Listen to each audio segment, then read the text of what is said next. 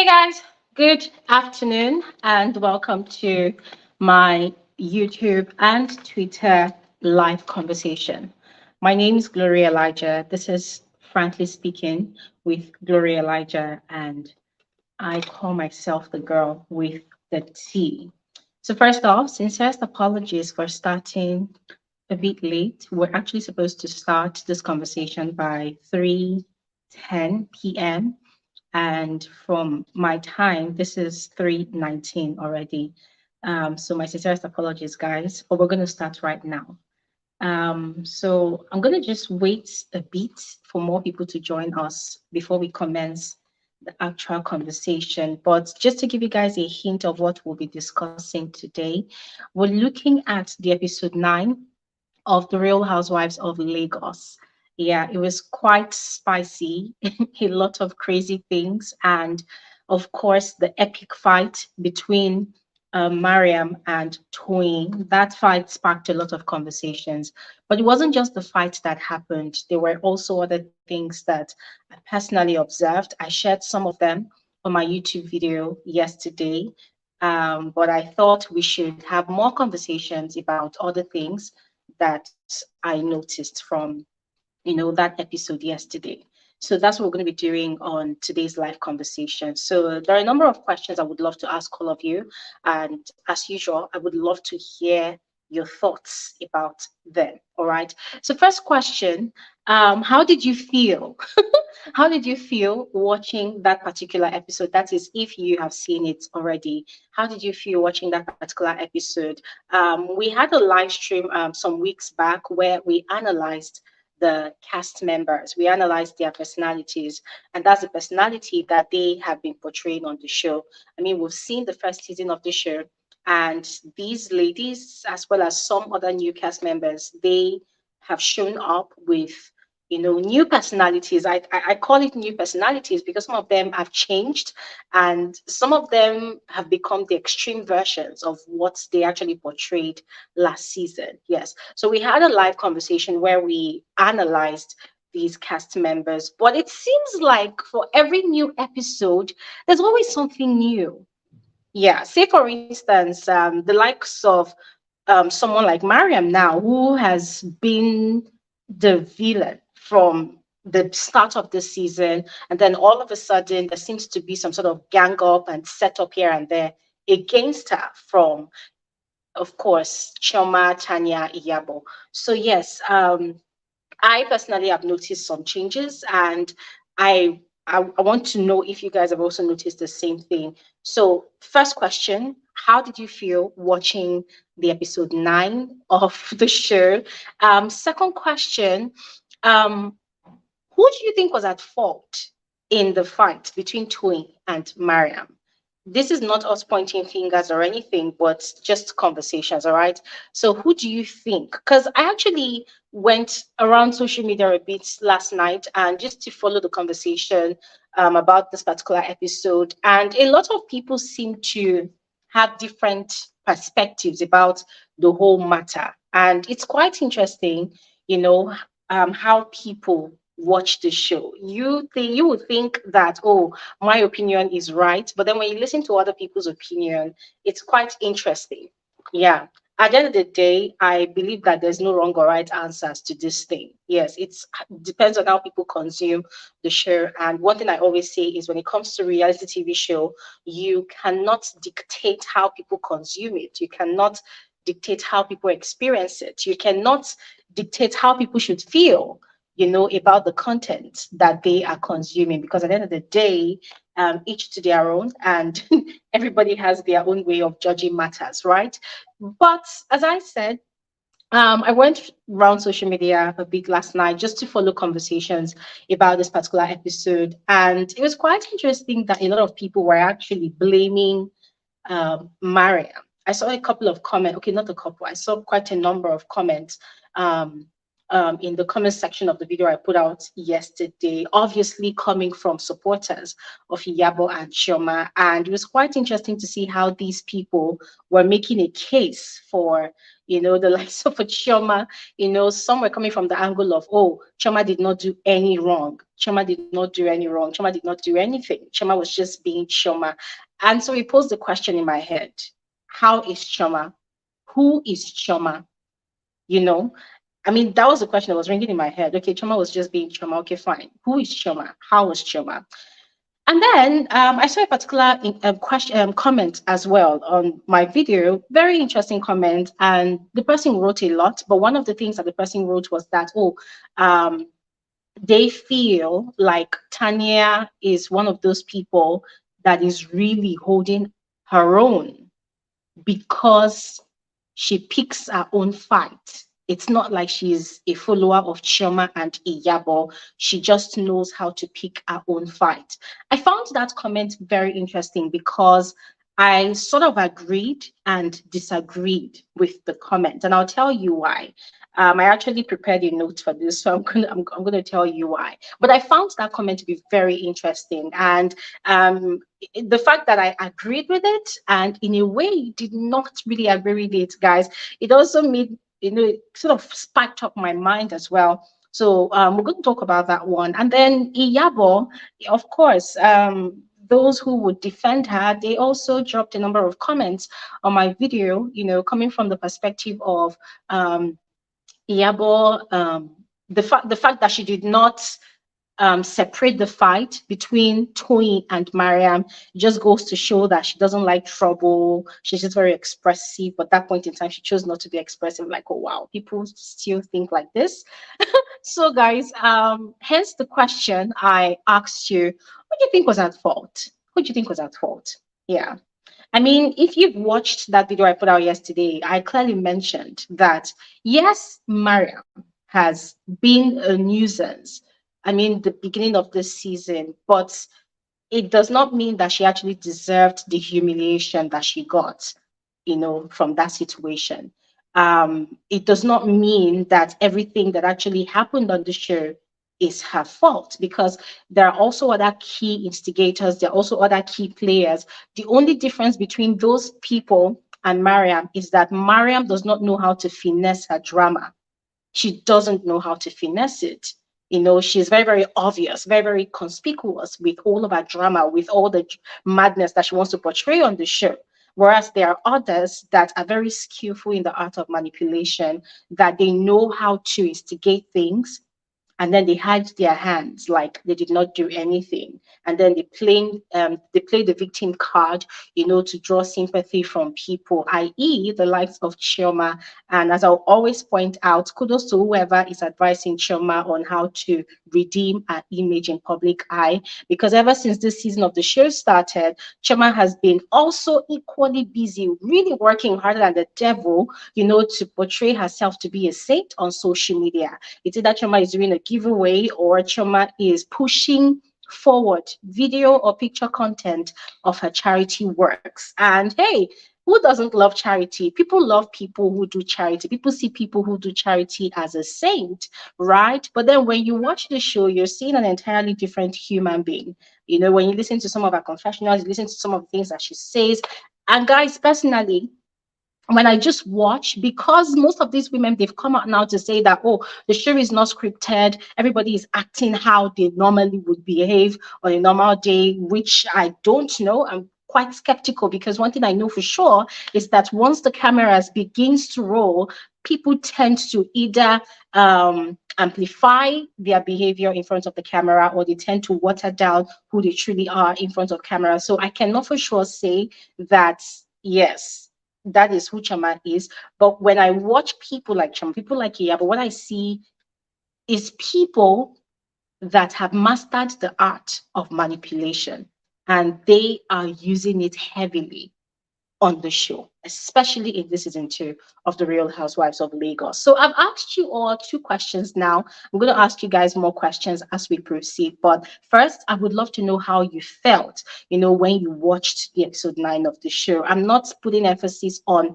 the previous episodes because I've done videos of it. They're all on my YouTube channel, and I've also we've also had live conversations about them. So there's no point going back to those other episodes, but we can still make references to them, of course. Now, quickly, going directly into today's conversation, I decided to open today's conversation, aside my preamble speech, I decided to open today's conversation with my analysis of Tanya's personality. So, watching episode 9 of the show, it sort of opened my eyes to another dimension of Tanya's character on the show. I keep on putting emphasis on the show, on the show, on the show, because as I always say, I do not know all of these women from Adam. Like, I don't know who they really are. So I cannot say, oh, this is how they behave. No. So I can only narrow down everything I say about them to the show, to what they do on the show, how they carry themselves on the show. So, as I was saying, let's talk about Tanya's personality. I realized from yesterday's episode that Tanya is a very cunning woman. And this is the Tanya of the Real Housewives of Lagos that I am watching. I don't know about Tanya, somebody's wife or somebody's mother in the real world. Tanya portrays herself to be a very, very cunning woman. You check the dictionary for the definition of cunning, you understand what I mean. But the angle I am coming from in this cunningness that she displays is that this cunningness is the typical behavior of Lagos socialites. If you know what I mean, you know what I mean. If you know, you know.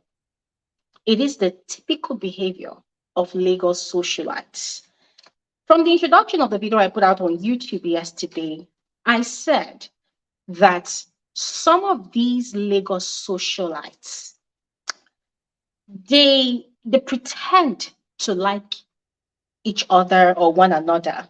You know, they pretend to like the people in their circle. They pretend to like the people in their crowd. I mean, some of them. I'm not going to generalize, yes, but some of them, especially some of them that I've known, like I know, they pretend to like each other or one another.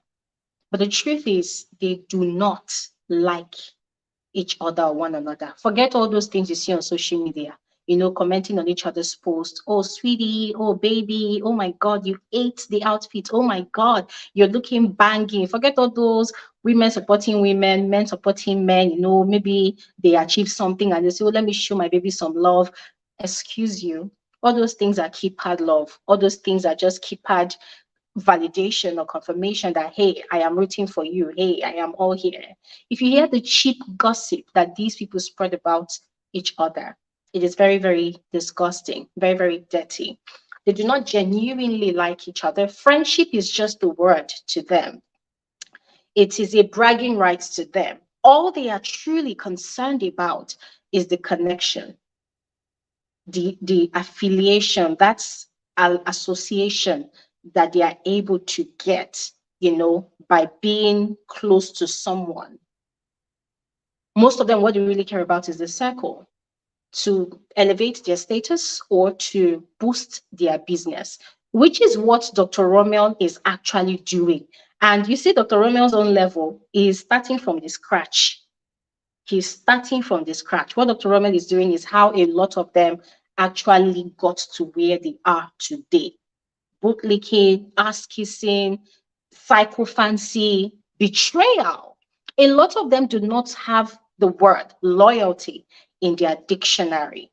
And the only way that some of these people can actually survive in their so-called social circles is by being cunning, by being manipulative, by knowing how to finesse situations to their advantage.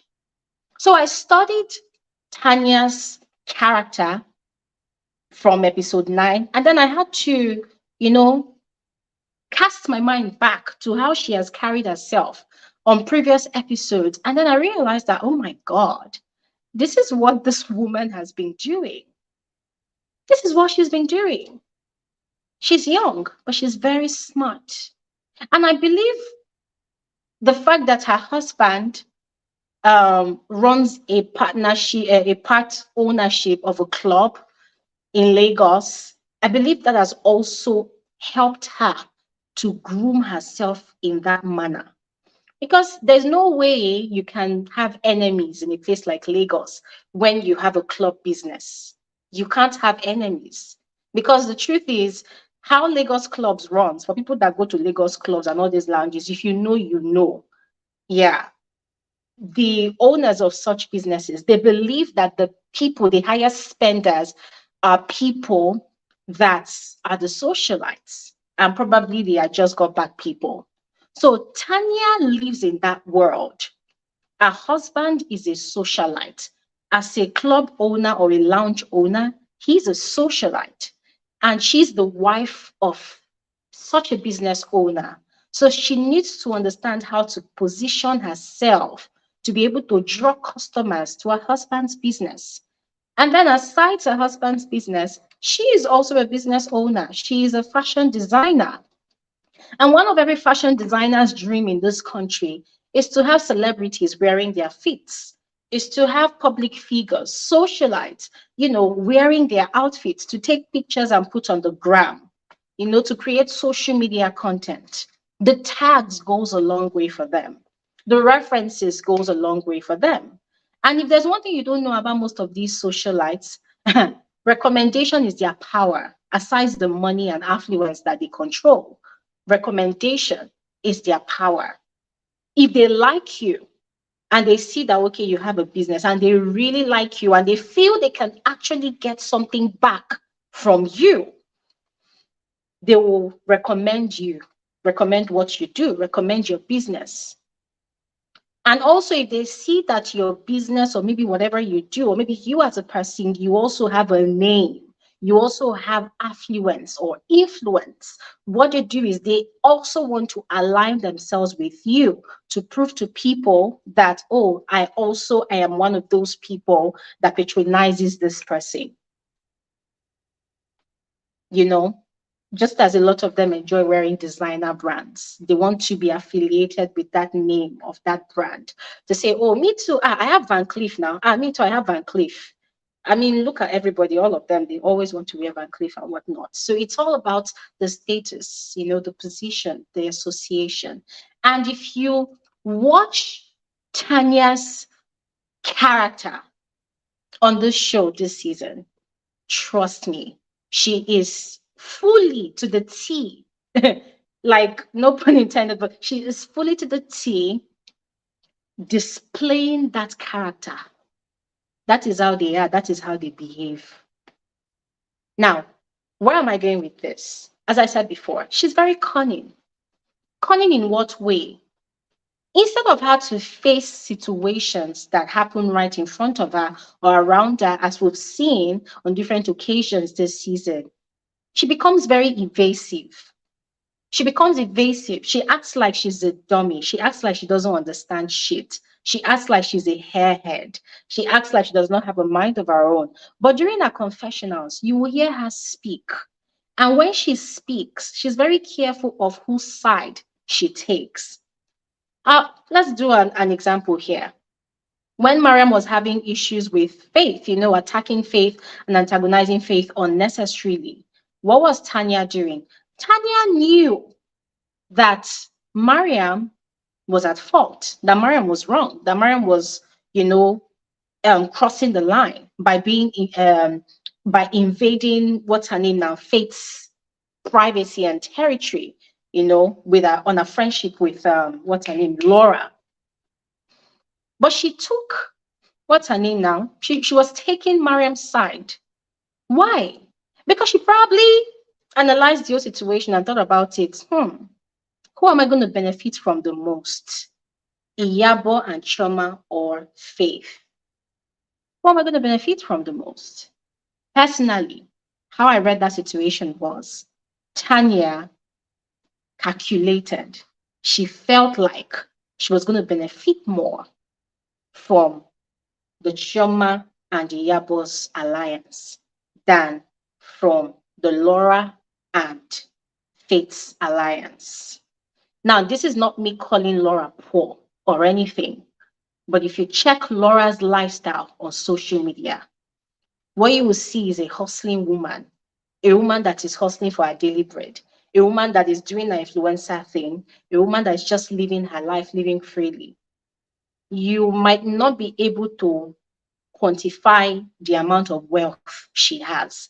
You might think she's just one of those influencers. You might think she does not have money or anything. But if you look at the lifestyle that Chioma and Iyabo displays on social media, plus the name that Iyabo carries, you will see a huge difference from what Laura portrays on social media. And of course, the word on the street. Tanya knows these things. Come on, let's not act naive here. Tanya knows these things. Laura is married. Iyabo is not married yet. That's it. I don't know if she has married Polo in secret. I don't know. But social public record says that she's not married, but she has kids or a child. I don't know. Chioma is still, she's still for the streets. She's not married. That's what I mean. Now, Faith, on the other hand, Faith does not necessarily have a Lagos presence. Faith is wealthy. She's got money. She's got a booming life in the abroad where she used to reside or still resides. But does she have that Nigerian presence that the likes of Chioma and Yabo has? Faith does not really have it. And if you read Tanya's lifestyle, as I have tried to explain earlier, you will see that she probably might not really benefit much from Faith. And so her loyalty will be a waste, in my personal opinion. Her loyalty will be a waste. Remember, socialites or aspiring socialites, they are very calculative. They read and they calculate, like they read situations, they calculate, and then they have to check which situation will favor them the most. Yeah. So I feel like Tanya is also kind of smart. Kind of smart. Yeah. Because for her, these other women, they love dressing up. They love playing dress up. They love looking good. They love doing this. They spend money. They have people, they are dating people that spend money. They have people in their corner, in their circle that love spending money. Tanya needs such people as customers for her business. And that is the same thing that Dr. Romel is doing. Dr. Romel has 2 clinics in the US. He just opened another one in Banana Island. Tell me, who is of more use to Dr. Romel? Faith or Iyabo, Chioma, and the rest? Of course, it's Iyabo and what's her name? Chioma. I mean, Chioma obviously does a lot of cosmetic procedures, right? It's either she's touching her face or she's touching one thing or the other. Iyabo also does it. Let's not deceive ourselves. I mean, when you see changes in these people's physical looks from time to time, you know that, okay, even though they are hitting the gym regularly, come on, the gym does not shape your nose in a particular way. It does not shape your eye in a particular way. We know these things. So Dr. Romel too is equally smart. In other words, you could say that, okay, fine, these people, they are also social climbers. Yeah, boost the status, get the right association, and also get patronage for your business. Now, another thing about Tanya. Some people say, oh, she's very loyal. Oh, she's loyal to Chioma. That is why even though Chioma is wrong in certain situations, you see her taking Chioma's side. But I ask a question. Is it loyalty or sycophancy? There's a thin line between loyalty and sycophancy. I am a believer that no matter how loyal someone is, they should also be able to tell the truth, right? They should also be able to tell the truth. Yes, I am loyal to you. I've got your back. But if I see you doing XYZ that is not right, that is quite, that truncates on other people's rights, I should be able to tell you because I am loyal to you. And as a loyalist to you, I owe you the truth, right? Isn't that what loyalty is all about? Loyalty is about, support. I have your back and I will also tell you the truth. But in sycophancy, I believe, is the extremity of headless loyalty. You are loyal to the point of stupidity. You are blinded, or should I say you're myopic to the truth. You always want to sing the praises of this one person or these people. You always want to support them, even though they are killing somebody and you witness them, they just killed somebody. You are, you did well. Oh, I love the way you dagger the person. I love the way you butcher the person. A stupid, blind psychophancy. So when I see people saying that, oh, Tanya is very loyal, I said, I'm sorry. What I see is psychophancy. That's not loyalty, because she does not have the balls to speak the truth to Chioma and Iyabo, of course. What else? I saw another comment that says that, oh, Tanya knows how to pick her battles. And I'm like, is it Tanya knowing how to pick her battles, or is it plain cowardice? Or also her being very calculative of not offending her potential associates or the people that she potentially wants to be in their circle for their patronage any way it wants to come.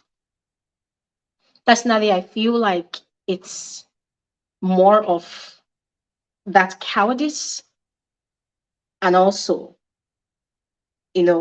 wanting, or should I say the desperation to be in the circle of these people. Now, where I would give her some credit that she's being a bit smart is in the way she's doing it. Right in front of these people, she will not speak her mind. But during her confessionals, she would come from a very politically correct perspective. She's trying to speak her mind, but she's carefully saying it so as not to come across as somebody that knows the truth. So she always speaks the truth, or should I say she speaks her mind like she's lost, or, oh my God, I don't know what to say, but let me just put it this way. That is how Tanya's confessionals always comes. I think Iyabo needs to spend more time with Faith, but I understand why she's feeling the way she feels about Faith. If you call Tanya right now, sit her down and ask her, Tanya, what do you understand about Iyabo's negativity towards Faith? You said you understand why Iyabo feels the way she feels towards Faith. If you call Tanya now, sit her down and ask her that question. I bet you 100K, she will not give you any reasonable response. There's no reasonable response. There's no reasonable response that will come out of that woman's mouth. Yes, I said what I said. Anyways, another thing I've noticed about Tanya's personality as she's portrayed this season is her desperation to fit in to Chioma and Iyabo's inner circle rather than to stand out. You see that standing out? That is what Faith Morey has been doing all season. Faith has been standing out other than desperately trying to fit in. And that is where Iyabo and Chioma has a problem with her. They cannot stand people that want to stand out. Carolyna as well would rather stand out. Hence the reason there was a lot of problem around her last season. Chioma wanted to stand out, but Chioma's legs could not carry the weight and, the responsibility of standing out and having a mind of your own.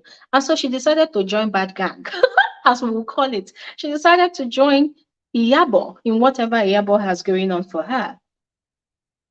So Chioma, that portrays herself to be that one person that would always want to stand out with her fashion, in terms of personality and mindset, Chioma has sadly decided to fit in to a stereotypical backward culture. What is that culture? The culture of, oh, if you want to be a proper Lagos socialite, then you have to observe the Queen Mother's presence. Who's the Queen Mother? Yabo. Anyways, crazy. But quickly, let's move on to Chioma's personality. I mean, we already started talking about Chioma's personality. As I said, Chioma this season did not show herself to have the courage to stand out. And so she had to bend to fit in. And now sometimes it looks like she can only speak her mind and sort of throw around some passive aggression to the other women in the group, other than towards Iyabo. Yeah. And they put it all in disguise of, oh, my baby, my sweetheart, and all whatnot. I'm sorry. But I do not feel like most of those things they do is actually real. And that's my opinion. Now, what do I see about Chioma this season? There's a strong need for Chioma to be accepted by Yabo. And so even when there's a lot of things happening, you see Chioma making cases for Yabo. And I don't know if many of you have noticed, in season one, Chioma portrayed herself to be that one person that had a bit of finesse, right? Please check your dictionary for the definition of finesse if you do not understand it in this context. But yes, Chioma portrayed herself to be someone that sort of had a bit of finesse, this soft-spoken person, this person that does not like violence, this person that just wants to live soft life, be the princess, carry a fashion on her head, look banging all the time, look good, show up and show off all the time. And when they are bringing drama her way, she just wants to brush it off, stress-free. Oh my God, I don't want trouble. She knows what to say at the right time. She knows what not to say at other times. She just knows how to comport herself. And I was in love with that person last season, but not towards the end, of course, because towards the end, she started getting polluted by ratchetness and toxicity. And then coming back this new season, the fashion didn't just get better, but the toxicity became worse. Yeah, it became worse. And so that finesse that Chioma had going on for her last season, it's like she's lost it. She, in place of Chioma being more vocal this season, she's become a bit more unnecessarily noisy. Noisy. That's what I said. Noisy. A bit more noisy. Yeah. There's certain situations that you will know what to say and what to do to remove yourself as a classy, elegant woman, a woman of worth. But I feel like a bit of Iyabo and Mariam, of course, are sort of infiltrated all of that classiness that Chioma joined the show with. And now what we have is someone that is fighting. There's this term for it. There's someone that is having an identity crisis. Bless my brain. I'm glad I remember it. It's like Chioma is having an identity crisis this season. Sometimes you see the old Chioma, other times, and that sometimes I'm telling you, it's like maybe 1% of the time. You see the old Chioma, 99% of the time, you are seeing an entirely new Chioma. And in her mind, oh my God, I'm more vocal. I'm more vocal. I'm like, girl, you are more aggressive. You are more aggressive. I'm aggressive. You were the one that was coming after Toyin last season. That, oh, look at you. You're a violent person. You wanted to hit me. Oh my God, why would you want to hit me? But girl, you were having an argument with Mariam, and you were literally caging her into the bookshelf. I don't understand. Did you want to give her a nod on the head, or did you want to slap her? I want to beat her. What exactly did you have in mind? And then during your confessionals, sometimes you are very quick to spelling out all the havoc you want to wreak on somebody's head if they said anything about you, or if they mistakenly put their hand on you. Like, girl, you came back gangster. It's like we're getting a bit of love and hip hop on you. So for me, that's finesse. I just feel like Chima sort of lost it by association. Yeah, because it's one thing to, want somebody to grow stronger. It's one thing to be advising someone that, oh, don't take bullshit. If anybody comes for you, make sure you go for them. But I am one of those people that strongly believe in using your brain most of the time to win some battles. Virgo is saying Chioma is being Chioma. She is just more comfortable being herself and removing the mask of fake classiness. Having an accent doesn't make one classy. That's all Chioma used to cover her rasness. My dear, I cannot help but agree with you 100%. Yeah, Linda, thank you so much. Linda said existential crisis. Yes, that is also part of it. So I feel like Chioma is really, she's fighting an inner battle that we are not seeing. But sometimes in certain scenes, we see a bit of a show of that. And you know what? Yeah, Virgo energy, God bless you for that comment. God bless you. When someone is classy all through and through, trust me, even in the wildest situations, yeah, even in the wildest situations, that person will not flinch, that person will not blink. And this is not me giving Faith Morey too much accolades, but she displayed it in that particular episode 4 scene when, what's her name? Mariam was charging at her like an angry chihuahua, want to come and beat somebody. And Faith just sat down there sipping her drink. And she's like, girl, don't even try it. She didn't even shout. She wasn't yelling. She wasn't screaming. She just said it. Don't even try it. That is class. You are not going to ruffle your feathers because of someone's projection of their inadequacies on you. The fact that they have insecurities, it's not your problem. You're not going to reduce yourself to their level. You're not going to roll in the mud with them because they've been projecting and projecting. You are not also going to project because your insecurity is not their insecurity. And there are levels to insecurities. My own insecurity is a bougie type of insecurity. So I'm not going to do you that honor of projecting my bougie classy insecurity on your ratchet ass. Yeah.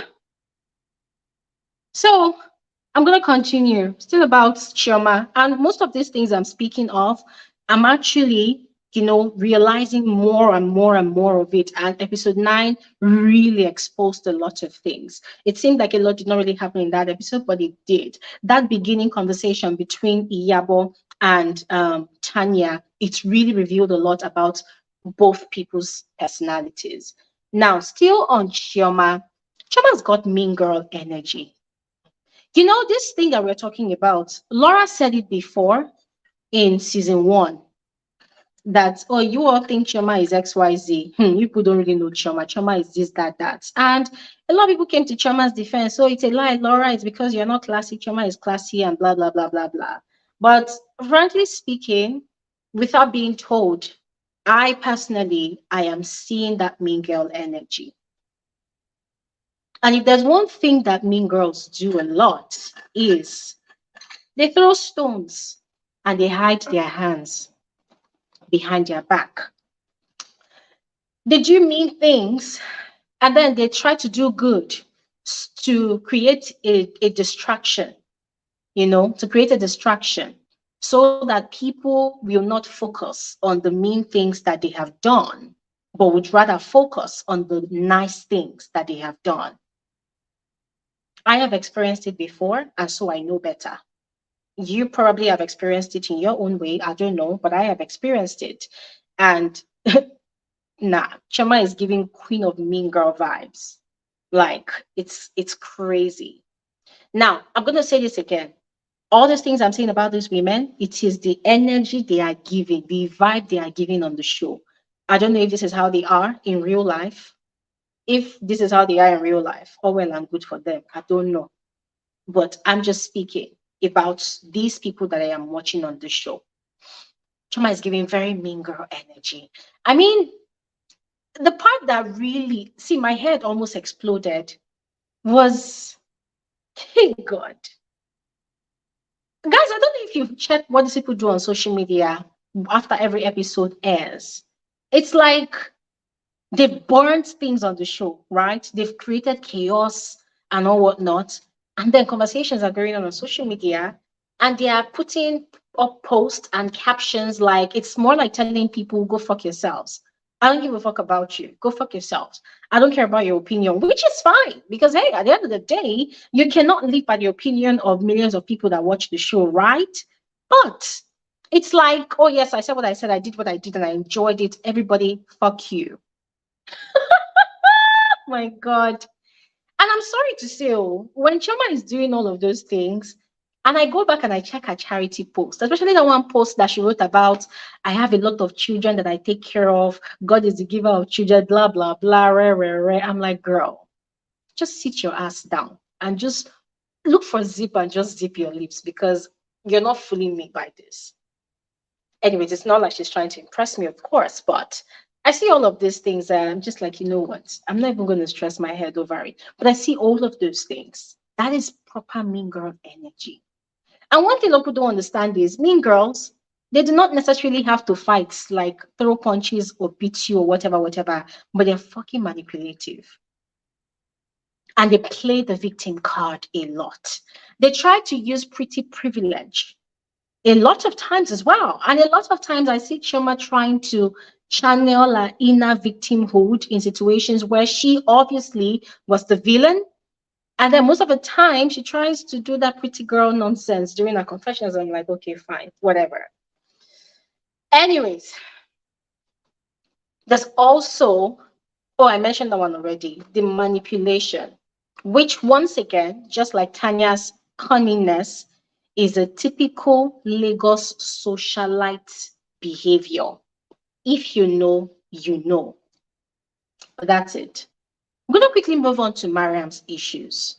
I watched the fight between Mariam and Toyin yesterday, even though they were talking over each other's heads. But one thing I learned from that whole situation, which I honestly pray to God that Mariam would also learn from what happened yesterday. In fact, every other episode is number one. You have no business being in people's business. But if the show requires you to be in people's business, there are more smarter ways that you can actually play it out and it will all go in your favor. It will place you on a very, very high pedestal above others. I feel like this season, probably in a bid to put her name in people's mouth, to get people talking about her, I feel like this season, Mariam completely brought a lot of shame and humiliation to herself. She really did put herself in that hot cooking pot. Another thing is, Mariam talks too much for a woman, not just a woman, for a wife and mother. Girl, you're a mother to a beautiful, incredible young girl. You talk too much. I don't know if the show requires you to be that way, but girl, when people were picking roles, why did you go and pick that type of role? Because the thing has just ended up disgracing you all over the place.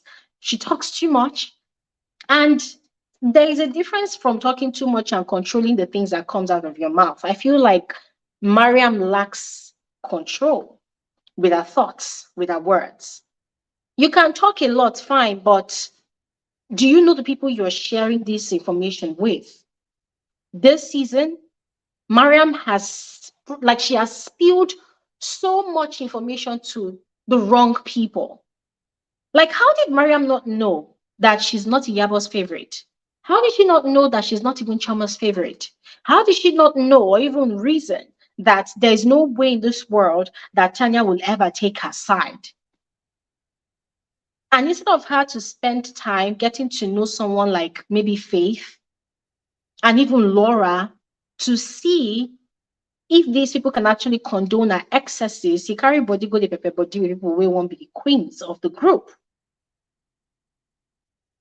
So Mariam spoke too much this season, and I guess that is part of what caused the problem between herself and Toyin. Toyin is someone you've known for so many years. Like, people have known each other right from growing up. I don't know if it's childhood relationship, but you have known each other right from when you were young. And obviously, you both know a lot about each other. So tell me, there's no way people will have issues that the issue will be so bad that you cannot call each other and sit down together and have conversations. Instead, you're going to go and discuss your issues and more like reporting your friend to people in the group. What were you thinking? That they were going to have your back? I mean, guys, did you see the way Chioma and Yabo, they were just spilling? And that is another bad character that Chioma has. Yes, I'm going to say it. That's another bad character. You have issues with someone. Then when you feel caged, when there's a problem, you begin to spill private information that that person shared with you. Ladies and gentlemen, if you have a friend that does that kind of thing, fear that person. If you like that person that much, then stop telling your business to that person. Because one day the person will carry a microphone and stand in the middle of the street and tell the whole world how you used to poop in the toilet and you don't wash your bum when you come out. Seriously, there are people like that. And that is, guys, on how many episodes now? Chioma has done the same thing. She did the same thing to Caroline. Shockingly.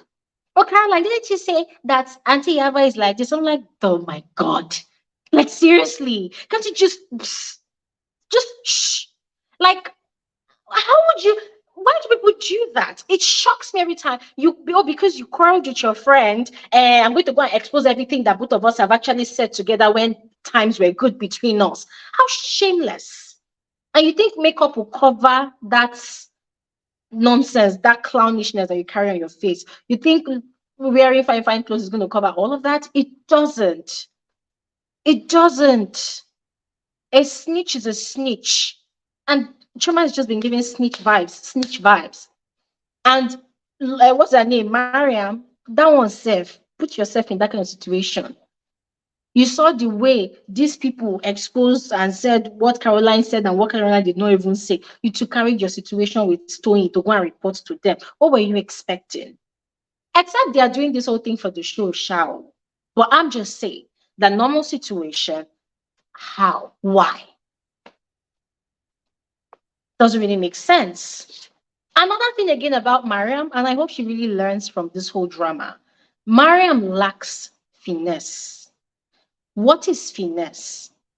You know what to say at the right time. You have a soft-spoken way of saying things, and it works. You know how to diffuse situations so that you don't end up, ridiculing yourself at the end of the day. You have a way of talking your way out of situations. Mariam lacks that. And so her actions are very predictable. Last episode, when Tanya set her up with Chioma at that her book reading event with the kids, what was the first thing Tanya said? I want to talk to you about something, but I don't want you to shout. I want you to talk to me like this. They already know her reaction. They already know that this person, you cannot have a straightforward conversation with this person without her raising her voice. You cannot have a proper conversation with this person without her vibrating all over the place and shouting, and all her veins will be showing on her neck. They already know. She's very predictable. She is very predictable. They know that she loses her calm easily.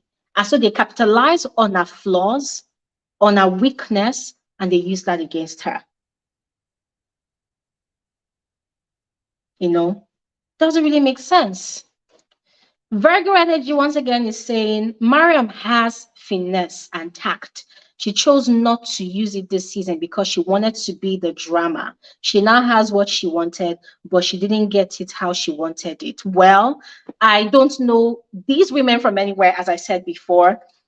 So I'm just analyzing what they are portraying on the show, right? So Virgo, I don't know. You probably know Mariam one-on-one. I don't know her one-on-one. So I don't know if she actually has that finesse or if she actually has that tact you're talking about. I don't know, But it's quite unfortunate that this is how she has decided to carry herself all season, and then she's been labeled a nuisance. She's been labeled ratchet. I called her ratchet as well because there were so many things that she did in the earliest episodes of the season, and I'm wondering, like, I don't understand. Don't you know how to use your words? Don't you know how to sit down, hold your glass of champagne, and classily speak what's on your mind? Do you have to hey, you're acting like you're dancing cultural dance? Like, why? Anyways, Mariam needs to learn discretion. She needs to understand that hiding your moves makes you unpredictable sometimes. She needs to understand that this is a show, right? She probably wants to give entertainment. She probably wants to have her name on the lips of all the viewers. But sometimes it comes with a cost. It's either you're the good cop or you're the bad cop. It's either people see you as their favorite or not. But then hers is a very sad situation because she's PR. Like she's a public, like a PR exec. public relations exec. And from one of the clients that they've shown us that she has on the show, I actually expected her to portray herself to be more refined. But anyways, I don't know. Now, moving on to Yabo. Frankly speaking, I leave that one to you people. I have no words. For me, it's going to be a waste of my breath. But you guys know how I feel about how Yabo has portrayed herself this entire season. I'm not a fan of unnecessary vindictiveness. You need to have a good reason to just automatically dislike someone. And if you don't really have a good reason, then you are the problem. Then you have some alarming insecurities that are overriding your sense of judgment. And that's, I feel, is Yabo's problem this season. Very insecure personality, as she has portrayed herself to be. And instead of her to take her time to get to know these women according to who they are, like how they are, you choose to give people labels by yourself that you are not even sure of, that you don't even know. And in the course of doing that, you have portrayed yourself to be this mean, vindictive dragon. Doesn't make sense. And what Iyabo thinks is, being the way she is, she can actually command respect. No, you're commanding resentment in place of respect. You are commanding dislike in place of adoration. And I don't know how these people move in their circle, in their social circle, but I bet you that half the people that like this woman, if this is how she is in real life, I bet you that half the people that like her the way she is on the show, there are those people that need her connections. There are those people that believe, oh, there's something she can give to them, there's something she can offer to them. Once they are done getting what they want from her, I bet you a lot of them are saying a lot of trashy things about her behind her back. A lot of them will not have the balls to tell her to her face that, nah, you are doing too much as a person. The only reason they'll be silent is because of what they want to get from her. And that's on period. I know someone like that. That is a socialite, like a socialite. This person knows this person knows that person. One day I said something, the person was like, you don't say such a thing, no. When you know that this person can be of assistance to you, you don't say such a thing, no. They will never tell her the truth to her face. The only person that probably will be able to tell her the truth is Paulo. Any other person would be scared. Oh my God, so I don't offend her. Oh my God, so I don't offend her. So that's all I have to say about Iyabo, I beg. I just feel like saying a lot more is going to be a waste. Let me not stress myself, I beg. Toyin. Now, I'm not going to lie. Watching episode 9 yesterday, I almost cried for Toyin. At the same time, I was very disappointed.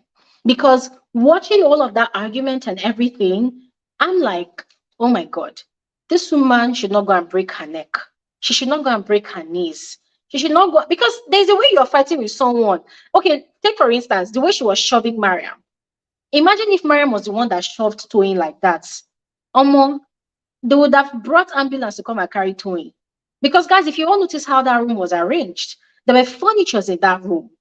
There was a table. I can't remember. The table was even sliding, like when they pushed somebody, the table flew to one corner. Imagine in the midst of all that physical dragging and everything, and somehow Toyin fell and she hit her neck. Jesus Christ of Nazareth. They'll say, because of reality TV show, Toyin don't break neck. No, I was really scared. I was really scared for Toyin. That was the first thing for me. I was scared because, guys, come on, this season came with a different spice. We got to see these women in their vulnerable moments. I mean, some of them, not the ones that want to be dragons forever. We saw some of them in their vulnerable moment. We saw some of them experiencing pain. Toyin was that one person that we saw her struggle with her health. And she had been told, though, that she needs to undergo surgery. So my own concern in that whole argument yesterday was, this woman should not go and fall and break neck. Because God forbid, if anything happens, Mariam will need to answer. She needs to answer questions. So I was really scared. But at the same time, I was disappointed because what played out yesterday was similar to how Toyin and Laura fell out last season. The same old, same old. I'm calling this meeting because of you. Last time it was Iyabo that called meeting. Yeah, episode 9, it was Toyin that called meeting. And I was thinking, Toyin, you know that Iyabo that acts like she's your friend, she will rather take a bullet for Chioma than take a bullet for you. Guys, I don't know how many of you have seen that. But Iyabo will rather take a bullet for Chioma than take a bullet for Toyin. Why? Because Iyabo and Toyin, it's like they are both on the same level. I don't know how big any of them is, but it's like they're both on the same level. You respect me, I respect you. Don't cross this line, don't cross this boundary. So you hardly see both of them have any crossing out spree or both of them insulting each other. They know their level, they know their boundary, so they don't cross each other.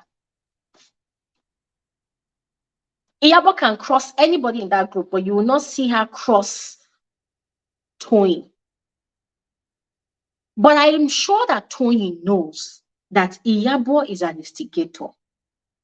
So I was sort of expecting her to have read the room at that point in time. Mariam is a childhood friend. They've had conversations before in the previous episode. So they've had conversations. Mariam has told you, oh, this is what happened between myself and Chioma, blah, blah, blah. And then Toyin had a conversation with Chioma that night before the meeting they had the next day. And I'm very sure, guys, you know, just as we said before, when Chioma has issues with you, she's going to expose all your secrets. She's going to expose conversations people had. She will expose and expose. So I was very certain that Chioma had, of course, exposed conversation, because that was what Toyin was saying. Chioma had exposed conversations that Mariam had with them to Toyin. And Toyin was triggered. Toyin was upset. Chioma needed somebody to deal with Mariam on her behalf. And what Toyin did not see happening at that point in time in that conversation was that Chioma and Yabo and Tanya, of course, they literally used Toyin to deal with Mariam. Not for Faith, though, but for Chioma. So the fact that Toyin did not read the room to see what was going on, I was really sad. Because what I expected was that, okay, you've already had a conversation with Mariam, your friend. You then had a conversation with Chioma. I was expecting Toyin to have a follow-up conversation with Mariam. Oh, Mariam, I had a conversation with Chioma. And you know, Chioma and I, we've had issues before. We almost did not want to be talking anymore, but now we are talking. So there's a likelihood that Chioma will spice up the details of whatever information she's giving to me, because you and her have just recently had issues. So Mariam, this is what Chioma said. Mariam, did you say this? Mariam, tell me the truth. Give me clarity. I was expecting such a conversation to happen between Toyin and Mariam privately. Then after they've had their private conversation, then they cannot call a public meeting. I'm calling this meeting so that we'll all clear the air. By that time, Toyin will know that, okay, yes, me and Mariam, we've cleared the air, we've resolved our personal issues. So both of us, we are a team in this fight. Because already they're outnumbered. On their own, alone, they're outnumbered. There's Chioma, Iyabo, and Tanya. Those ones, they're a gang. Like gangs of Lagos. They're a gang already. A clique. If Toyin had that private conversation with Mariam first, there wouldn't have been any way that, because this is what happens, guys. From watching that entire scene, yeah, Chioma and Iyabo made it look like they had never gossiped about Toyin and Mariam. Have you ever forgotten episode 2, I guess, when Iyabo had gone to make amala, like teach Chioma how to make amala? What did they do? Chioma herself said it, that, oh, they were gossiping, they were talking, and they had said a lot of things about Mariam. And both of them together had concluded that Mariam was fake, that they don't know where she stands. Chioma, of course, because of the issue she had with Toyin, from season 1. She had been telling Iyabo a lot of things. I will never be friends with Toyin. I will never talk to Toyin. Blah blah blah blah blah. Iyabo's ears are full, and I'm sure Iyabo too would have said her own back. Sadly, we've not gotten to hear all the gist and all the gossips that Chioma, Tanya, and Iyabo they've actually had about Toyin and Mariam like that. So the way these people were giving their confessionals in episode 9, they made it look like Toyin and Mariam were the only people that actually had conversation about them. Like they were innocent, they were blameless. Guys, it was just disgusting to see, to be honest. So as I said, I was very disappointed in Toyin. Another reason I was very disappointed in Toyin is that she and Laura, they came back this season, with a more elevated attitude, a more elevated personality. And I'll never forget the conversation that Toyin had with Laura. Was it Laura or Mariam? I think with Laura, when they were resolving their differences. And Laura was saying that, oh, this person said XYZ to upset her. And Toyin said, you should never put all your emotions on the table. Never allow these women know how you feel. Never allow them to see you. Like that advice, ladies and gentlemen, Toyin said that thing, I wrote it down, I put it in my head. I have always been someone that knows how to comport myself in public spaces, but the way Toyin put it into words in that conversation with Laura, it made so much sense to me, and I held on to those words. So in that conversation yesterday, I was really expecting that Toyin would have taken her own advice. Do not put all your emotions on the table. These people, they don't deserve it. They don't deserve seeing you get all worked up. But she didn't take her own advice. She didn't. She didn't take her own advice, and it was quite painful to watch. If you all recall at the beginning of the season, Toyin gave a lot of good news. Oh, this academy or which organization from the US, UK, they've reached out to her brand. They love what she's doing. This magazine, Toyin has expanded. When we had our last conversation, someone said that she's actually relocated to the UK with her family, which is great news. So in other words, she has expanded. She has a new store in the UK, I guess. Her business has expanded. So what was I expecting? I'm like, ma'am, you are global now. You're global. You are no longer Tiana Place Empire of Lekki, Lagos. No. You are now a global entity. You are a figure. What do they call it? What do they call this fashion genre? Oh my God. Is it avant-garde? They call it. Guys, help me out. I don't think I'm pronouncing it the right way. Is it avant-garde or avant-garde? Her designs have become more elevated. So I was expecting that in that conversation. I understand though, sometimes you get so upset and you forget yourself. But I was actually expecting that the way she had been carrying herself all season, she will continue in that conversation. I mean, you've been entertaining so far, even without doing too much drama. Toyin's highlights most of the time have been how she appears fashionably and her confessionals. It's been very entertaining. So I felt like, no, you don't have to give us a fight for us to even enjoy you more. No, we're already enjoying you. Another thing is that, and this is me saying it from what I have observed from the show, I feel like Toyin still has not realized that this season, Yabo is more of a friend to Chioma than her. Yeah. That's something for her to think about.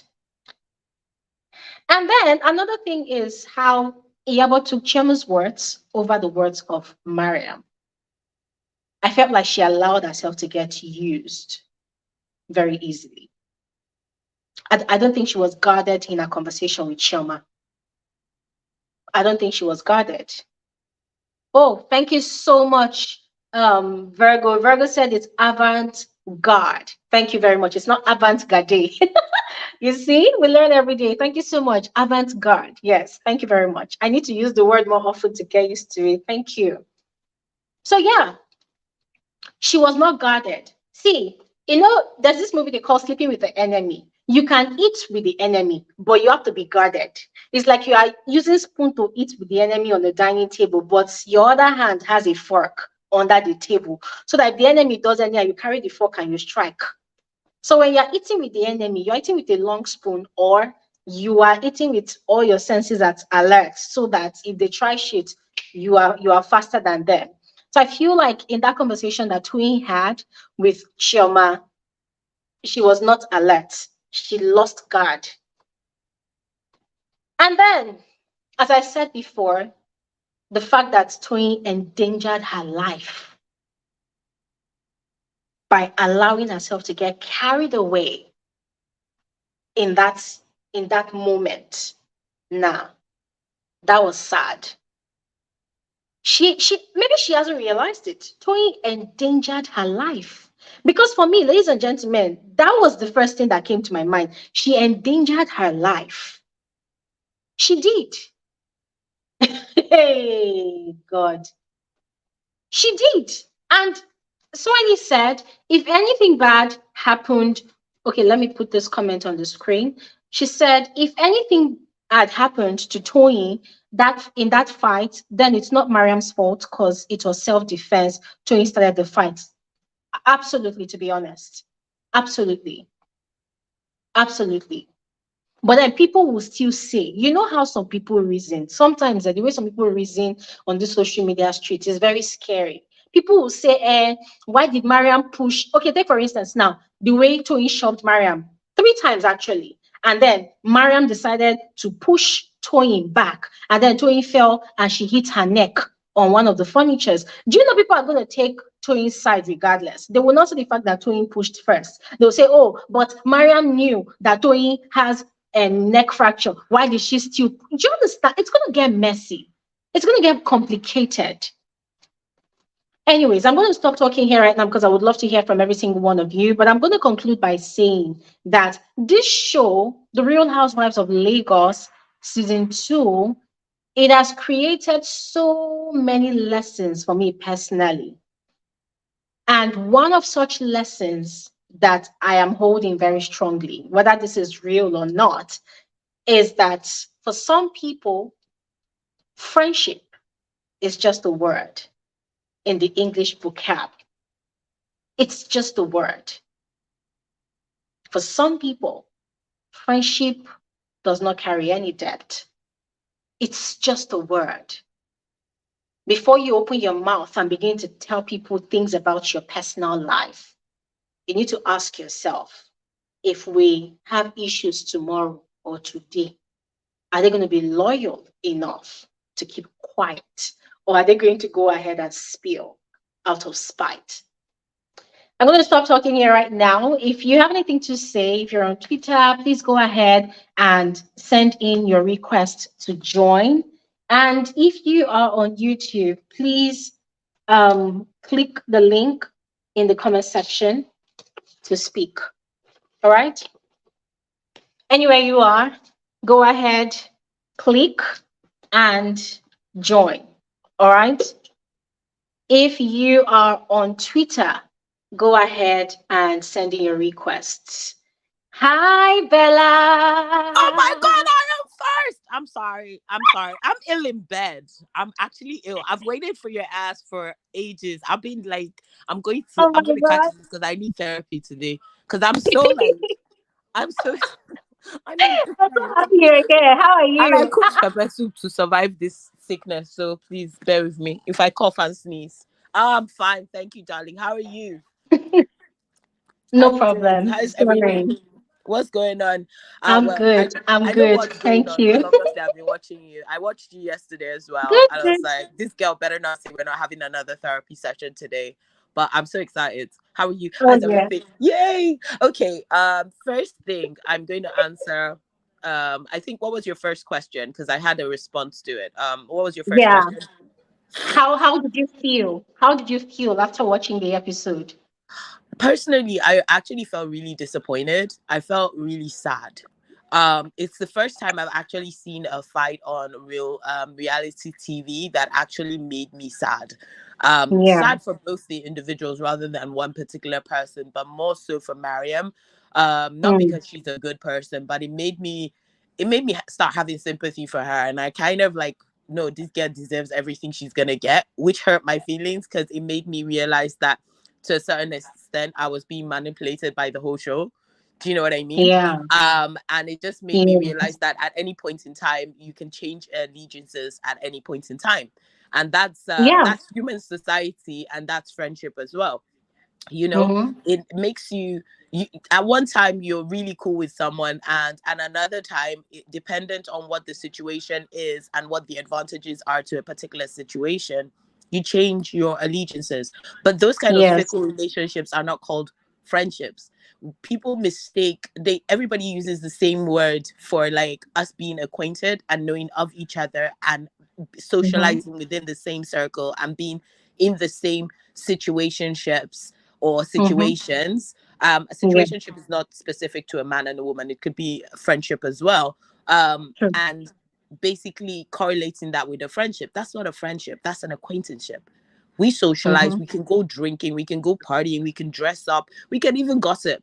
But the thing is, yeah, Mm-hmm. the deepness of your friendship is different. It's where you invest your emotions, you know. And a Mm-hmm. lot of people mistake you having like the same commonality, be it a person, be it like business, be it you being in the same circles or whatever else. They mistake that for a friendship. That's not a friendship, that's just you having a common affinity with someone. Like what, when you True. meet someone, what you think is, oh, what do we have in common? That's what you ask yourself. That tells you you're not Mm-hmm. friends, you're trying to find like a common ground between you people. So for Mm-hmm. me, it wasn't down to like either like, yeah, Mariam has been, you know, her Chris has been real. And I tweeted this on, or I put this on her Instagram. I was like, your Chris has been real, but for me, I was really sad for you because I could see what they were doing and it really hurt me for you because Yes. and we all forget that like in this particular situation, yeah, you hope, you really do in your heart of hearts, yeah, you hope you'll be a sane person. But with all Mm. that like animosity being directed at one person, like me, I would start laughing in that situation because I know I'm getting angry. So I have to counter it by laughing or just like Mm. trying to divert my attention. You see, when Miriam left, I would have left. That was her one opportunity to Mm-hmm. leave, which was what I True. agreed with you when you said that in your thing yesterday, in your analysis yesterday. I would have left them and gone Mm. because at that point she still had like a smither of sanity left in her, because everything, they literally plotted her downfall Yes. and then used Caesar's guard to kill her, because they were coming for her and she knew they were coming for her, but she wasn't. And you could see by the way they were all dressed, they were all wearing trousers. Did you notice that? All of them were wearing trousers. Mariam was the Mm-hmm. under the prepared person that Mm-hmm. was wearing a dress, which means she actually literally still believed that these women will have a conversation with her. She actually believed that. And the unfortunate thing Mm-hmm. for Mariam is she talks really fast and she is very emotional. She has like a Mm. propensity to be over emotional. It's not her fault. It's just when you get flustered, I think that's the main thing about Mariam. She's very easily flustered. And when she gets flustered, she can't Mm. she can't process things as easily as other people are. She just picks one particular thing out of what you said and stick like holds on to that. That's why when she was even addressing Mm-hmm. the issue, she started getting confused because when someone was talking to her and she's trying to process her thoughts and she's trying to get everything. And trust me, I don't really like, I'm a faith girl forever right now. And you always put this thing out there, which is on the show, you know.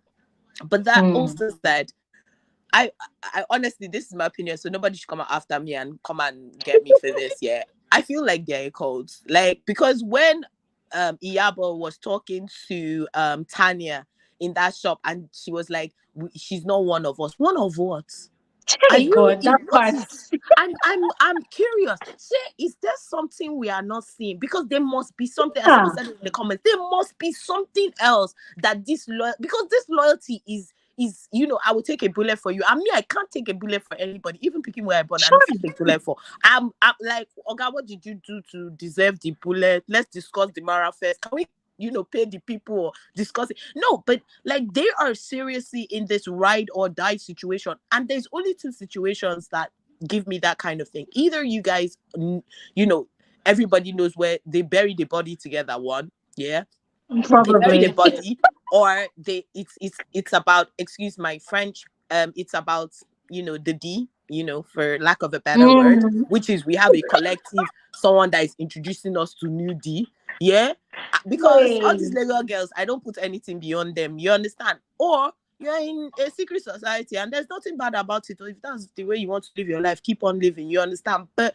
when they said that, and I'd been feeling that way, like the loyalty is too much towards Iyabo, because Iyabo is Mhm. not, she's not that sort of person that, like, she's not the most wealthy, she's not the most put together, she's not the most intellectually versatile, she's not she's not the top of any food chain. Do you get me? Mhm. She's okay. She's doing great. I'm sure she has money, but it's not like something that is like Forbes worthy, or Puff Daddy or whatever, because he's been popular lately. Mhm. So do you know what I mean? I would understand that Yeah. kind of Yeah. loyalty for someone that has that kind of power and influence. But Iyabo, until this show, was just a local Yoruba actress. That's Mm. it. There was nothing else to her. Do you understand? And you can go and forget Mm. all the Instagram advocacy and superwomaning. No, she was just known as a Yoruba actress that in a what do you call it, in an industry that was known for its promiscuity and sleeping with, well, rich married men. Hmm. I'm not saying anything, but I just want us to, like, because it's looking like even when they had that fight, yeah, the fight seemed like it was more than was being told to us, because it went from Mhm. 0 to 100 so quick. I couldn't even catch like what they were fighting about, and the instigators sat down there, and it looked more of Mhm. a power play than an Yeah. actual fight. It looked like, I Mhm. need to put you in your place so you know not to come Yeah. for me ever again. And it was the Mhm. other people manipulated the situation. I mean, Yabo primarily, because if you've noticed, Yabo has never gotten into any altercation, but she's always at the center of every altercation, Mhm. which is very disturbing for me, because how can these women that are meant to be like very intelligent, and regardless of what we say about Mariam is quite intelligent. Mariam is, she I can see when she says she's a PR agent, I can see where she's coming from. She actually has that capacity. So how is she allowing someone like Iyabo to manipulate her? If I go into Tanya, I will just never stop, because the Spirit of the Lord said, Jesus, take the wheel. Please just give us a sprinkle, sprinkle. That girl is the most, oh, she's the most infuriating individual I've ever seen. She has all this back talk of rubbish, overzealous confidence in her, in that little, in that little cubicle that they give them to talk, and this space, and this girl can talk for England. And this makes me realize, yeah, you were talking about like Lagos social life, yeah. Nobody Mm. is friends, though. Do you remember the Mhm. Matahora sisters? Then when they had that blog that they sued them for and ejected them from Nigeria for, the Yeah. funniest thing is, these girls, yeah, no respectable married woman will hang around them. But so how are they Mhm. getting the gist? How Mhm. are they getting the gist of things that are so, like, they're under, people know but we don't know, but we know. We know, we Uh-huh. don't know. You understand? And you're like, bro, but how are they getting, like, and you knew it was real. You understand? Where were they getting the gist from? Is this exact same scenario that is currently playing out? You understand? Mhm. Yeah. Someone is saying I'm saying everything. I'm sorry. You are. Spill the Like, tea. is this exact scenario that is playing out? You sit down, you're having a glass of wine, you start to, that one glass of wine turns into two, it turns into a bottle, and you guys are gisting some dirty gist that, in when you wake up, you have to repent and wash yourself with holy water, because you know what you said. Because people do not say, Mhm. you don't get gist without it's an exchange of gist. Gossip is an exchange. Yes. The Yes. commodity is, you bring as much validity in what I'm telling you, back to me via another set of gist, or you confirm or deny or something else. You understand? So Mm-hmm. Toyin and Chioma chatting, look, it's very like perceivable that both of them, all of them, they all said something. The thing that pained me for Toyin is she didn't sit back. She didn't actually sit back and think to herself, okay, if she said that to you, what were you saying to egg her on to say stuff to this extent? And Word. that's why when someone is talking to me and they're gossiping, yeah, I've learned to just be like, wow, that's Mm-hmm. serious. And that's it. Because I'm always afraid if you're gossiping to me, you'll be gossiping about me in a blink of an eye. You will switch on me. And they You will won't switch. say the one they said, though. Never. They will add salt. They will, in fact, what they will give the gist as is all that you both said will become your load because they are the ones telling the Mm-hmm. gist. You see, the hero never Mm-hmm. tells the story. It's the villain and the what do you call it? The villain and the coward that end up telling the story of the hero. Because the hero has no rights to his own story because he's dead. And that is what is Mm-hmm. happening in this situation. They are literally villainizing someone that wasn't only a conversation is a two-way street. If they said, oh, Mm-hmm. she just said this, you understand? What did you say in response? Mm-hmm. You couldn't have just been there sitting down and Exactly. being honest. And these women, they're drinkers. So they're drinking, sitting down and spilling tea of everybody. Not only the people on the show, everybody. And that's what I'm Mm-hmm. saying. Like these women, yeah, there is something else that is tying them together because this amount of like loyalty and this amount of we're cool. I'm gonna die with Chiom. God forbid, I'm not dying with anybody because I can't die for anybody. But I'm gonna, I'm going to do this with this person. Oh, she's my ride or that girl. Oh, that's eye service. What they call it, For service. real. And by the way, when you keep on saying Chioma dresses avant-garde, yes, agreed. She's very eclectic in her dressing, but none of them are wearable. They're not wearable for a normal human being. Like a normal person cannot wear it. It's a fact. Let's be honest. How can I wear Fendi from head to toe? She Fendi so mini. Then I tell them I'm going to be a walking billboard for them. What is all that nonsense? What's all that trash? I mean, she has the money and look, We she's need to put it in allowed the to. Met Museum. Okay, sorry. Let me be nice. Oh, her style is very specific to her individualism and her expression of it is amazing. Speak But plenty English. it's just not to my tastes. And I validate her exception of who she is, but it's not me. Okay, anyway, you understand. It's rubbish. Please, let's leave that aside.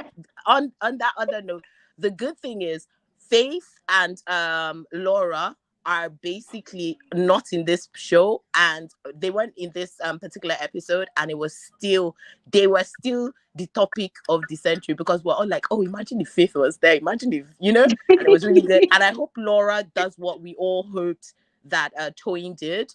Did I miss anyone? I still hate Tanya. Please, God, let them change this woman for the sake of my sanity.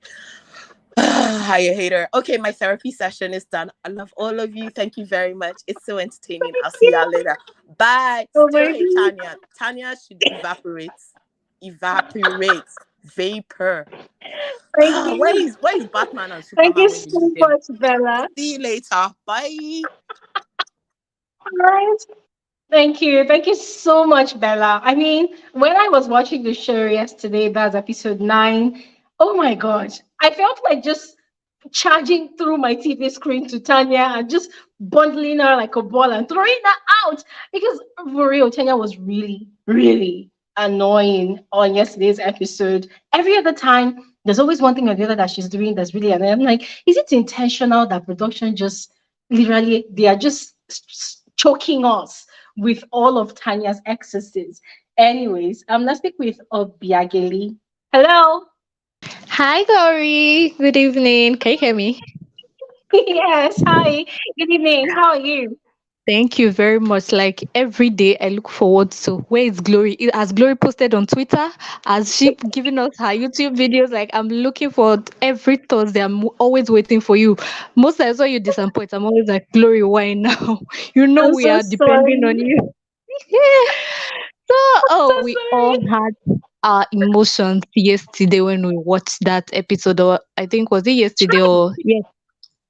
So first Yeah. of all, one thing that I realized about the whole fight yesterday was that these ladies would have had issues in season one if Laura was not the common factor that they all had to like True. face. So I was just thinking, like, since Laura was their issue, we could not see everybody in their own specific light of how they really are. So we saw Iyabo being all okay, big sisterly. We didn't even see the queen mother nature in her. But this season, now that Caroline is out, we are really seeing her in that queen mother light. And I posted something on yesterday's video, a comment. I was like, this Iyabo feeling like the queen mother of the group, it kind of like worked in her favor if we all check it out. So in season one, we have Caroline and Chioma being friends, and with her in a way, although she was not in their friendship, but she was kind of like the third person in their trinity in season one. And then she was also friends with Toyin. The only person she really had issues with in season one was Laura, and I really didn't even see it like issues. It's just that Laura refused to attend her events and all. So you see in season one that okay, Chioma and Caroline, they fell out because of her, something that pertained to her. Then you see her and Tony just being like friends that are on equal levels. So she doesn't try Tony, she doesn't like say anything about Tony. They are just on their own level. Then in this season, we have Mariam trying to um be part of her inner circle. We see Chioma that is singing her praises every single time. Then now Faith is now the person that she doesn't even care, because right now Laura is not really like having anything to do with her, so she doesn't really see Laura as a threat. So the only person right now for Iyabo that is like threatening her queendom is Faith, because Faith is the newcomer that is not like, I'm not going to bow down to you. Like Faith came with that energy of, I'm not going to bow down to you. Okay, they call you Auntie Yabo. Okay, they respect you. Okay, they give you this like space to do your own thing, but I'm not going to do that. I am my own person. I am a queen in my own right, and that's one thing that Iyabo. I think Iyabo would have liked Faith more if Faith was just like, let's say Faith was like Laura that did not just like care about her too much, but Faith came with this her. I know I am a queen, and I will not dim my light for any one of you. So it is either you guys give me the space to shine, or just close your eyes, because my light will make you go blind. Then when the whole thing started, I guess Choma knew that okay, if I say this and this to Tony would definitely be angry. So she had said a lot of things that she knew that Tony would not like rest until like she meets with Mariam and they both like settle it. And so let's say after she finished divulging everything that Mariam had said to both her, to Iyabo, and things that Mariam had generally said about Tony, she knew that okay, yes, Tony is angry. Then let's say she will not add like, tomorrow Auntie Yabo is calling all of us to talk to Mariam. Then Tony sees that as a like, okay, since we're having a meeting tomorrow, yes, I will be the one to start it off. That's what I felt when Tony started. And just like the Dr. Romeo and Faith situation, where Dr. Romeo came and was all like, they said you had a quarrel, what happened? Instead of like talking about the issue of we both had an event and this is what happened. It's the way Tony started off, because what they made us understand, what production made us understand, is that okay, Mariam made this statement about Chioma, so the crux of the matter that they wanted to address really was the fact that Mariam supposedly called Chioma childless. That was what they made us understand. Flipped. The next thing we were Yes, hearing was Chioma said something that Mariam yes, said to and Tony. Oh my for God. me, Toyin was not even supposed to be the first. Okay, she would have spoken, but she was not supposed to be the first to say that, since she was not there, she was not present at when the so-called childless statement was made. It would have been either, okay, let's say Tanya. Yes, Tanya was the best person to have anchored that. Okay, so I invited you guys to my event. First of all, you guys had an altercation at the club, and now you said this statement. Since Tanya was the person that was present, she was the host, so she was the best person that would have, okay, why did you not say this to Chioma? Oh, this hurt Chioma's feelings. She would have been the one to anchor. Then if any other issue, they were to solve any other issue, it would have come after they had sorted out the Mariam and Chioma situation. That's how I felt when I watched it yesterday. And Mm. Toyin, I think Toyin just was, she threw her reasoning to the wind because she had heard, like, let's say she was overcome by hurt, then anger came in. That's how I felt. So she just decided to throw every reasoning to the wind, and she just went. Because for someone that had a conversation with Laura about the fact that they should not allow these ladies come in between there, because I think I remember, when was it Laura or Tony that said in that conversation, was like, okay, if you hear that I said something about you, come to me first. So for Tony to have had that conversation and still be the same person to like throw the reasoning to the wind and just charge at Miriam, it did not make sense. For and plus the fact that this is someone you claim to be your childhood friend, she would have extended Miriam the grace of, oh, I heard this thing about you.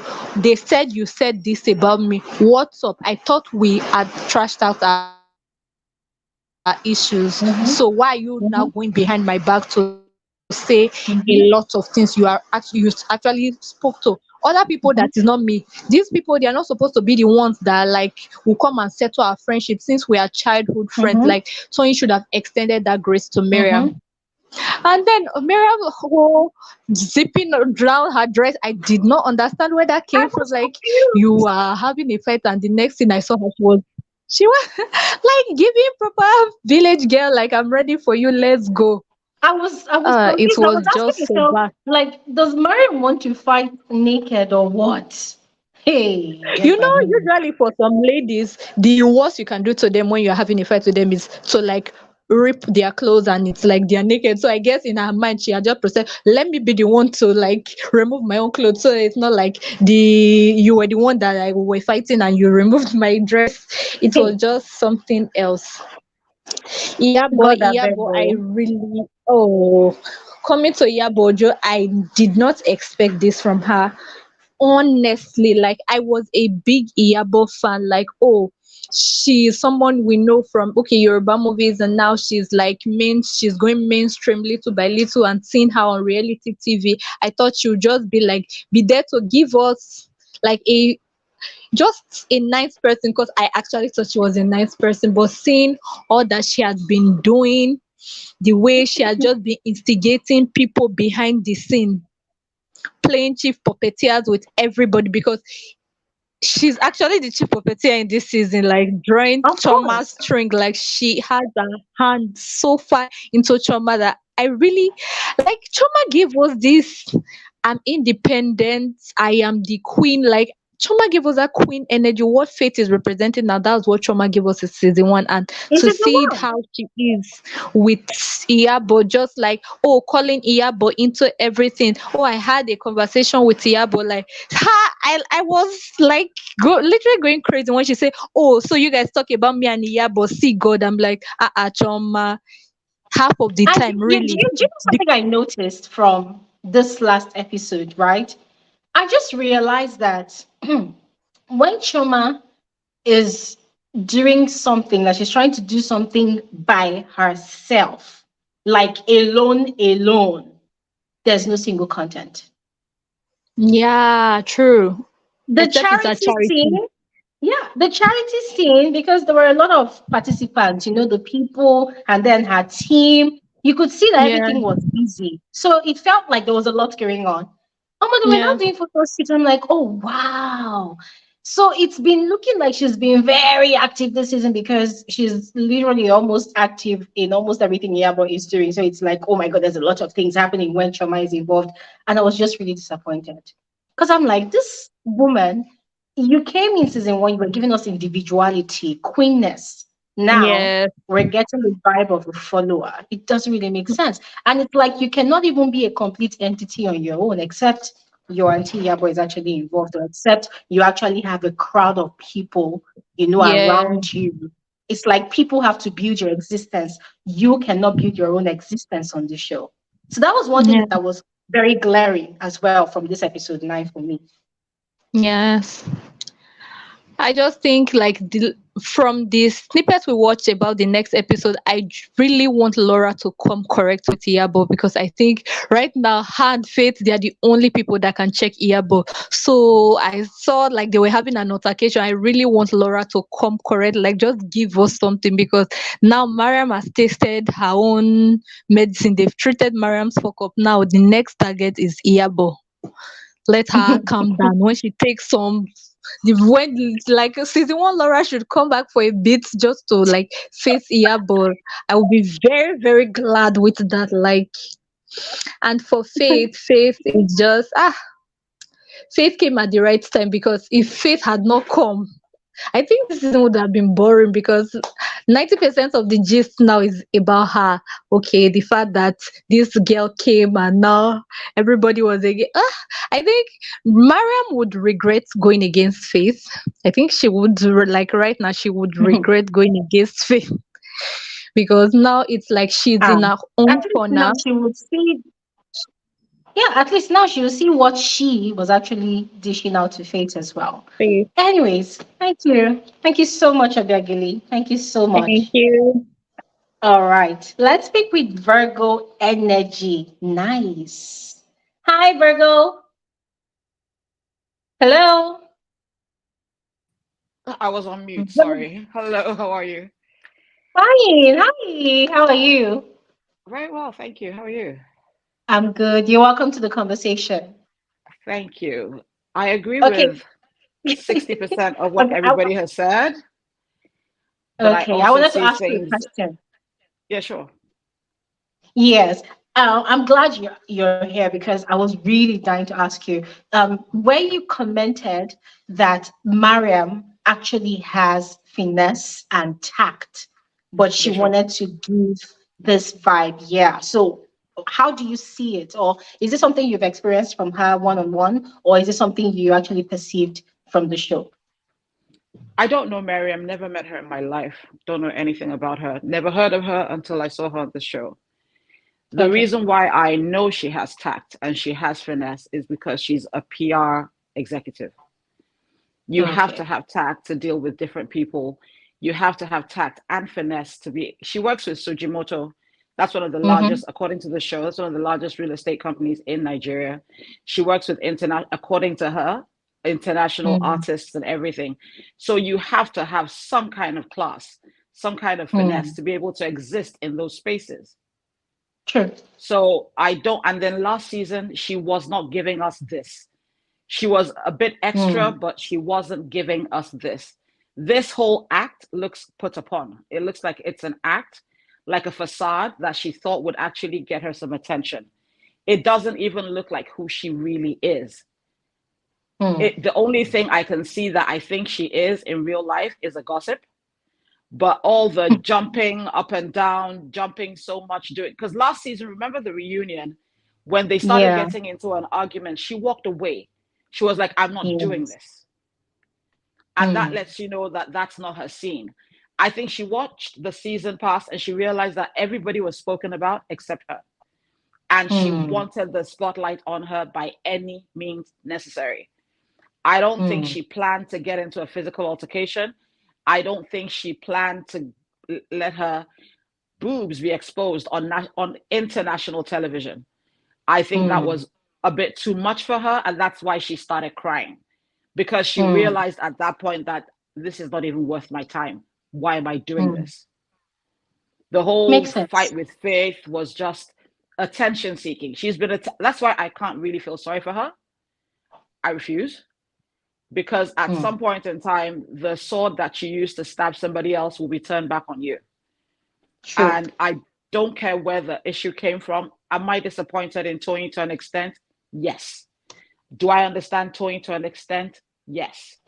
Do I think either one of them was completely honest in that conversation? No. I Mm-hmm. think both of them were saying things, but there were, like you said earlier, somebody else said earlier, there was an underlying conversation happening that was not spoken. Mm-hmm. There was something deeper going on. And it's this, like, let me just go back to season one. For me, as much as I like Toyin this season, I actually don't feel sorry for her either. because this is how I see it.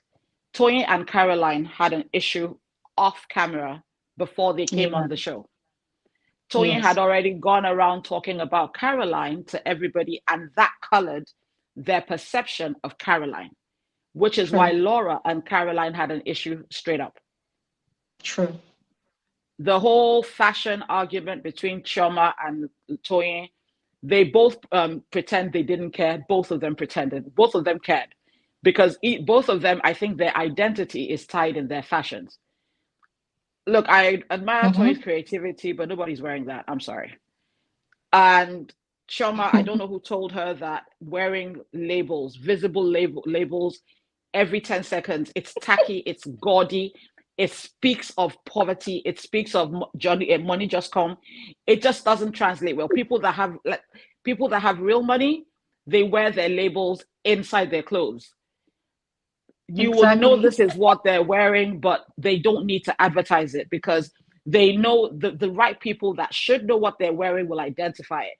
If they have to put a billboard on their body to be identified, that means they're in the wrong crowd or they're trying too hard. Chioma is a try hard.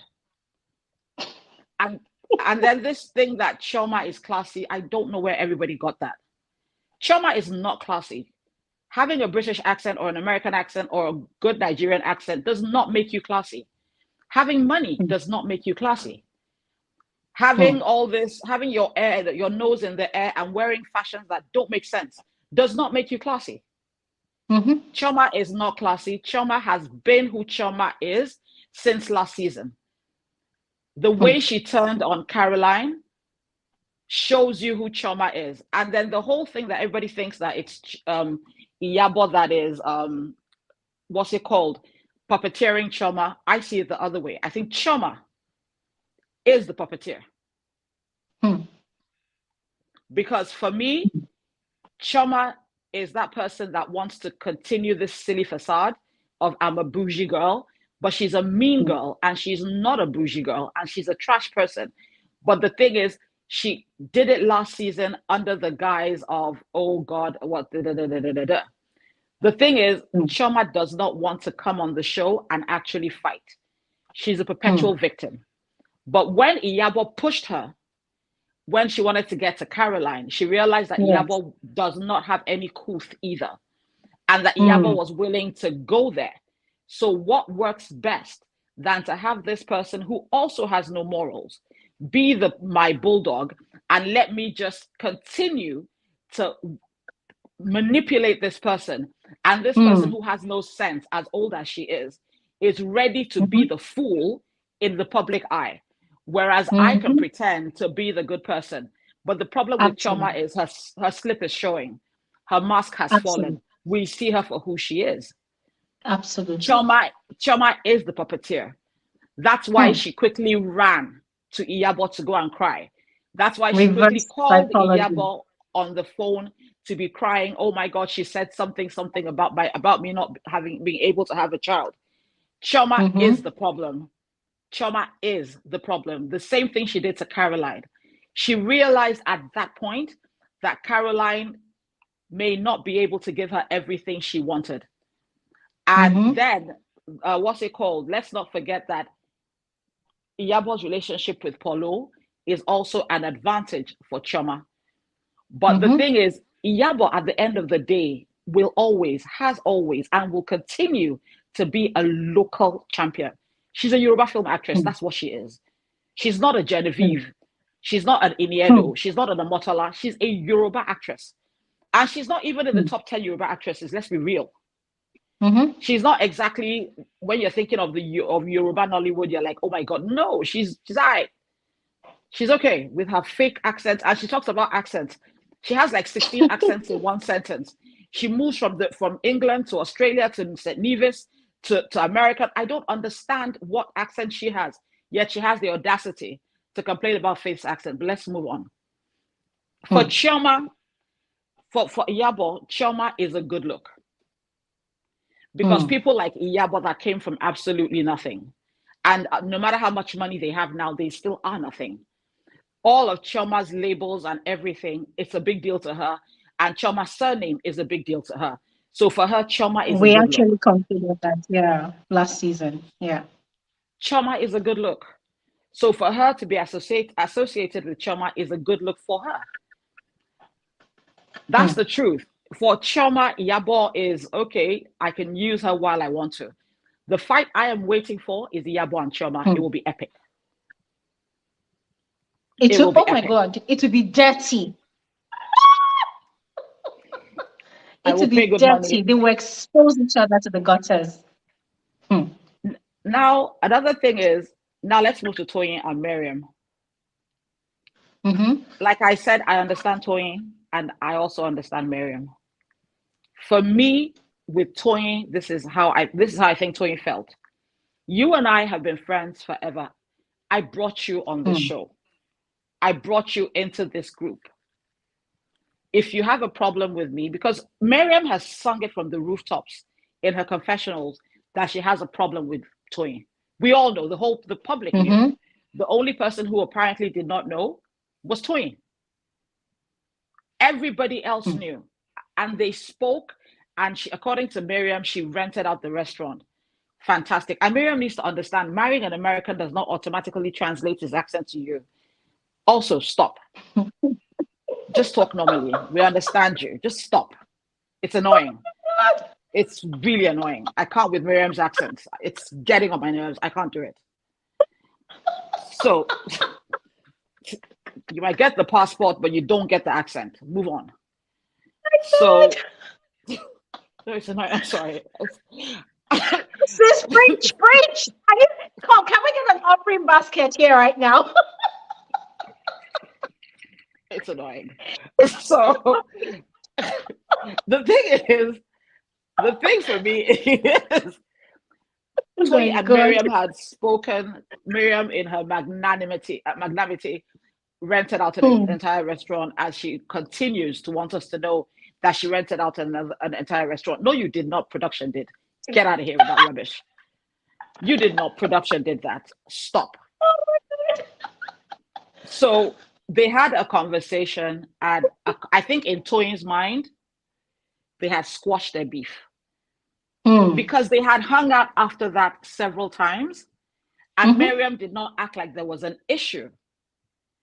Let's not forget, because everybody's blaming Toyin for not going to Mariam. Mariam also, when her and Chioma had their fight, the same way Chioma ran to Yabo, Mariam also ran to Toyin, which was also to get Toyin on her side. That's the truth. They both did the same thing. She also ran to Toyin, and according to Toyin, they were cool.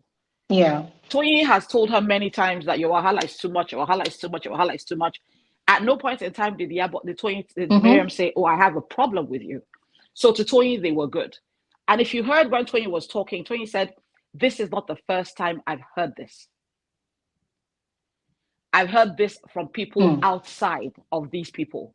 So I think it was something that she had been hearing, and she kept thinking, nah. But when these people that are not really, maybe these people that are not really even our friends like that, and they are coming to tell me, Chioma of all people is coming to tell me that you spoke about me, and maybe the things she said tallied with things Toyin had heard from other people outside of this group. That, I think, was the final straw for Toyin. So that meeting was not called for Chioma. Iyabo kept trying to make it about Chioma. It wasn't called for Chioma. Toyin called that meeting. And I think the reason why she called that meeting, because everybody says that, everybody seems to think that was wrong. But if I have a friend who, when I ask you a question, you will deny, okay, I'm not going to go back and forth. I'm not doing this back and forth. We're going to have this conversation in front of everybody. So if they're lying, then you can call them out. Now, there was somebody lying visibly in that meeting. Mariam and Toyin were not understanding each other, but Chioma was lying, which is why Chioma kept interrupting. Chioma's role in that meeting was to disrupt it so that nothing could be resolved. True. She just kept making noise and fighting so that nothing would be resolved. That was what she was doing. That was her singular role in that meeting. As for Mariam, As for Mariam, I think her issue is this. I said these things before we made up. I said these things about you, but you and I have talked.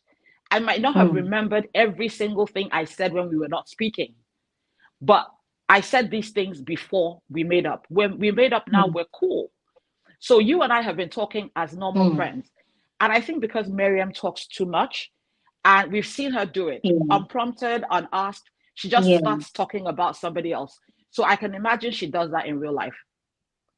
So she has said so many things about Toyin that I don't think even she remembers what she has said about Toyin. Or to her, it's like, okay, we've made up. Whatever I said in the past is gone. Let's move on. We're done. But that's not how it is. And then for Toyin, hearing all these things, she came to that meeting like, okay, you know what? Let's talk. Let's talk. Do you understand? Toyin was, I don't think the violence, Toyin had any plans, because if you notice at a point, she walked back and she put her hands behind her back. And she was like, just talk. I don't think she had any plans of getting violent. I am somebody who, you can call me an idiot, you can call me stupid. Don't tell me to shut up. I think that's the height of disrespect. Just don't tell me to shut up. You can tell me, or the Lily, look at this idiot. I don't care. But don't tell me mid-sentence to shut up. That for me is a height. That's disrespectful.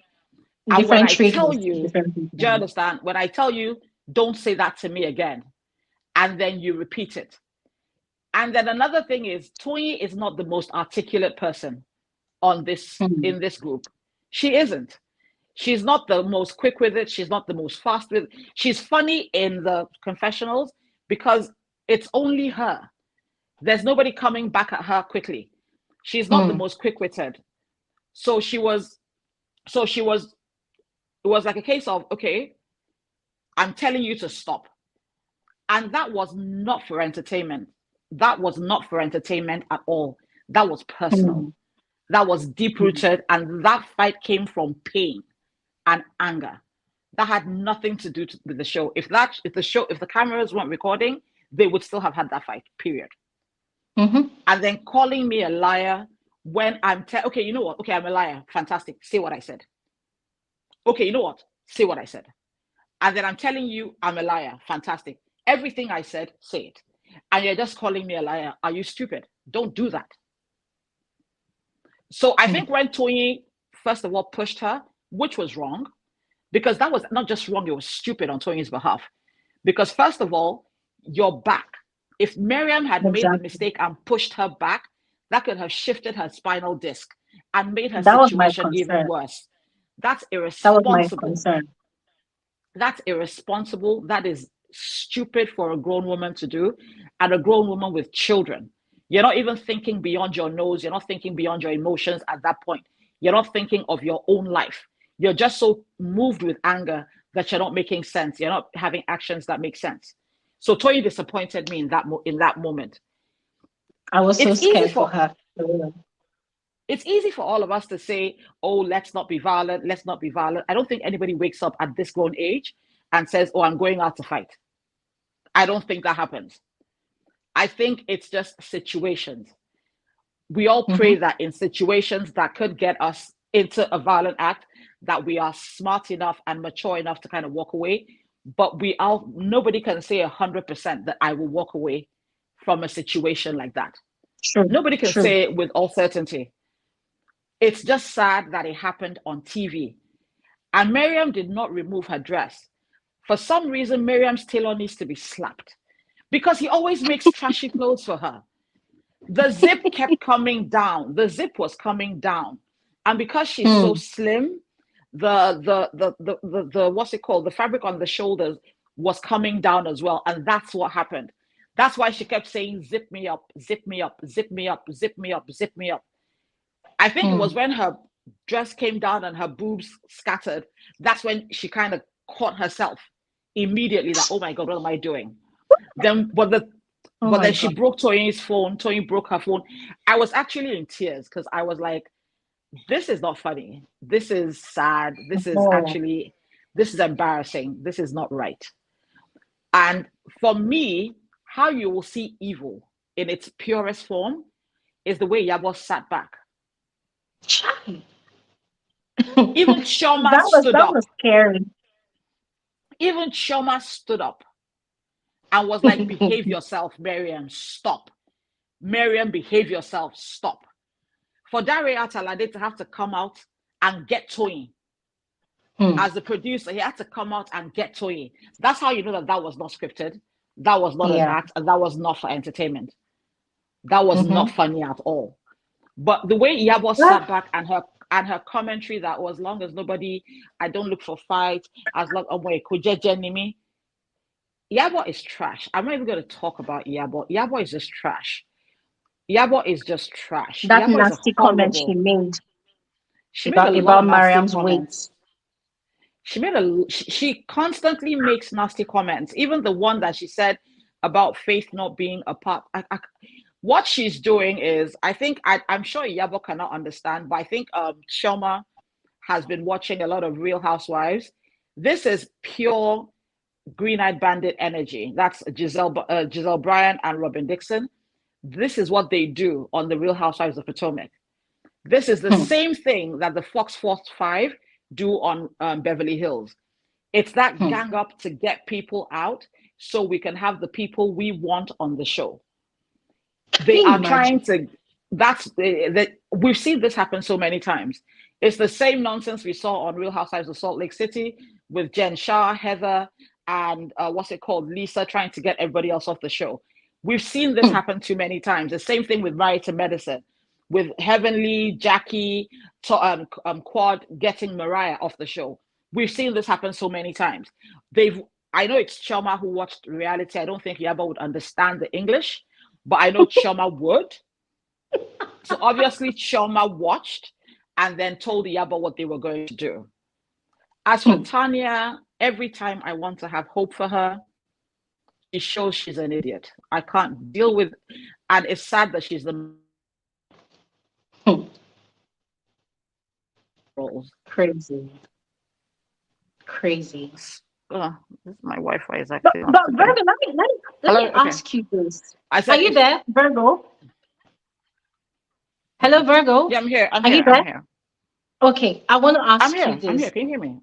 Yeah. Yes. Okay. Say, for instance, now for a show like Big Brother, we know that there's a competition as well as other indices playing out, right? So it's normal for people to want to gang up against someone, get them evicted, kick them out of the game. That is quite understandable. There's money at stake. There are other things to be won. But this is Real Housewives. What exactly is the competition? What is motivating the gang up? Like, I don't get it, because these women, some of them are acting like this is a Big Brother show. So what do you think is the competition all about? It's classic Big Brother movement. I said Big Brother. It's classic Real Housewives. I don't watch Big Brother. Hello, can you hear me? Hello? Okay. Yeah, it's classic Real Housewives. This is regular for Real Housewives. It's regular. Yeah, I can hear you. They always want to get somebody they don't like off the show. If you're watching Potomac right now, they're trying to get Candace off the show. And then they're going to go after Wendy. They're going after Wendy as well. They want her off the show. It's just, you're not part. For Iyabo, it's about the classic Yoruba thing of you have to respect me. And she needs to stop lying that she's 45. She's at least 50. Go by. She's at least 50. Auntie, stop. Stop with the lies. Which 45? I need everybody to stop lying about their age. Let's start with that. That's rubbish. Because if you were 45 and they're 42, 43, the respect shouldn't bother you that much. The only reason why you're that bothered is because you're actually way, way older than them and you're a Yoruba woman at heart, just like I am. You want to be called auntie. I don't know what auntie will do to you. She wants to be called auntie and treated like an auntie, but when they called her auntie in season 1, she was embarrassed. Go pick a struggle. Let's start with that. Oh my God.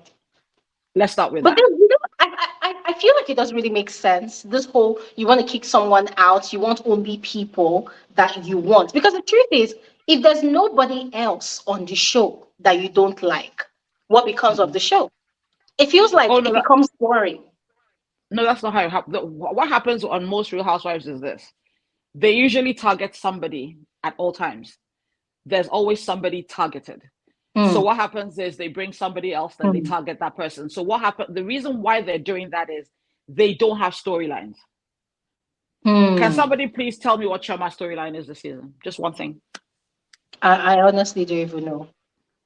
What's Yabo's I storyline don't outside of Polo? Last season, her entire storyline was about her daughter. This season, what's her storyline? Nothing. She It's doesn't supposed have a to. storyline. My She God. doesn't have a storyline. At least Toyin has her health. Toyin has what's it called? What she's doing in fashion. Faith has that she just moved to Nigeria and is trying to find the lay of the land. What's it called? Laura has her wedding and her new Mm-hmm. business. What is Chioma and Iyabo's storyline? So the only way to deflect from having to talk about what you have done or what you are doing is to focus on somebody else. Hmm. It's to focus on somebody else. So let's pick on somebody and try and do everything we can to make their lives a living hell Hmm. and make the season about that person. So nobody asks Hmm. us about our issues. Nobody, we don't have to give out anything. We can And just make the person the central. yeah. It makes me quite suspicious because when the season started, Chama's storyline was supposed to be about this boyfriend that she now has. In season one, she was telling the ladies she wanted a boyfriend, which really upset Caroline, and it sort of added to their fallout, right? And now it seems like Iyabo has introduced a guy to Chioma. So it's like she's not proud of showing that guy's face. So, just as you rightly said, now probably has a distraction or a deflection from her own life's situationship or relation. Because what's her name? Mariam said it on last episode that Ochama, you are in a situationship. And when people are tagged to be in a situationship, it means that's in this part of the world, it means the person you are with is not yours to claim. So you are Facts. just there as either a side piece or something. And that was how Mariam described Chioma. So it's like to take away that attention off her love life, she needs to focus her energy on someone, which is Faith. So I kind of agree with what you said, taking away that attention, that just causing a distraction and focusing on someone else. But then the thing is, imagine Faith decides not to come back for a third season. I mean, for her, a second season. It means now they will have to look for someone else to start targeting. Yeah, Miriam is already, it's tagged, it's Miriam or Toyin already. It's Hmm. Miriam. But the thing about it is it won't ever really be Toyin. It won't ever Hmm. really be Toyin because Iyabo doesn't want that smoke either. It won't Hmm. ever really be Toyin because Iyabo knows that as mad as she can get, Toyin can get madder.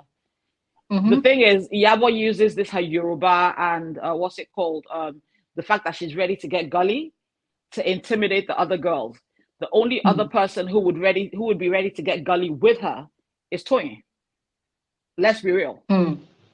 Nobody else Mm-hmm. would be willing to go that route with her. And another thing about Chioma is True. this. The funny thing about Chioma is this. It's so obvious because I don't know this to be true, but it's been rumored. I think this is like an open secret that the whole world, well, Nigerians, we've all spoken about it for God knows how long, that most people that are in what's it called, the so-called industry, the most of the Hmm. women and even the men, they live their lives of luxury due to benefactors. Mm-hmm. Maybe the female have male benefactors, the male have female benefactors. So the thing Mm-hmm. is, what's it called? Yabo must know a lot of people. Is she Hmm. respected that much? Maybe not. But does she know a lot of people? I would think so. The thing Mm-hmm. about Chioma is word on the street about Chioma is that she's about that life as well. Mm-hmm. So Yabo also could be given because somebody said it earlier. I think it was I can't remember. I'm sorry, Bella. It could also be that Yabo is also introducing her to some people that could be benefactors. So that's Hmm. also an added plus of the friendship. I don't know Hmm. this to be true, but I'm just hypothesizing. Hmm. That could also be it. But it's the whole situation is sad. The whole thing is just not working, and it's what's it called? And it's so sad. It's so funny that Miriam said what she said last week about Hmm. what's it called? About what's her face? This chick, what's her name? Chioma, Mm-hmm. having to rent men, and then the next episode, a rented man comes up. It was, and Mariam wasn't even in the scene, so Mariam would not have known it. Yeah. As she said, rented a Nollywood actor. So it was like, okay, Mariam was speaking facts on Chioma. But Mm. for me, I think at this point, somebody like Dr. Rommel needs to go.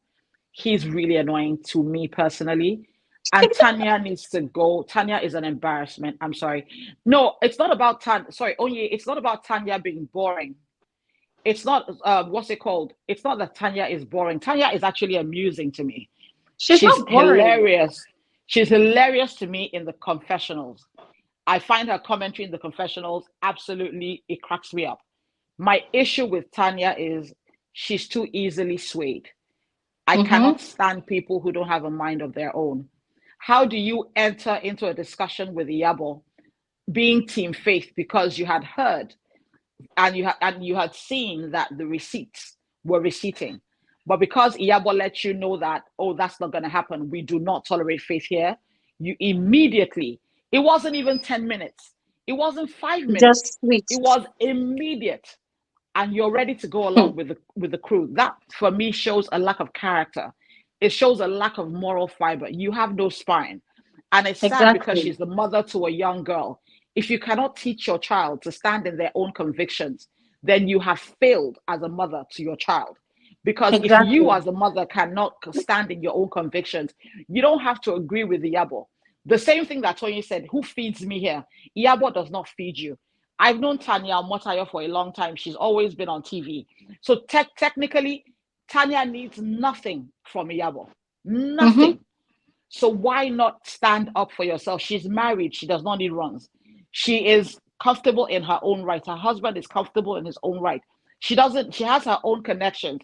Tanya Motayo has always been connected in Lagos, which is why when she joined the show, they all knew of her already.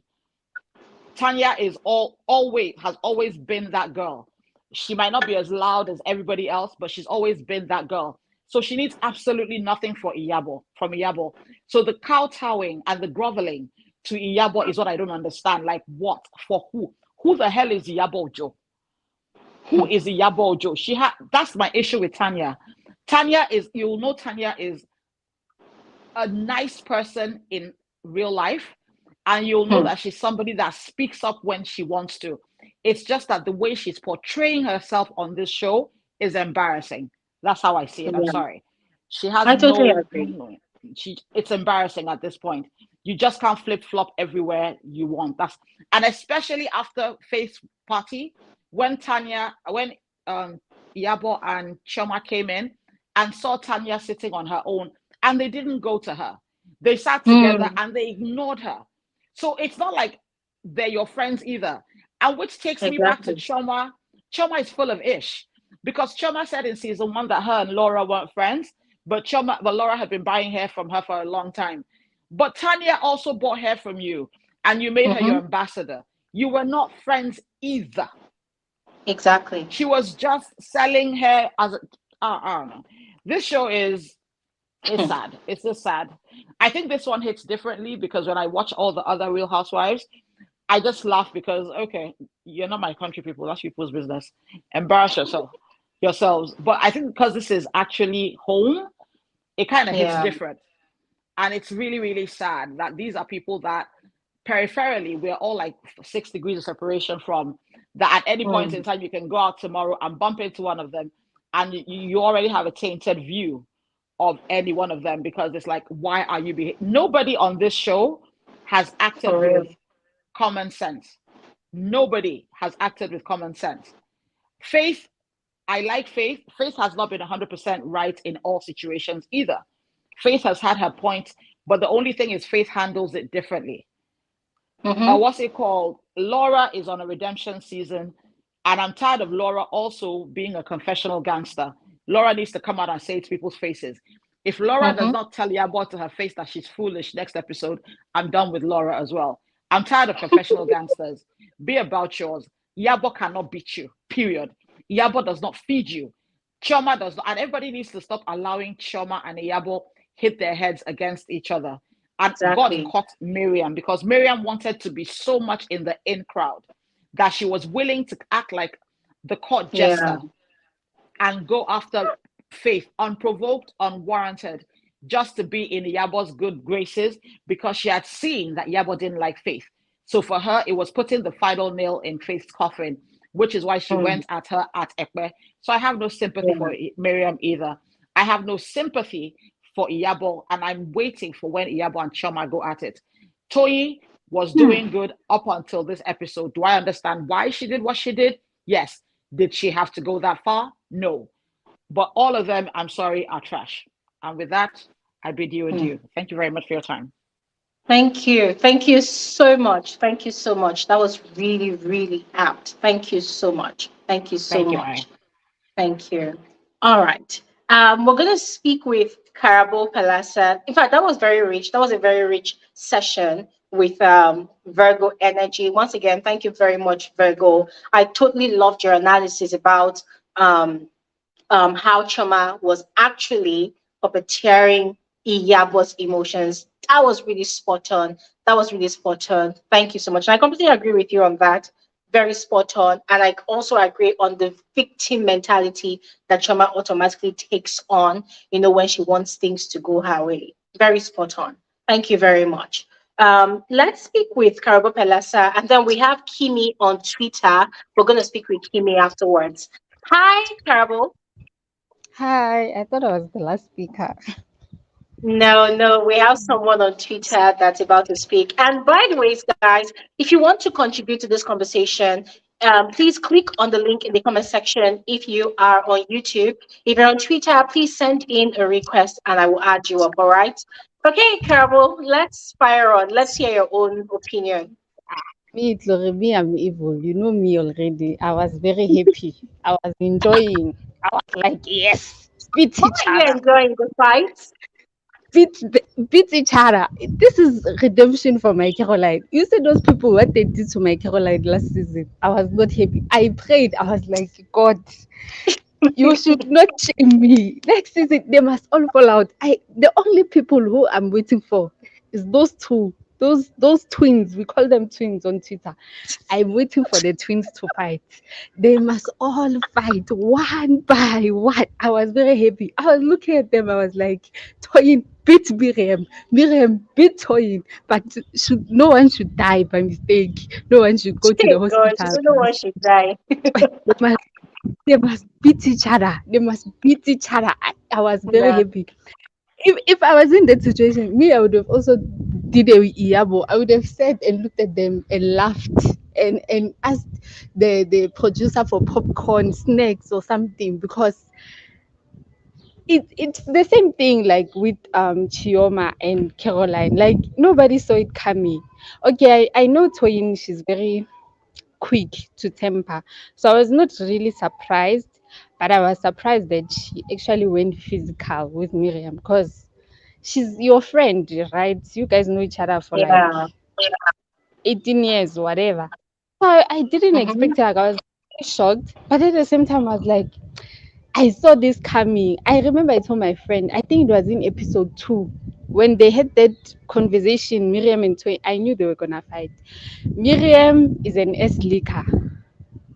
She wants to be with the cool girls.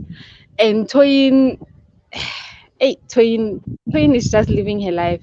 I haven't figured out Toyin as yet. But Miriam, if you remember, Miriam came in, she was like, I'm Toyin's best friend. Then we are expecting her to be Toyin's best friend. She's busy with Caroline, she's busy with Chioma. But Caroline and Toyin don't get along. You wanna be friends with them, you are trying to earn favors with them, and then reunion comes, you are back to Toyin side. Miriam, I just knew that she's like paper. She's paper, Miriam. She doesn't have a backbone. And even Toyin said it that I've been hearing things about Miriam, like things that Miriam has spoken about me. So obviously the fight was personal because they were not even Mm. speaking. Because Toyin kept saying, say it. And Miriam was like, you're a liar, I'm like, how? What are the lies? Okay, we get it. She lied about her not saying the statement. What else? Because you could tell like there was more, but they like because she said, I will speak to him, and Toyin was like, speak, and then she was like, I will speak to him. I was like, how? Speak, Miriam. They're giving you the floor to speak, but she kept it in. So I was like, okay, maybe she's not speaking because if she speaks, Toyin will also spill her own because obviously they talk, they're friends. We know friends gossip. So maybe she was being careful to say, hey, if I say this, she will also spill my own. Because the whole fight, it was so stupid. And it was how Iyabo twisted it. Because I remember they asked Miriam to speak. Chioma kept interjecting. Nobody even cautioned Chioma to say, Chioma, let Miriam speak. We'll give you a chance. And she was even shouting at Tiana last season at the reunion, like, oh, let me speak. You don't want people to speak. But she didn't even let Miriam speak. I was like, there is something Chioma doesn't want Miriam to say. Because they kept confusing Miriam. Miriam was just like, I felt sorry for her, but then at the same time, I was just like, well, Miriam, you did it to yourself. The moment Toyin told her that I called this meeting about you, if I was her, I would have just walked away and told Toyin that if you want to speak to me, come to my room. And then went to her room. But she stayed, maybe out of loyalty or whatever. She walked away the first time they brought her back. She fought. For me, if you walk away, you walk away. Don't come back. You coming back makes you look like you are begging for friendship. Mm-hmm. Very disappointed. Like Miriam, I was happy. I won't lie. Like the fight, I was just enjoying. I was like, beat each other, but don't kill each other, don't injure each other. And then that man who came with his undergarments, I felt so sorry for him because he kept on trying, and it was like, Wait, Carabo, hold on. The way your eyes roam around on this show, it's very suspicious. Yeah. I mean, we were watching fights. You were looking at one of the bouncers that carry boxers to come and was separate he a fights. counter? Why did he come with his undergarments? I was How like, did your eyes he's go also there? behaving him. Miriam's dress is falling. She's being Chioma, zip it up. Chioma is like, behave yourself. I'm like, this is so stupid. No, but for me, And yeah, personally, I'm not going. I'm not going to even lie. I'm not going to even lie. You see this public accusation of you're lying. That is something personally I cannot take. Hence the reason I said that the way Mariam walked out that time, if I was the one, I am walking away without looking back. I will not put myself in that kind of situation. So I not was I coming was back. really glad that hold on, I was really glad that that moment of that altercation happened, everybody talking, and at least it provides an opportunity for Mariam to see Chioma and what's her name, Iyabo, for who they truly are. Because if you recall episode 3 and 4, the whole Ekpe scene when Mariam was antagonizing Faith, if you notice, Chioma and Iyabo, they were on her side. Even that moment when she was going into Faith's face, like she wanted to go and fight Faith, they were on her side. So it was like deja vu, on this episode 9, when they were now the ones that were against her. So I just wish that she takes the lesson from that whole scenario and understands that these people, even though they were leading you on or rather cheering you on when you were being a nuisance to Faith, it does not mean that they actually really liked you and wanted to be your friend, because that was actually deep for me. That was really deep. Glory, I don't feel sorry for anyone. Let them disgrace themselves. You see, that reunion is going to be bloody. I swear. The secrets that are coming to that reunion, I can't wait. I'm just like anticipating. I'm like, this is gonna be lit. Like, it's gonna be the best reunion. Mark my words. You see, now they're all looking at themselves. They're like, oh, this bitch sold me out. This bitch sold me out. I see Iyabo and Chioma doing bestie there on Instagram. I'm like, this fake friendship. I am Hmm. waiting for the reunion, Glory. You see, even Tanya, Okay. she might be smart, right? In her confessionals, how she chooses her words and everything. But trust She's me, smart. they are gonna come. for her as well at the reunion. Like Mhm. the reunion is gonna be bloody. It's gonna be blood. Everybody will be against everybody except the twins, because For the reunion, Tanya. I just hope that they ask the right questions and not It omit depends on things the host. because the host of the reunion is probably friends with some of the women. I don't want that nonsense that happened in the, season one's reunion where the host was being careful. I don't want all that nonsense. I want a host that will go all out with the questions and let the Let me women tell you, respond. even women, even if they bring a host that's gonna be like, so how are you guys now? Those people, they have grudges. I see them what they are posting now on Twitter. You see that post that Faith did, it was so petty. I was like, this is so unlike Faith. That one with her with her child in the car, I was like, Faith, I knew that you it's only so far you can ignore. At some point you have to respond. I'm telling you, Tori, even if they bring someone who's quiet, who's calm, who's scared of them, those people, they are keeping things right now. They are bottling up. You see, already it has started with Tanya, with Tiana and Chioma, Iyabo and Faith. It's coming. Like, they're not even gonna wait for the host. They are going to attack each other directly. Mark my words. Mark Okay, my words. okay. Because Thank I even you. saw Thank you like so much. interviews. I even saw interviews with Laura, where they were asking her about Iyabo. I could see like, Laura, you see this kumbaya is going to end at the reunion. Glory, they are going to show us But that's for the flames. next I trust episode. them. We'll have to see. That's her confessional for the next episode. So we'll have to wait and see if she actually said it to Yabo's face. We'll No, see. she didn't say anything. From how it looked, it looks like she just listened to what Iyabo was saying, and then in her confessional, she did a what's this girl, Caroline 2.0 honors. She just spoke in her confession. But I'm telling you, at the reunion, Iyabo is gonna come for Laura because she only has power for Laura. Faith is gonna come for Iyabo. I'm telling you. You say this nice. I'm classy. I don't entertain. It's going to end. She's going to come for Iyabo. Also, they're going to look each other in the eye, and she will ask her, "What is your problem with me?" Chioma Okay. and Miriam, it's not finished. Round two is coming.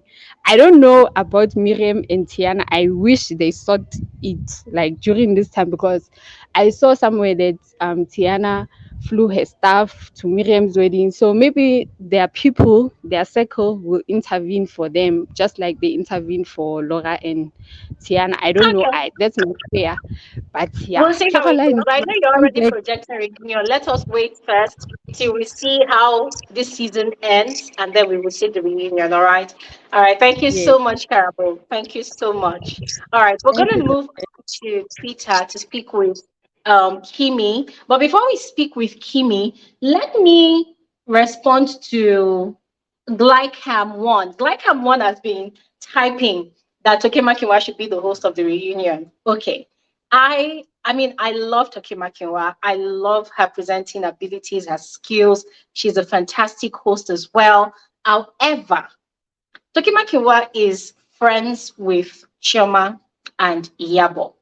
Tokemakiwa had a birthday party or dinner recently. I think that was last week or 2 weeks ago. Can't remember now.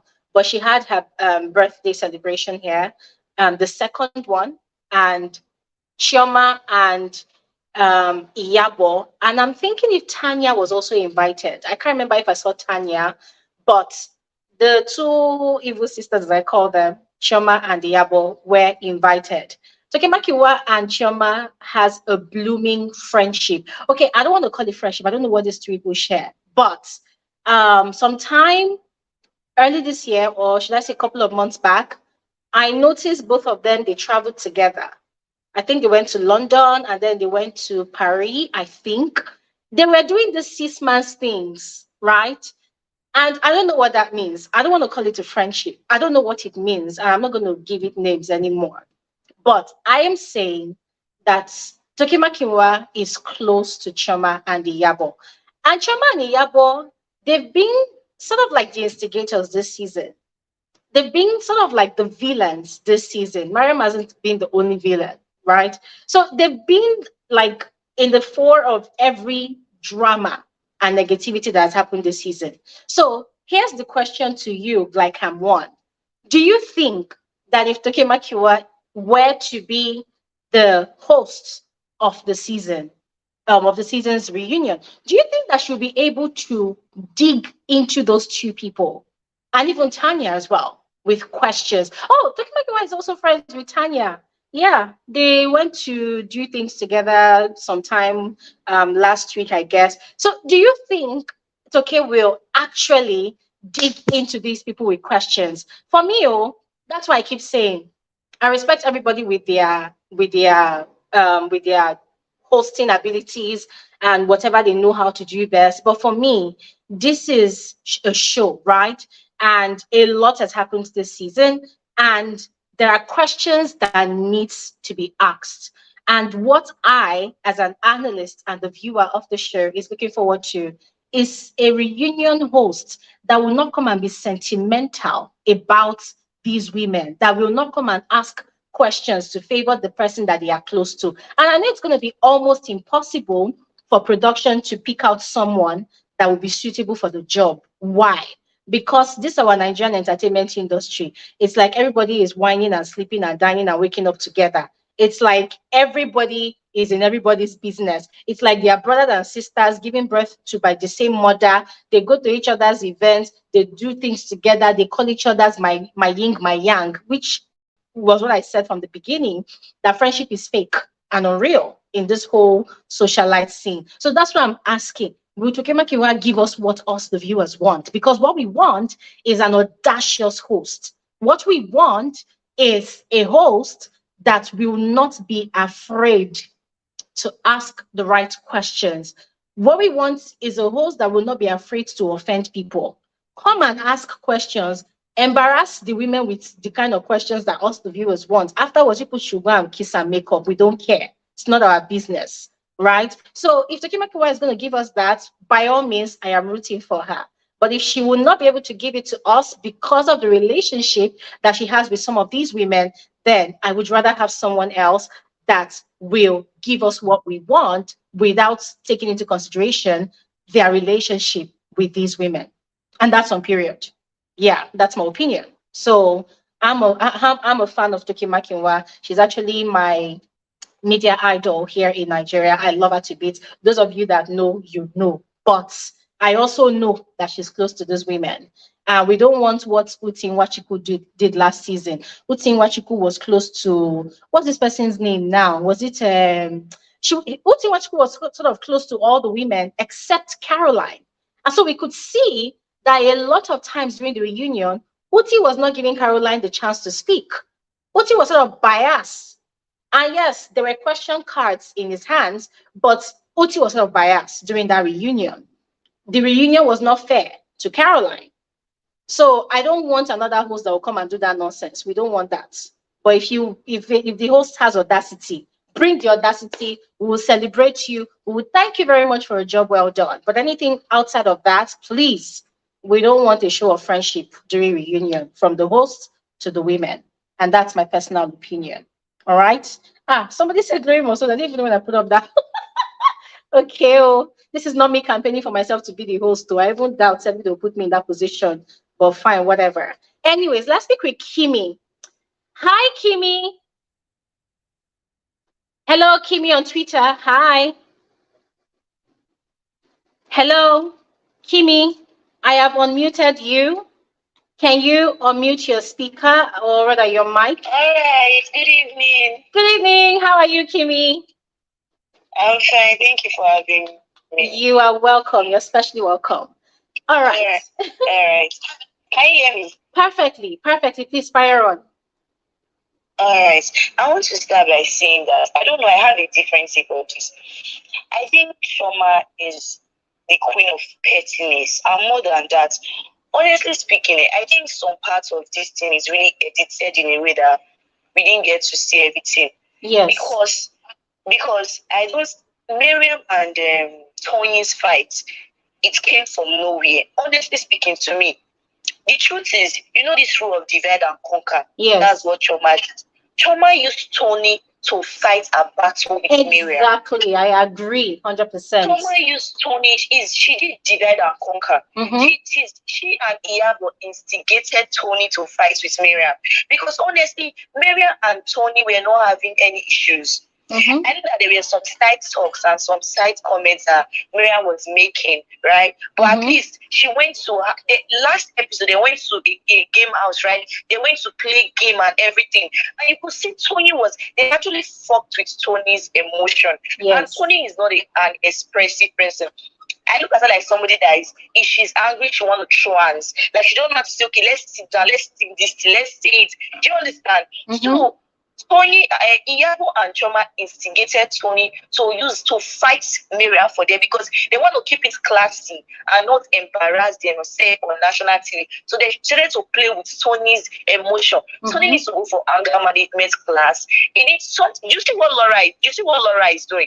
If Laura was not sensible, Laura would have been in Tony's position fighting people. Because Mariam was trying to add her fake head together by saying, are you friend? Is this not your friend? Are you this one friend? Do you understand? Yes. So she wanted to use, because she had issue with Faith, she wanted to instigate Laura to be fighting with Faith. But Laura was sensible enough to, okay, let me remove myself. Let me sit back and watch people fight. Do you understand? But Tony, she could not sit back. She just wants to react because she can fight. Mariam deserved it, right? I am not even going to lie. But Chioma deserved it that was sent to her because she literally rubbished Carolyna on season 1. Her friendship with Iyabo today is a result of a common enemy, which is Carolyna. I agree. Our friendship originated from they have a common enemy together. That was Carolyna that laid the foundation of their friendship. And it's fake friendship. Let's not even cap. So whatever Mariam did to her, she 100% did. I want Tony to sit down and watch this episode and see, because the fight literally came from nowhere. It was Iyabo that went to pump Toyin's mind against Mariam and Mariam. I wanted Tony to sit down. That fight was supposed to be Chioma and Mariam, not Toyin. She coming into the whole issue just made everything. It was disgusting to watch. I don't care the cause you are fighting for, what you are fighting for. Grown ass women embarrassing themselves on national TV. You can sit down, keep it classy, and use your mouth to utter whatever you want to utter. But you don't have to start fighting. Your kids are literally watching, embarrassing yourself on TV. After the much brand you have, you are even related to Oba, whatever, like she said, right? And imagine them seeing you fighting on TV. You could have literally immediately to what is this? Iyabo came to tell you that look at what was said about. Why is it that it's when Mariam and Chioma have issue that Iyabo decided to ask Tony what was said about her? Why did they tell Tony since the last 4 episodes? Why is it that it's now this very episode that Mariam and Chioma are having a fight that they are not going to ask Tony what happened? It's giving secondary school mean girls. You know those mean girls type of something. It's disgusting to look at. Hey, Kimy, hold on a second. And you see, sorry, you just gave me a eureka moment. What you said makes so much sense. When Mariam was fighting against Faith with Iyabo and Chioma's support, they did not go and spill to Toyin that, Mariam was complaining about this to us. It was when Chioma and Mariam now had issues. When was having a fight. That they went to tell Toyin. God bless you, Jerry. Yeah. So it's petty, it's dirty to look at. I was like, okay, you have Mariam has said this thing since the first episode, because I watched the episode 1. Mariam said that I and this girl, what's her name, Toyin, in a place, blah blah blah. She said those things. I literally watched them, but it's not the way they made it seem. They used Toyin to fight their battle. Of course, it was disgusting that she played into their game. They literally played that. And Chioma was like the same person separating. What type of a snake is was she even really separating? You know, she was licking sweets. Watching her on the TV. She was licking lollipop and using one hand to lick lollipop. The same person separating only Mariam from fighting with Toyin. And you know what Iyabo did? Iyabo now sat down. I was now saying, Mariam, I have come Toyin. Let me come and calm you. And he fighting the fire. Hi. I don't know if I'm the only one that is seeing it. Like I was like, what type of a gutter behavior? And you guys call yourself elite, you call yourself classy, you call yourself queen mother. Is this what queen mother does? A queen mother that cannot control a crowd, a queen mother that cannot control 6 women. That one, what type of queen are you? That feel intimidated by an appearance of somebody that is well put together. What type of a queen are you? Even palace maids don't react like this when they see other people trying to take their position. And there is no, you are literally fighting for nothing. What are you fighting for? You're not fighting for anything. There are different ways to create publicity around yourself. You don't have to stain yourself and embarrass yourself like this. It was so disgusting to look at. And Mary, this, I don't understand. Let me tell you something. You can respect somebody, right? But be vocal when you see that this person is literally misbehaving. Maria saw everything that Iyabo was trying to do. She knew that Iyabo was literally betraying her while sitting there. But she was still waiting for Iyabo to come and calm her. And when Iyabo was like, I'm coming to calm you, that was the point you should change it for her. I don't understand. You went to tell Toyin something because you noticed that she's not aware that something was literally said to Toyin. You were the one that ignited this fire. You told Toyin what I told you. Why didn't you say it in front of everybody? Why did you have to call Toyin outside to say it in back of Toyin for Toyin to come and be fighting with me? That caused that fight.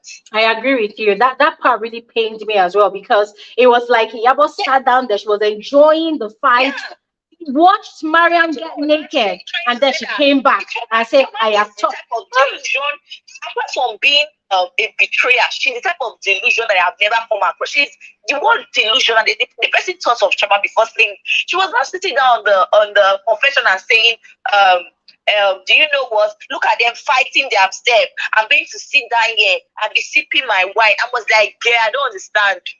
They are fighting themselves because of the fire you ignited, right? Because Toyin doesn't know how to control her temper. Instead of Toyin to just, if Toyin would have just sit down, whatever they told her that Mariam said, just keep quiet. This is not your battle. You can call Mariam to the side and fight with her alone. And you guys live from that place, right? Yeah. That was the best way to handle whatever was said to you. You would have just left this girl after you got back from the trip. Go and talk to this girl separately. But no, you didn't. You went to play into their game, play into their trap. They will go. Chioma and Iyabo will sit down and be laughing at the both of them because they fooled themselves. They played into the game. And as for Tanya is someone that I know she's old. I'm still looking for the word to hypocrite is even a sweet statement to call Tanya. But aside being a hypocrite, do you know what Tanya wants to do? Tanya wants to play the fifth between the case of Dr. Rome and I think Dr. Rome and Faith are still going to fight. Do you know why? Because Tanya is not holding face for Dr. Rome, saying, I am angry with you, blah, blah, blah. I'm not happy with you. Do you know what she wants to do? She wants to use that to ask Dr. Rome and say, she said Faith is your friend, but she said she's not your friend, blah, blah, blah. Then Dr. Rome will see another reason to start attacking Faith. Do you understand? Exactly. She wants to claim the both of them as a pawn. That's what she's trying to hold her face. Because you did not have any issue with Dr. Rome. In fact, Iyabo already convinced you and put you in the bar wagon that you are one of them, right? So we are supposed to be happy. She's like, I want to hold my face. The reason she's holding her face so that Dr. Rome will ask her what's wrong, and then she'll start spilling that Faith says she's not your friend. She showed me receipts. Yeah, defend yourself. Then whatever Dr. Rome say, they will go and tell Faith. Then both of them will start fighting, and they will sit back and start laughing. Crazy. That's what they like to do. They like to set fire and they will withdraw. Divide and conquer. Then divide them, scatter them. Then they will sit down and watch them fall off. Crazy. And be CPT and call themselves classy. Can I say something regarding they will say that they are classy. Blah blah blah. And speaking on Iyabo, Faith, all Faith has done since I've been watching this episode was defend herself. I've not really seen what I was say, okay, she did this thing that was literally wrong and this thing is bad. Do you understand? Yeah. But I have not really seen something that I was say, okay, that girl has been defending herself since episode 1, right from the dress that she wore. You all dressed up. She chose to dress in a different way. What is your problem with what she's wearing? That girl has not done anything to Iyabo. Okay, even the fight that she had with Mariam, right? She went to apologize to Iyabo after the dinner and say, "Oh, please, I'm sorry." The way Iyabo was doing like this secondary school, I don't even know. Like, you have a teenage daughter, like she's watching this show. She's the one that's supposed to be acting like this, not you at home. Like, these are the things that your daughter will be doing. You call her to order and say, "See, you don't behave like that. This is the real world." And the delusion for when she was attacking, when she was telling Chioma that what Mariam said was bad, that you don't say that to people, but you were saying worse than that to Faith, and saying Faith is not one of us. What type of dating thing? What are they react for? It is disgusting to look at. She's not one of us, as in how? Like they have a secret cult. She's not like that is the most KG1 statement I have heard on it from a grown woman that has a teen daughter. She's not one of us. She's not one of, like, what type of embarrassment is that? How would you embarrass yourself like that? She's not one of us. You know what she did? You know what they did to Carolyna? That's what they want to do to Faith. They want to force friendship with the Solomon because they have a common enemy. Yeah. That's why these people in this industry, they will continue to betray themselves and sell their secret to Jesus. Because you know why? They become friends with you, not because they even like you, but because you have a common enemy. That's why when things start to backfire, they start selling their secrets to different blogs that get to listen. They start giving out their story for publicity. That's what they do. That's why they continue to. That's why they do something that before 2 years' time is out, because they surround themselves with so much fake friends. And you're right. You're right, because some of the news. They have one heavy sickness. They have nobody to call. Because all they have in their entire life was peak. This one is me and this person are not close, so we are friends. Me and this person, we have a common enemy, so we are friends. So when they start having serious sickness, serious things, you will see that those people that they were calling friends, you will not see anyone around them again. They will be all alone, looking for somebody that was not their friend to come and extend help to them. Crazy. Because of these gutter behaviors, she's not one of us. Now that was sad to hear. All right, Kimy, let's quickly hear from T. All right. Hi, T. You wanted to say something? Hi. I just wanted to talk about the fight situation. I agree with most of the things that you guys have said. Excuse me. But I also feel like, and this is not to come to Chioma and Iyabo's defense, because they're definitely plotting and doing mean girl stuff. But I kind of feel like I understand where telling Tiana came from, because Mariam has made it her point. I don't know where she got her voice from, but she's made it her point this season to call out any fakery that she sees, which I think is unnecessary, because they're all grown up and they can be cordial around each other. They don't have to be friends. Me and you kiki on outside doesn't mean we're besties, right? Yes. But she keeps calling out all of this fakery. You are fake. This person is fake. Everybody's fake.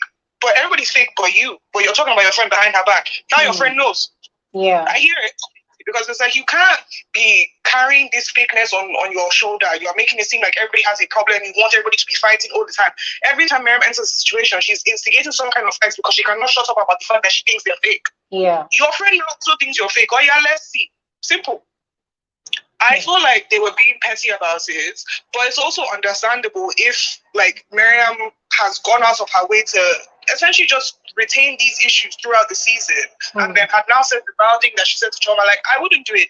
Fair enough, but I also understand why they did it. Mariam has been doing a lot, and she needs to calm down, and she also needs to focus on herself. Yeah. Because you cannot be going around and calling everybody fake and then being a hypocrite and talking about the person that you've known since you were a child. That doesn't make sense.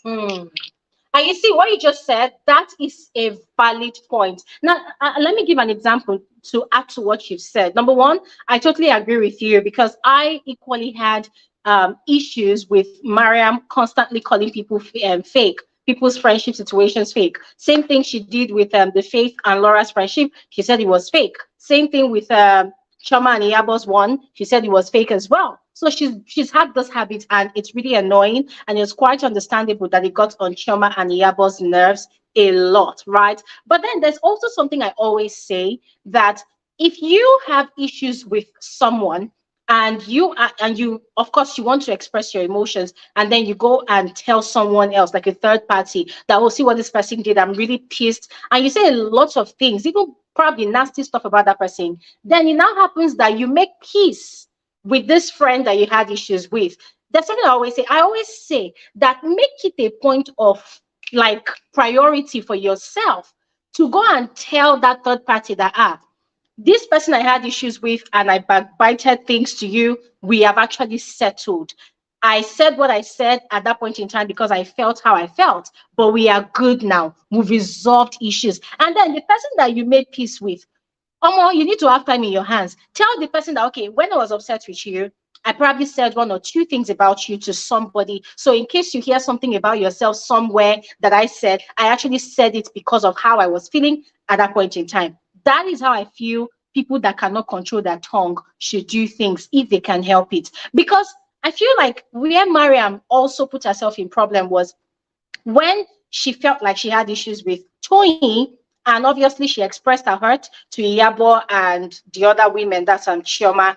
She could have given them feedback that, okay, fine, Iyabo and I, we've talked things over, we're in a good place now, we're good, so everything is all well and good, thank you for listening, that kind of thing. That's the reason I said when people talk too much, sometimes you talk and you even forget the right things to do, you even forget the next step to take after complaining and complaining and complaining. So yeah, thank you so much for bringing that angle, T. Makes a lot of sense. I felt like if Mariam had opened up to Toyin as well, that okay, when we were not on good terms, I actually said XYZ to Chioma and Yabo, maybe Toyin would have been more understanding and would have even seen that, okay, Chioma and Yabo telling me all what you said, there's probably a reason for it. Probably they want to get back at you because of how you hurt Chioma.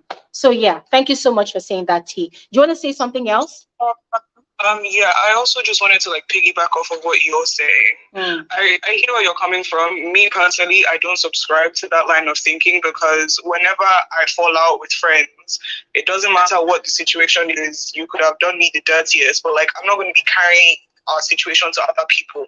Especially knowing fully well that you and those people are not on good terms. Mariam was fully aware of the fact that Chioma and Toyin were barely speaking, talk less of cordial. Yeah. There was no reason for us to be going and yarning somebody who you know is practically your friend's enemy about whatever it is that's going on in your personal relationship. They keep reinforcing this idea that they've been friends since they were children. You met these women like last year, 2 years ago max. Why are you carrying her business to them? That doesn't make sense. Like, I understand being upset, saying things out of anger, but me personally, when I'm obsessed with my friends, if I feel the need to talk shit, I simply don't go to somebody else to do this. If I have to say it in my room, I'll say it in my room. Yes. Because I'm not going to go and carry it to somebody else who can end up using that against me and or you just because I was angry. If I have something to say, I need to get out to somebody, I'm going to tell you. Even if we're not speaking, we can find something, we can go back to our personal business. But I'm not going to go and be yappa to everybody else for what? Yes. Because now look at it. You are hurt that your friend did so and so. Talk to your friend. Write it in your notes and come back to it when you people are speaking. Why you guys go and yarn to her enemies? Like, it's their behavior. And now it's biting her in the ass and she's trying to make it seem like Toyin is fake. And yes, Toyin is fake, but so are you. Because this cannot be how you deal with issues with your friend of 10 plus years. That doesn't, like, you're grown, you have children. You can't deal with things like this.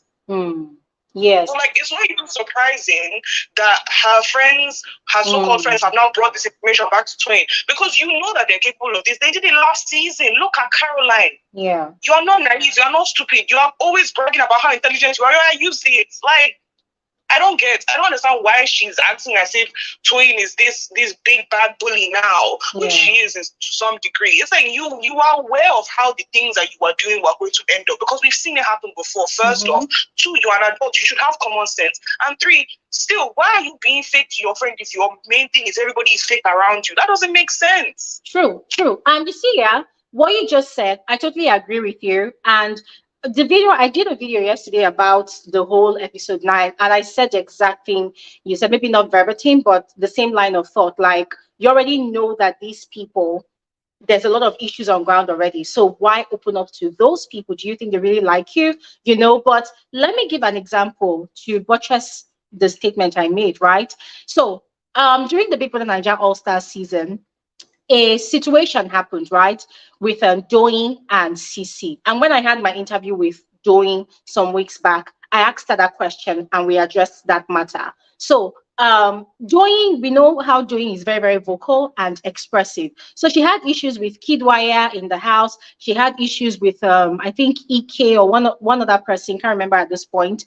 And out of anger, she expressed her hurt and upset. And she even cursed out those people in the process of explaining how she felt to CC. Now, CC is from another season, like the season 3 of Big Brother Nigeria. Doing is from season 7. So they never knew each other from anywhere. They were never friends. Doing did not even like CC before. But then they met in the house and they felt like, oh, we have a lot of things in common. We can be friends. So Doing went, forgetting her emotions to CC. CC consoled her, advised her. And CC was expecting that Doing would not have anything to do with those guys anymore. But the next time she turns her head, Doing is sitting on Kidwire's lap or on the swing. They were talking and they were laughing like nothing happened. And Sisi took offense to that. And I understood where Sisi was coming from. Sisi was really sad. She was really hurt because she felt like, this is the same guy or guys that you were upset with and you came to rant about them and you told me a lot of trashy things about them. But now you are friends with them. It does not speak well of you. It means you don't have integrity. Now, Doyin was claiming her ground that, oh, because I told you things about them does not mean you should not talk to them. And that kind of thing. So when I interviewed Doyin, I asked her the same question. She still maintained her stance. But I told her that, listen, do you see how it looks to people, even to that person? You know, you are in your own right to want to purgate your emotions, but this other person, I felt like you should have told the person after you made peace with those guys that, oh, look, we're on good terms now. You know, I said what I said out of anger, but she didn't explain it like that to Sisi. Hence the reason Sisi was upset. Now, for someone like Mariam, we know that Mariam has no filter. She talks a lot. She talks very fast. And a lot of times she forgets what she says, right? So when I looked at that whole fight situation, it was very possible that Mariam said things to Chioma and Iyabo and even Laura. You know, she said things.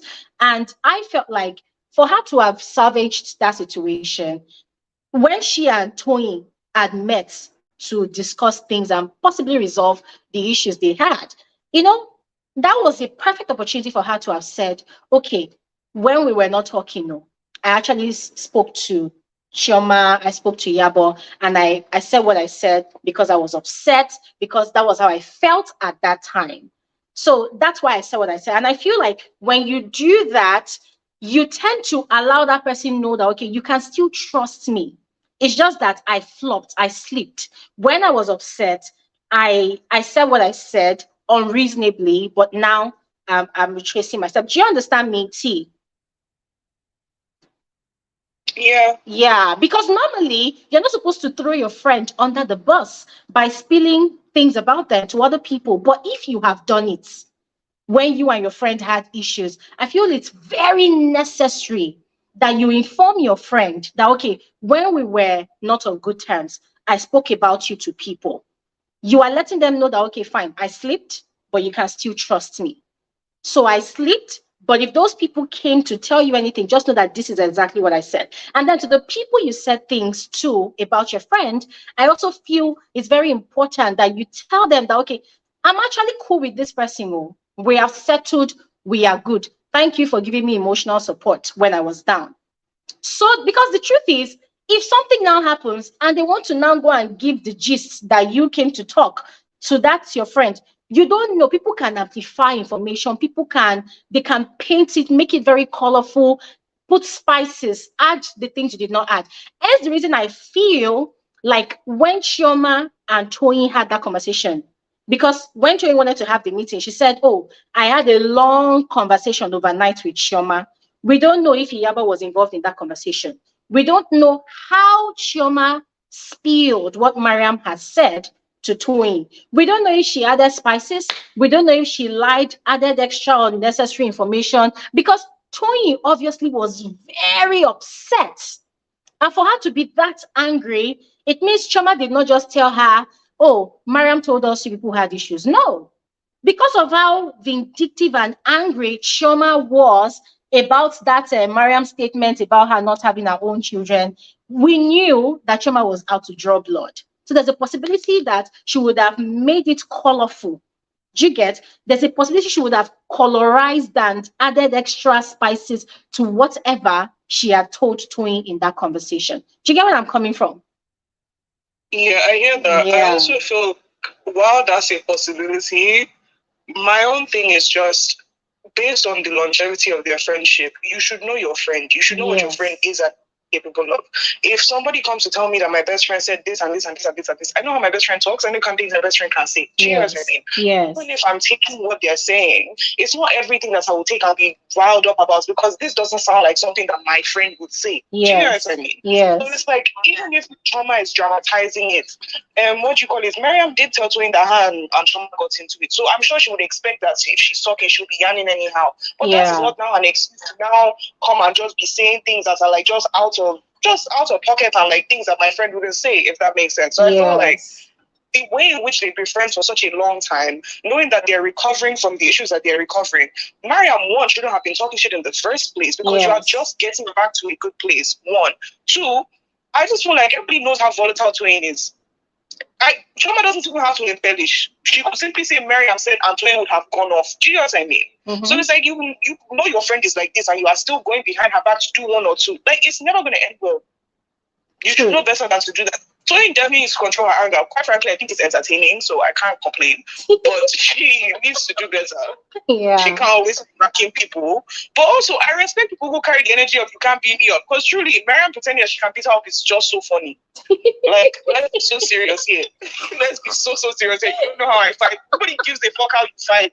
Sorry. You can't deck her even if you wanted to. If you like, go and take steroids. It's not going to happen. So, like, all of this, I can say what I want because you can't deck me. They can. So I just feel like she shouldn't be going around and doing these things. It also is just upsetting because, like, Mariam she's tap dancing to be accepted by these girls, because last season they were little girling her. They were making her seem like she was de facto. And I think this season she came back with the vengeance and it's like, I'm one of the big girls. I'm part of this cast for real type vibes. But when they introduced Mariam to me last season, I thought she was a friend of the housewife, not an actual housewife, if I'm being honest. So it's like now she's going out of her way to prove that she's these women's peers, but they don't view her like that. And you can see from the way they talk about her, you can see from the way they interact with her. They don't laugh with Mariam, they laugh at her. So she's trying to tap dance and enter Iyabo and Chioma and all these people's good graces so that she can feel like one of them. But they will never view her as one of them. They treat her like a pet. So all of this, I'm big, I'm bad, I'm one of you. You have now gone to go and dog out the only friend you actually have in this group. For what? Very sad. Very sad. All right. Thank you so much, T. I'm going to quickly run back to YouTube. There are quite a number of people that wants to share. Let's speak with Chiamaka. Virgo is back to give us 1 or 2 cents. There's also beloved Bella. Sadly, I can't drop the line, but ladies, please exercise patience. Bear with me. Let the people in front just quickly speak. All right. Okay. So let's go with Chiamaka first. Hi, Chi. Hi. First of all, this is the very first time I'm speaking, here.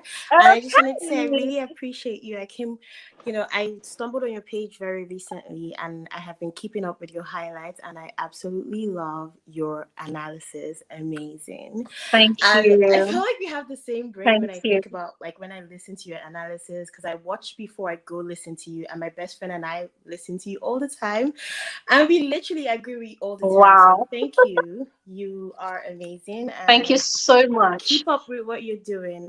I really wish like you soar as much as you desire. Okay, so about the show, I just want to comment on the last episode, not everything, but I share exactly the same sentiment. I just really felt really bad the way Toyin and Mariam kind of fell off. It was just sad because they are the true friends. Like the rest of them just kind of met themselves in the show, but like you guys actually have a friendship outside the show. Was it really worth losing it for these people? I get it. Mariam struggles to be like the rest of the women. They're classy. Let's be honest, Mariam is not the best. And so it's like, was it really worth losing it all? And also, I just wanted to point something out. The last thing I wanted to point out was Toyin. I kind of really liked her this season. I really, really was connecting. But this fight was a massive disconnect with her character. Because it's like, I now started to deep that in the last show too, you know, Laura was a menace, annoying, but you Mm-hmm. also really fell out with your friend publicly. And this is a friend you've known for a long time. I mean, there was this part where Laura was crying. I was like, even you, Tony, I expected you. And she was crying. And I mean, Laura has her issues, but if you really think about it, she expected more from Toyin, and Toyin didn't deliver. I Yes. don't care, but we don't know the dynamic of their friendship, and it was a big disappointment to Laura, especially when it came to Yes. Toyin. She was like, yeah, show aside, you are my friend, you should have pulled up at least, like, even if it's to play blind, you know, I'm not seeing what's happening, even if you obviously you know Laura was wrong, but like, your friend expected more from you and you couldn't give that. True. And this time again, it's like your friend why are you falling out with your actual friends in front of these women? I feel like if I was Tony, how I would have handled that situation was to call Mariam to the side. If we're gonna scream, if we're gonna fight, like, it's not gonna be in front of these women. Like, we're gonna do it. Except she doesn't care. And it's like, you now start to go back and be like, Tony hasn't really been a good friend. Like, I mean, in the confessional, she was laughing at the raccoon comment, called her a crackhead. I don't like Mariam. I really don't. But it's like, I don't care. You guys have a friendship. And it just speaks to your character, how you publicly fall out with your friends. I've fallen out with a number of friends, but up to today, not a lot of people know what happened. But we know now. We are not cool. I just feel like she should have called her to the side, and it just speaks to her character, and it's disappointing. Yes. So yeah, the rest, Chioma share the same sentiments with you. She's a follow. It's so irritating to watch. And I really, really had high hopes for her character, because I see her on social media. I really had high hopes for her character. And also, she's like a single woman, expected more from her. Disappointing. Iyabo, I share the same sentiment with everyone who speaks here. Like, what is it with that woman? Like, who are you? Like, if we actually, not being rude, but who are you? Like, why? Just, it's so high school, and I'm happy everybody sees the same thing, but it's just sad because I think it would still fly over her head in real life. I don't think anyone will bring her to the books. I don't think she's that self-reflective that she would ever, nothing would ever make that woman think other than how she thinks. It's sad, whatever. It's meant for the people in her life to deal with, but I'd never see her coming to a point of, you know, introspection and be like, yeah, okay, I'm sorry. It's never gonna happen. It's who she is. Disappointing. She believes she's always right. And I absolutely miss Caroline. Love her, miss her. But then Tanya, she's so disappointed. I expected so much more from her. She was so pretty. I thought she would bring, like, you know, the more vibe, but she's giving dumb blonde, and I hate to say that, but it's like, why are you proving the stereotype right? Like, why just being annoying? Yeah. And last person, love Laura this time, but I feel like somebody said it previously that she should talk. Like, I hope she said to Iyabo's face that she's foolish, because okay, yeah, we get it, like, you're trying to redeem your image, but now don't do it too much where you have no image left. So that is exactly Laura. Yeah. And then who else? That I think that is all the people.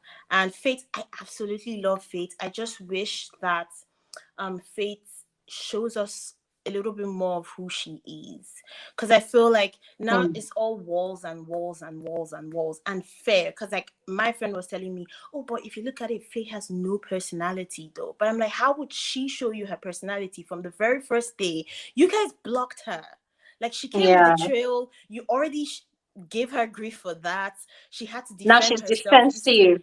Exactly. So, like, don't blame her that she's showing, like, she's very guarded up in the entire show, because she's never really been given a chance to show us who she is. And now she's, like, trying to protect herself. So that is about that. And yeah, that is all I have to say. Tony, I really am disappointed. Mariam, my advice to Mariam is that she should not show up in the next show. Like, she should just give it a rest, because it's embarrassing. And I feel like, yeah, this show is doing great and all, but, like, think about the bigger picture. Like, don't ruin yourself because of this show. Like, it's good, but you have a real life. You have a daughter who's so beautiful. You need to be a role model in your life. Like, it is such a bad look. And I feel like she just isn't smart in maneuvering situations. And I don't know how she's a publicist, because she just doesn't know how to handle situations. So this show is not for her. Redeem the little image you have left and go on. Like, have you seen her comment section? It's embarrassing. Like, everyone is insulting her in every picture. They've been insulting her from day one. Exactly. This is going to mess up with her self-esteem. Is it worth it? Like, she's bad. She needs to go to therapy, figure it out. So yeah, I'm sorry for taking so much time, but that is my analysis. And it was great to talk to you. All right. Thank you so much. No problem. Thank you. Bye. Bye. Thank you so much, Chiamaka. Thank you so much. And my regards to your friend. Thank you guys so much for your support. Thank you very much. All right. We're going to quickly move on to Free. Hi, Free. Hello. Is Free there? Okay. So I think she's not close to our device right now. We're going to quickly move on to Virgo energy. And then when Free comes back, she'll speak. Yes. Hi, Virgo.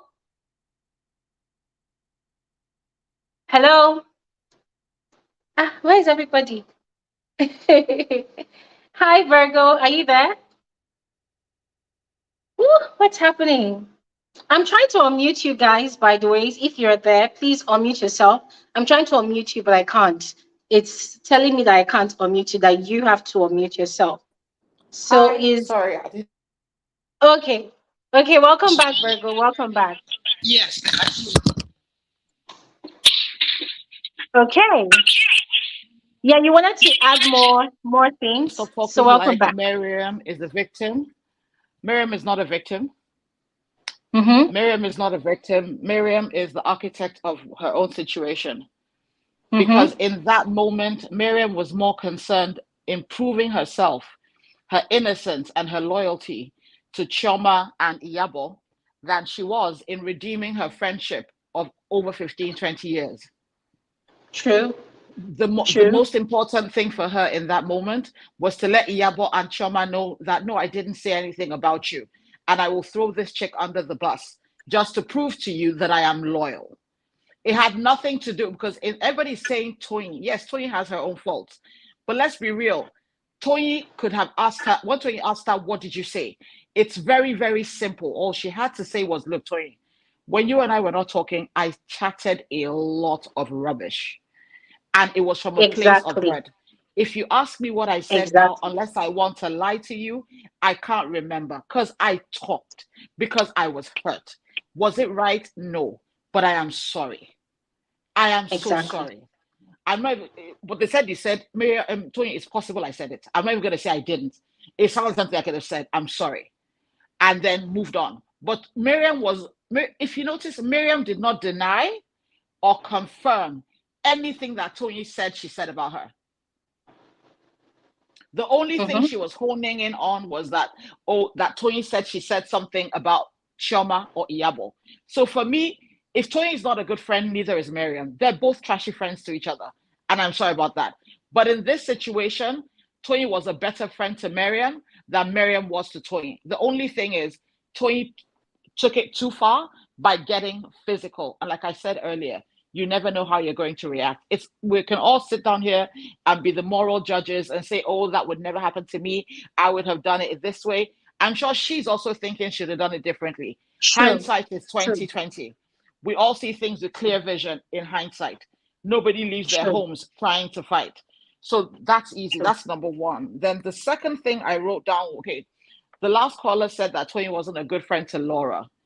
Laura wasn't a good friend to Toyin.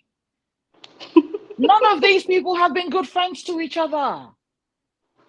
Because you, as my friend that I'm defending, let's not get it twisted. Toyin was defending Laura a lot last season, in spite of Laura's trash.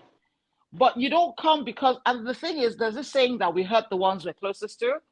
I think Laura felt more comfortable being nasty to Toyin in public than she was with the other ladies, because in her mind it was, Toyin's my guy, she'll understand. But there's only so much you will understand. The reason why they fell out was Laura was nasty to her at the table. And that was when Toyin said, you know what, since you don't want me to say anything, you go. Do you? True. Laura was a mess last season. Laura was a mess. But this season, Laura and Toyin are doing good. And they came to that agreement that, okay, you know what, we're good. We will talk to each other first before we do anything. Yes. I agree with you, Toyin. But the thing is, yes, what's it called? But then Toyin, what's her face? Mariam's comments about Toyin in the confessional are not nice either. That's what I'm trying to say. There's no victim, there's no villain, there's no valor out of the two of them. They're both not good friends to each other. That's what I'm saying. My thing is that it's not one person over the other. It's both of them not being friends. And let me explain something to you. They record their confessionals after the show is over. The show is done before they record the confessionals. That's how it's done in Real Housewives. Yes, they record. The show is completely done, or they'll do like 6 episodes, or do you understand? But this is a really short, they don't have like 25 episodes. So the show is done, then they will now show them what this person said. So everything has happened. So by the time they were recording the confessionals, they had already had this fight. If you notice, they were both coming for each other in a different way in their confessionals. Yeah, they kind of sober. They were both coming for each other. So the fight had already happened. The fight had already happened. So for me, it's like this whole thing about one person being a good friend, one person not being a good friend. Nobody on this show are good friends with each other. Even Laura's pacifist attitude with Faith is not being a good friend. It gives follower and I want to be vibes. If Faith does something to you that you don't like, I like Faith, but there are situations I'm like, Faith, you could have done better there. And it is true. Faith has not shown us a personality. The only thing we've seen is that she's a good mom and she knows how to handle tense situations. Faith has brought nothing to the show outside of that. Am I team Faith? Always, all day. I'm still team Faith because I like her. Do you understand? But the truth of the matter is that none of them is doing anything, which is why none of them have a storyline. None of them have a storyline. And that's the just flow with the tide. Yeah. So this whole Toyin, it was going, but the thing is why I don't feel sorry for Mariam in particular is because Mariam, the same thing that Chioma and Iyabo did to Mariam and Toyin, Mariam was trying to do it to Laura and Faith. Just 3 episodes ago. Mariam was trying to do it to Laura and Faith. She was going back to Faith to tell her things that she was going back to Laura to tell her things about Faith. If she could do that so blatantly on the camera and recalling Laura stupid for not listening to her, imagine what she has been saying about her so-called friend, that she actually knows her gist to other people, because just by seeing how badly she wanted to prove her loyalty to Iyabo and Chioma, that she was willing to call her close friend a liar and say all that. That lets you know that she said a lot to get in their good graces. She said a lot.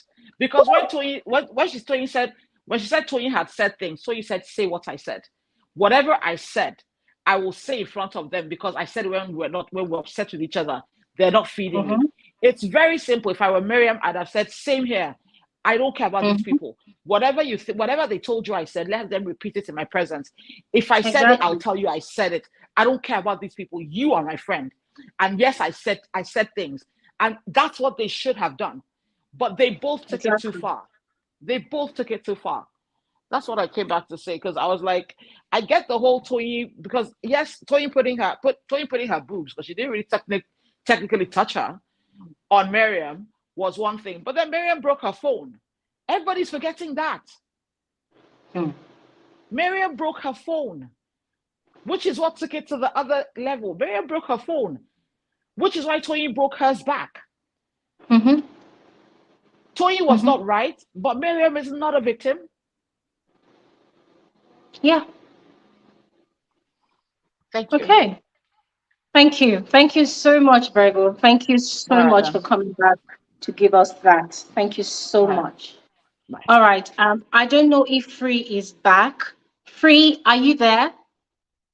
If you're there, can you unmute your mic? Let's hear you. Okay, I doubt if she's back. Okay, we're gonna speak to Bella and we'll see again if Free is back. Hi Bella. Hi Bella. Are you there? Hello Bella. Welcome back. Bella, are you there?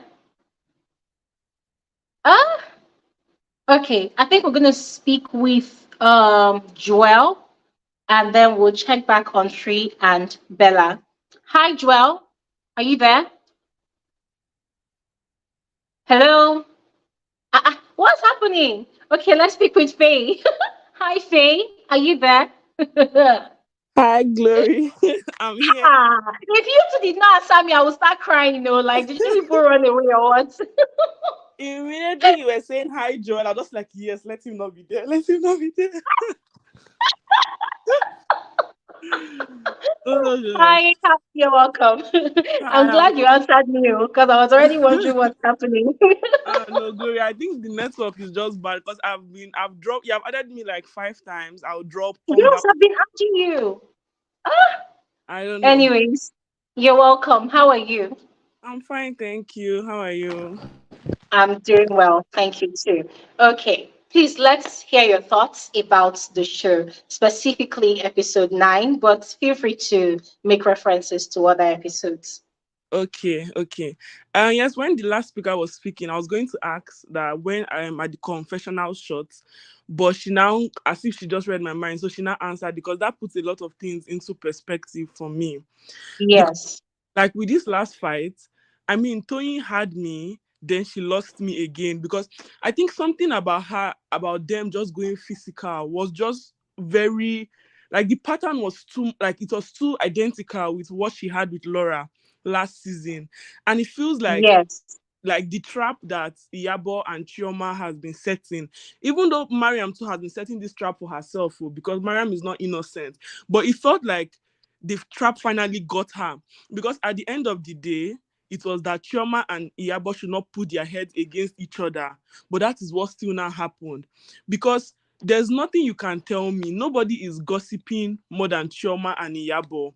Like it can, if a fly on the wall or when they are talking, imagine what they say.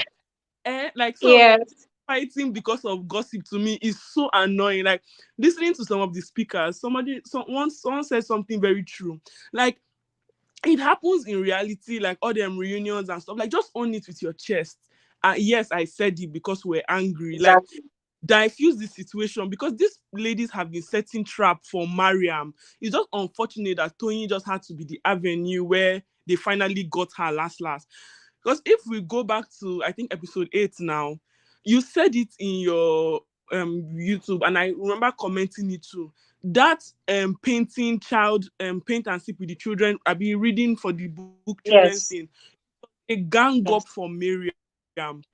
See the way they brought it out. The way It was they already brought out brewing from there. exactly there's this if you like the energy between and yeah, there's how they looked at each other. They thought it would be something where they caught Mariam. What she did not pay for drink, she said she paid for. I had to start double down in and now take the work up and go like so. Yes, that one has been long coming because even when you notice it, they also went to meet Laura to do. Ah, Faye's network was really bad. I could barely hear her before she dropped off. Faye, please, if you can come back, please come back. You are making so much sense. Please come back. Okay, Free, are you there? Just checking in on Free again. Free, are you there? If you're there, please unmute. Let's hear you. Okay, I guess Free is still not back. Okay, we'll wait for her to come back. We'll speak with someone else. Joel, are you there? Not there as well. Okay, let's speak with Jenny. Hi, Jenny. Hello, good Hello. evening. Hi, Can Jenny. you Good hear me? evening. I can Can hear you hear you. me? Hello. Okay, I can hear you. Okay, Jenny. Hi. How are you? I'm good. How you doing? I'm doing fine as well. Thank you very much. Okay. Let's hear your thoughts about the episode 9 of the show. Okay, I've been trying to join your live stream for a while. I've not been work busy. Happy that I'm free this Saturday. Funny Wow. enough, I Thanks just for watched joining. this. I've been following up on Real Housewives via your channel because of the yesterday fight. I had to watch from episode 1 till 9. On the Are normal, I you just serious? yes, I follow up from you and it's okay. So, but from what I've seen, I Yeah. don't think anybody actually planned for Toyin and Miriam. The truth is, Miriam talks too much. That's the thing. She talks way too Mm-hmm. much. I don't even know how she does her job. She talks too much. Like, and Toyin was right. Hmm. You Can sometimes you you hear me forget what now? you say. You start mixing words. And Toyin, I get it. You can get angry and you want to start throwing hand, but there's no that was too low. Now for Miriam, the issue I had with her is from season one. I understand season one we're not taking her serious. Me myself, I wasn't taking her serious. I was just like so I season two she came out with maybe in her head she wants to give us content, she wants to give us something to talk about, but this is not the way to go about it. Mm-hmm. Why are you policing people's friendship up and down? What is your business? You came for Miriam and sorry, you came for Aurora and Faith. It's none of your business. It's like you're not a friend to Aurora, so why are you so invested?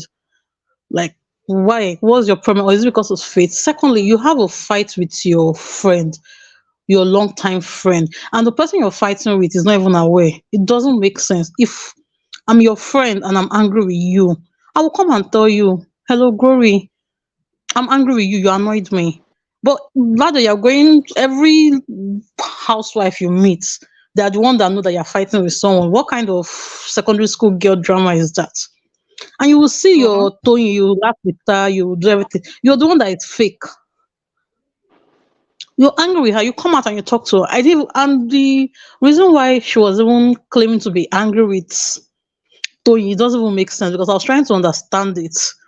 She said you're not to be trusted. You ask her why. Why will you say something like that? Like, what's up with the whole? Why do they have to escalate it? And I'm like, I'm still going to say, see, if I was a housewife and you say something to me that I don't like, I don't care what people think. Or people might be saying, oh, she didn't mean it that way. That's their own business. But to me, if I don't like it, babe, I will dig the ground for you to enter. And if you're stupid like Miriam, you enter that ground. Because that is just a trauma is I don't know if she's that kind of person that doesn't forgive. I don't want to judge her, but what we're saying, she's this kind of person. If you hurt her, she will come all out for you. That's the way I'm saying her. And she was hot, I understand. She carried it, she held it, she was ready. But Miriam, like when I'm fighting with someone, it's normal. One person will have sense, the other person will be doing gra gra gra. It's not by mouth, it's not by jumping up and down. There's some people that they know how to set trap. Like they will set it well for you. You'll still be jumping, prancing, thinking like, oh, you have everything. And before you know, you fall into it. That's what she did. You talk too much. You are jumping, you're everywhere. And I know Faith mentioned something you drink and you start misbehaving. I don't know. Does she have alcohol issue? Because it doesn't make sense. You are everywhere. Strategize. It's not all the time you have to talk. Okay, now you claim to be a PR. For every fight she has had, the reason why you're hearing is, I have your files, I have your files. You too, Miriam, you too, you have your own dirty files. Because if I can remember in season one, when they were playing that um is it drink game? If you've done this drink or something like that. They talk about threesome, you drank. They talk about kiss a girl, you drank. They talk about married man sleeping with this, you drank. Like you two, you have a dirty past. So is that why you're so interested in everybody's case? You want everybody to be like you or something? You have something shoddy because even watching that game in season one, I was like, what kind of woman is this one? For every nonsense they said you were drinking. Now you're fighting with someone. The next thing, I have your files. You fought with Faith. I have your files. Like it just shows to me, oh, people that are calling her PR expert, she's jobless because if you have something you're doing with yourself, I don't think you go around asking, oh, where has this person slept with? Who is this person sleeping with? Who is this person going around with? Someone that should be doing that kind of thing should be Yabo because I really don't know what's going on in her life. They say she's an actress. I don't want to talk because before too many words will say we're coming for her career. But if it's Yabo that is doing that, no, is it true that if it's Iyabo that is doing that, then because I don't know what aside from the social media, like Oni said, aside from the social media drag she does every day, I don't know what else to associate with her. So now, if it's Iyabo that Okay. is doing all those things, I Hello, understand. Jenny. Can you hear Are me? you there? Yeah, I can hear you. Okay.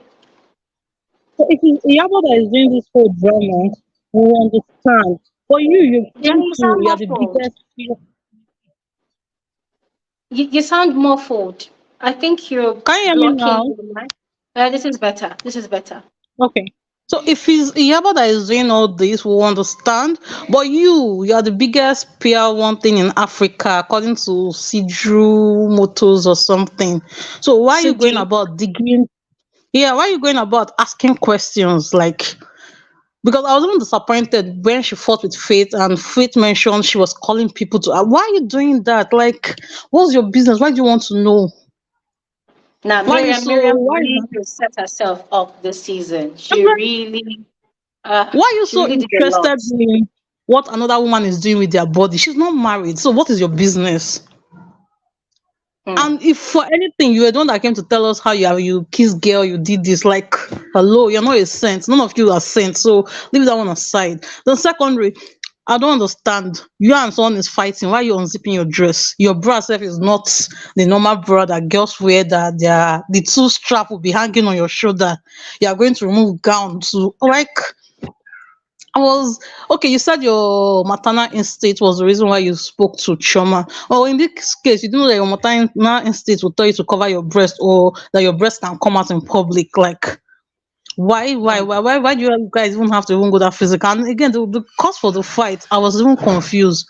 You said this, I did not say this. You're a liar, you're not a liar. Like, that's not even enough reason to throw punches, unless there's something they're not telling us Yeah. yet because this real housewife we were just saying bits and pieces but the cause of the fight like what we're arguing about is not unless Tony will claim okay I don't like people telling me shut up or something like that okay but the cause of the fight was just and Miriam was not coming from the fact of I hurt my friend please I'm sorry or something it was as if I am the one that is right you're the one that is wrong if you really care about the friendship nobody is right nobody is wrong the truth is the two of you said something and it happens. When I'm angry with my friend, I might just be, oh, that girl, she's fake. I treated her this, she treated me like this. It's normal. We talk, we're human beings. We're angry. But when we want to resolve, sorry, oh, I said ABC. I didn't meet them. I was just angry. Case closed. But Yeah, why do you have to keep just as you and a lot of other people have said, I agree with all of you that there's a lot more to that fight that meets the eyes. Let's not also yes, forget yes, that the show is edited. The exciting part most of the time is what is dished out to us. So I have a strong feeling that there's actually a lot more that was said that yes, possibly provoked both women to that level. yes. And hopefully during the reunion, in fact, God, this reunion, God help us. I feel like reunion should be showing us unseen clips. Last season's reunion, we did not see unseen clips. Huh?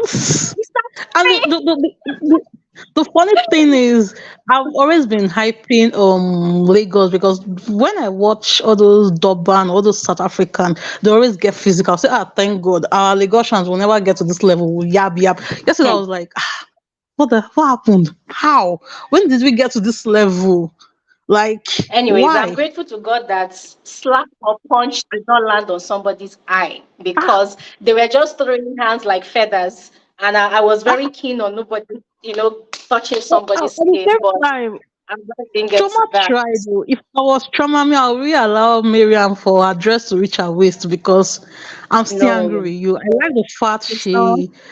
she held on to her, and but Iyabo, I was really disappointed in Iyabo. Like, people are fighting. What was that rubbish you did? What was "Don't touch me, I'm a Lagos girl"? I just wish someone had slapped her or something. Like, maybe the slap by No, mistake reach her face, no. because We don't even want by you're part of mistake slap. no, it's not nice. You're part of the whole drama. You're in the equation. Yes, I know. She and Choma, their gossiping is normal. See, if we are friends, the truth is we'll always talk about somebody. We might not mean Yeah, it in this person is useless, but we might just be, that one feels too much. And yeah. to me, I think maturity should be when we are not okay with each other. Things said should not be outside. It should just be between two of us. But everybody do your own thing. And Yeah. that's how life should be. Like, yes, friends fall out. But if you're my friend and we have a little fallout, and the next thing, what I am telling you or what I told you before is everywhere, then best believe you're never a friend. And Okay. Miriam looks like that kind of person that she will want to go around telling everybody, oh, this is what she said, this is what she said, this is what she said, because I get it. She wants to be among the it girls, like secondary school. Hmm.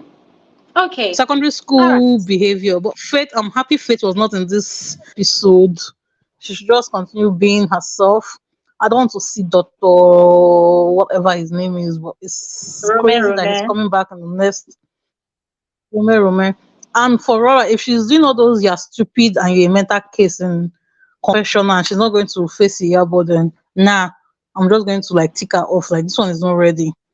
I don't want all those talk one thing in your confessional, then come to face and you're just looking at the person. No, we're not doing that. We're not doing that All this right, year. Jenny. All right, Jenny. We have to quickly Yeah. move because there are quite a number of people on Twitter and YouTube. But thank you so much. Thank you so much. I'm also really Okay. looking forward to the next episode. Thank you so much. All right, let's Okay. speak with Bella. I don't know if Bella is finally here. I'm here. Um, Can you hear me?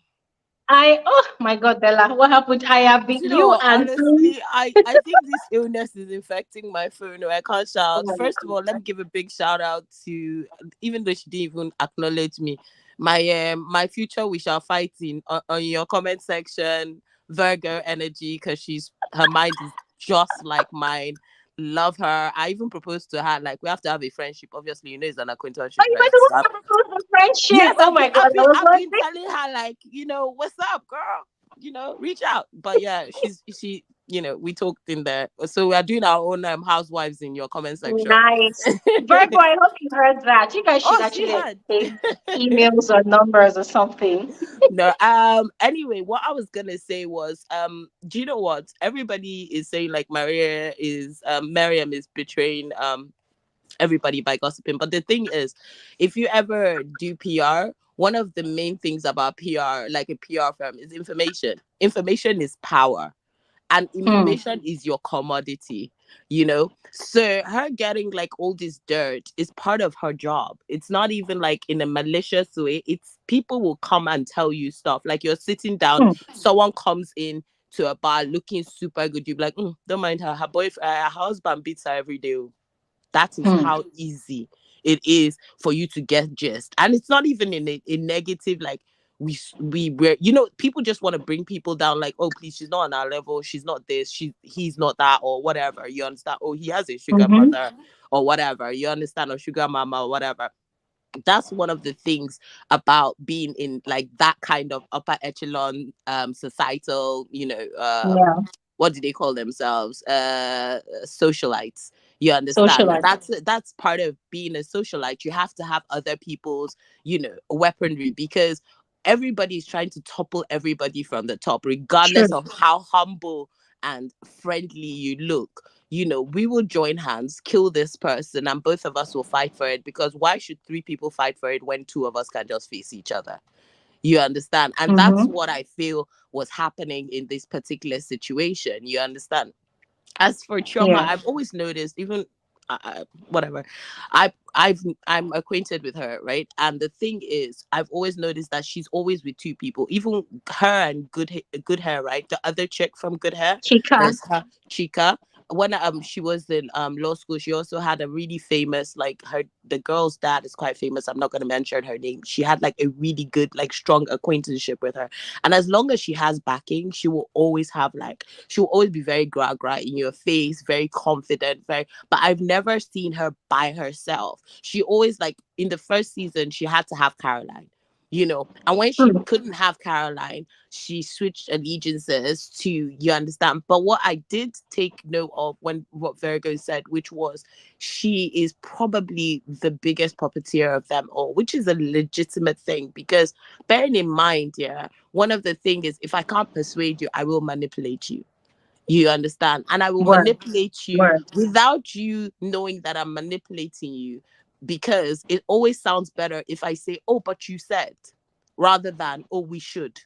Do you get what I mean? So that's how I feel the situation is actually playing out, because that's what I'm thinking. Like, why is it now looks more realistic that Iyabo is a figurehead, and then the grand dame of the whole Lagos Housewives is actually Chioma, which is very smart, because she's not taking any attacks. Even when you go into her Instagram, apart from like people not liking the Yabo, it's just like literally staining her, rather than everybody saying, well, she thought she did this. She's talking a lot of trash, but it still comes out that it's Yabo that is taking most of the flack. All our anger and everything is directed to her.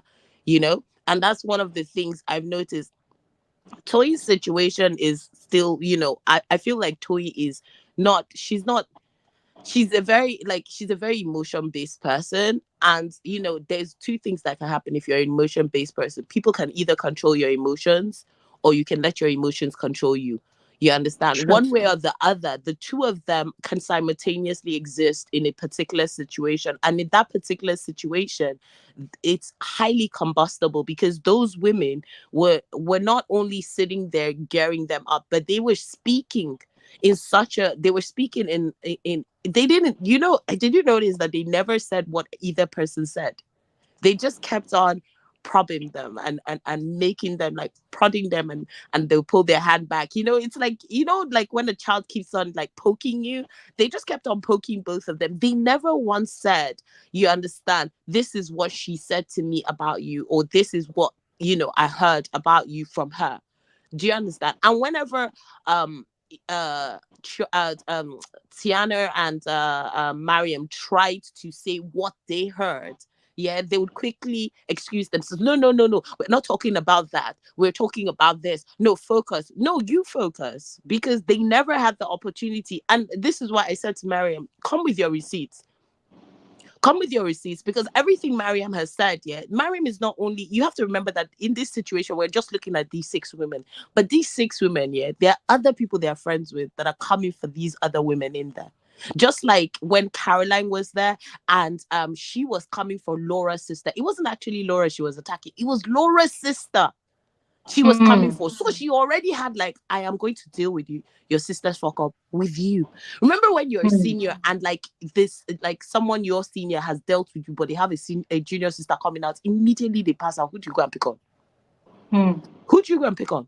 The younger sister, right? Because you want to get your lick back, and you want to get your pound of flesh.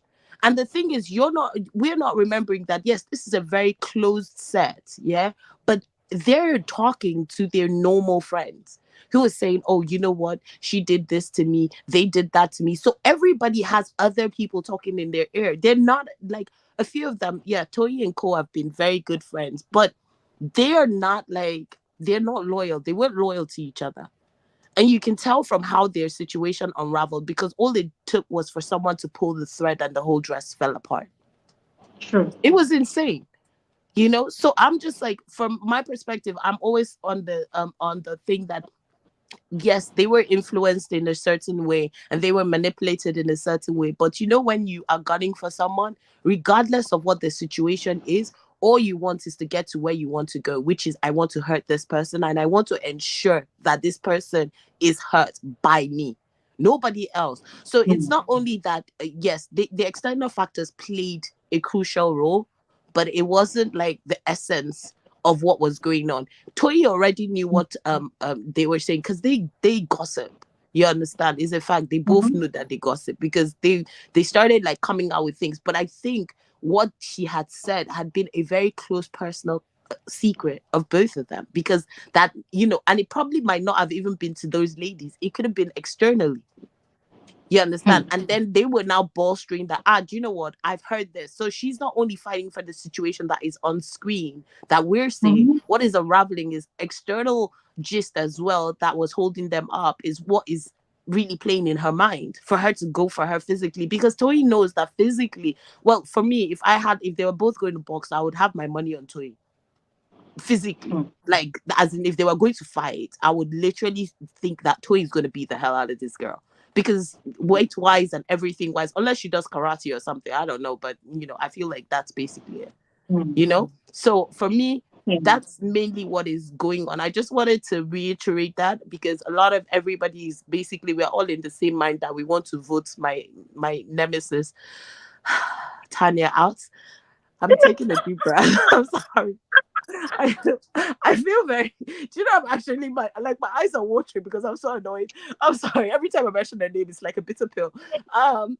But yeah, it's I'm just annoyed with her. But also, you know, Tanya's situation is I think it was Virgo that said that, yes, Tanya literally is trying to play that same game. So I told you it was a power play between all of them, innit? They're all power playing, like just trying to reach. Tanya is trying to prove her loyalty. You understand? And Mariam and Co were trying to, you know, outdo each other so that they would fall in line with Chioma's group. But unfortunately for Mariam, you know, Toy is the one that won that match. And Toy in the sense not of winning it physically, just winning it in the sense that, you know, she came out looking a lot better in that particular situation, because she wasn't naked. And she was fully clothed. Now I mean, look, the torching neck. Do you understand? I told you she was wearing, like, they were all wearing like trousers, and when they came with trousers, I knew that something was going down, you know, and it was really just sad for all of them. Anyway, Sha, let me leave because I'm sorry, I just had to mention that because I was, you know, me and what's her name? Virgo were debating whether to come back because we had to give other people space. I'm sorry. I'm done. I'm watching the whole thing to the end, so nobody can fault me. Ciao, bye. Thank you so much. Thank you so much. Oh my God. It's such a pleasure having you amazing people here. Thank you so much, Bella. And please get better soonest. Thank you. Free, tell me you're back from your vacation. Let me sing hallelujah. Is Free back? Free? Can Hey! you hear me? Jesus Christ. Free? Where did Can you you travel hear to? me? Yeah. We've been Hello, looking for Free, can you hear you. me? I can hear you. Can you hear me? Oh, finally. Ah, ah. I've been What happened? shouting, like, even when you were saying, "Oh, Free, are you there? Free, are you there?" I don't know why I can't see the mute button. I can't see the usual buttons that I always see to mute and unmute. It's not on my screen. It's not showing on my screen. So when you were Oh, saying it's Free there, I was literally screaming my head off. I'm here like a mad woman. And you were not hearing me. I was very frustrated. so I had to sorry. leave and But join again. How you doing I'm happy now? you're here. I'm good. How are Oh my you? god, this episode was, oh my god, it was really something. I was just speechless. Even after watching it, after the Hmm. episode ended, I just sat in silence. I was just asking myself, like, what did I just watch? I'm telling you, like, no kidding. After it ended, I just sat in silence, just dropped my phone. I was trying to process what I just watched. I Oh had my to, God. after a few minutes, I had to go back and rewatch how everything started, how they got there for the conversation, and how everything Hmm. deteriorated to that point. And I was just really, really irritated. And I think whenever I was speaking about Real Housewives of Lagos, I've always made it clear that Miriam is one of my least favorite people. I cannot stand Miriam, to be very, very honest. Like right from season one, and I felt like this season she realized that in season one she was more like an extra character, if I can say that. She was just like an extra. Yes. She came into the show really late and she wasn't really having all that drama and all of that. That's why she was trying to force drama where there was none. Going to the Hmm. reunion, trying to pick a fight with Caroline. That was just so random. Like, where is that coming from? Like, she was doing the most. So I think this season she came with the main character syndrome, like, oh, I'm going to be the main girl, I'm going to make sure that all the buzz is about me, just the way Laura was doing last season. I don't know if she was doing it on purpose or not, but I feel like that's what Mariam is trying to do. She's trying to make all the drama about her. She's trying to be the main character of the show, but she's going about it the wrong way. That's why till today I will always, always love and respect Caroline, because I don't think I ever remembered when Caroline ever forced drama or tried to act out of character just so people can be talking about her, just to keep that buzz on her, because she is the show. Like, she's the main character. When you're a queen, you don't need to try too hard. The buzz is around you. You don't need to go out of your way to be doing all those things. So Mariam, this season for me, she has been a lot, like, talking behind people's back, and just, she's the first person to always say, oh, this is fake, this is fake. And I'm like, Mariam, what's up? Like, don't you have another vocabulary in your dictionary? She's always using fakery, fake, fakery, fake, fake. And she talks really, really fast.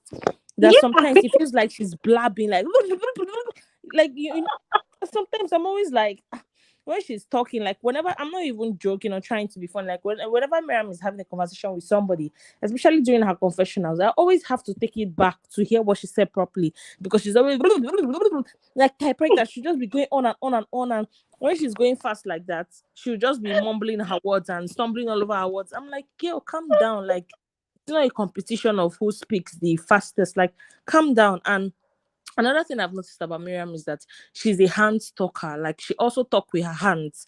When she's talking, she's gesticulating. She'll be putting her hand all over your face, like, trying to. She's always like, I don't know. Yeah, exactly. When Glory, Chioma said, "Take your you're hands not off my nice. face," she was You're like, not "That's how I nice. talk," and she was still doing it. Yeah, that's.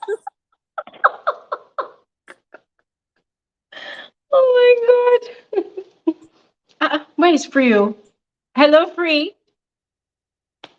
Hey, Free, are you there? We can't hear you anymore.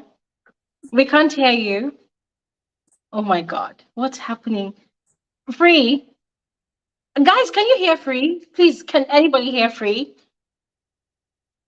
Guys, can you all hear Free? If you can hear Free, please give me a thumbs up. No. Free?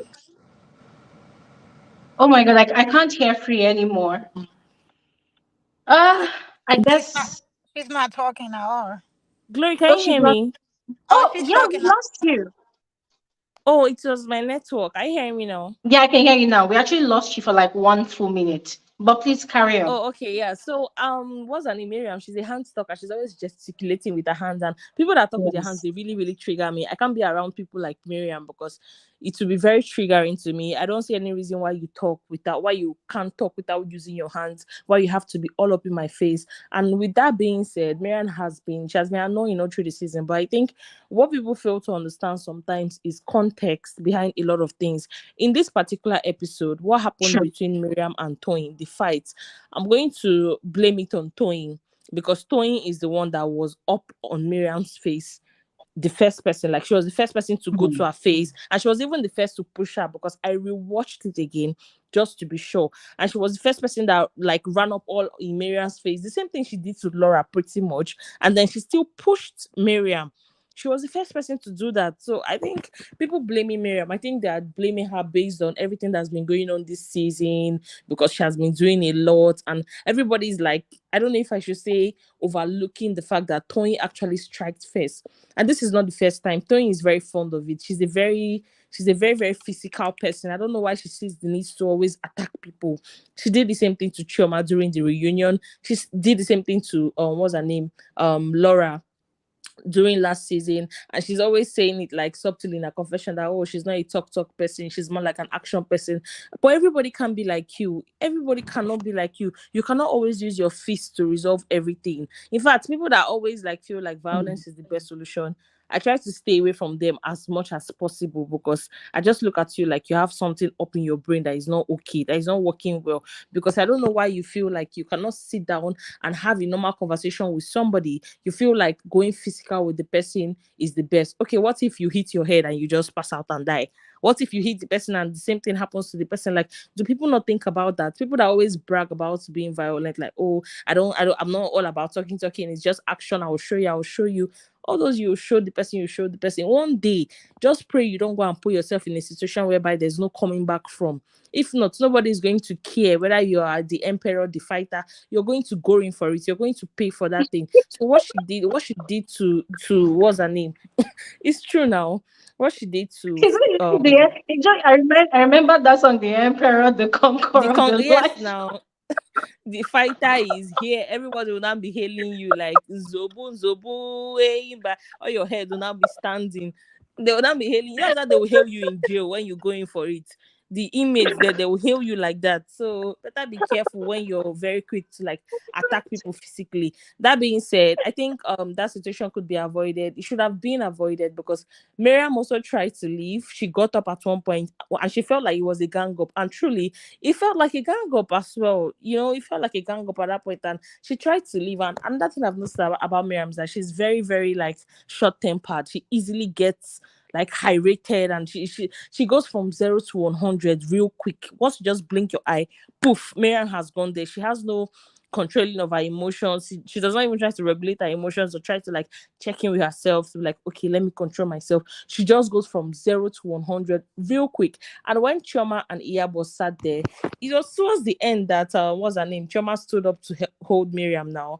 I don't know why people are saying, oh, Chioma was nice. Or it was towards the end, and that was because Mariam's clothes came off.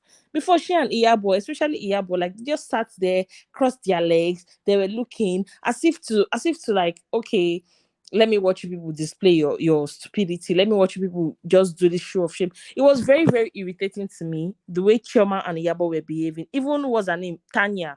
That one, she's an airhead, like you call her. She's just a cushion on that show. Like, honestly, she's just a cushion. So I don't even want to address her. To me, she's not there. She's not there at all. It was only Chioma and Iyabo that were the only other people that were there.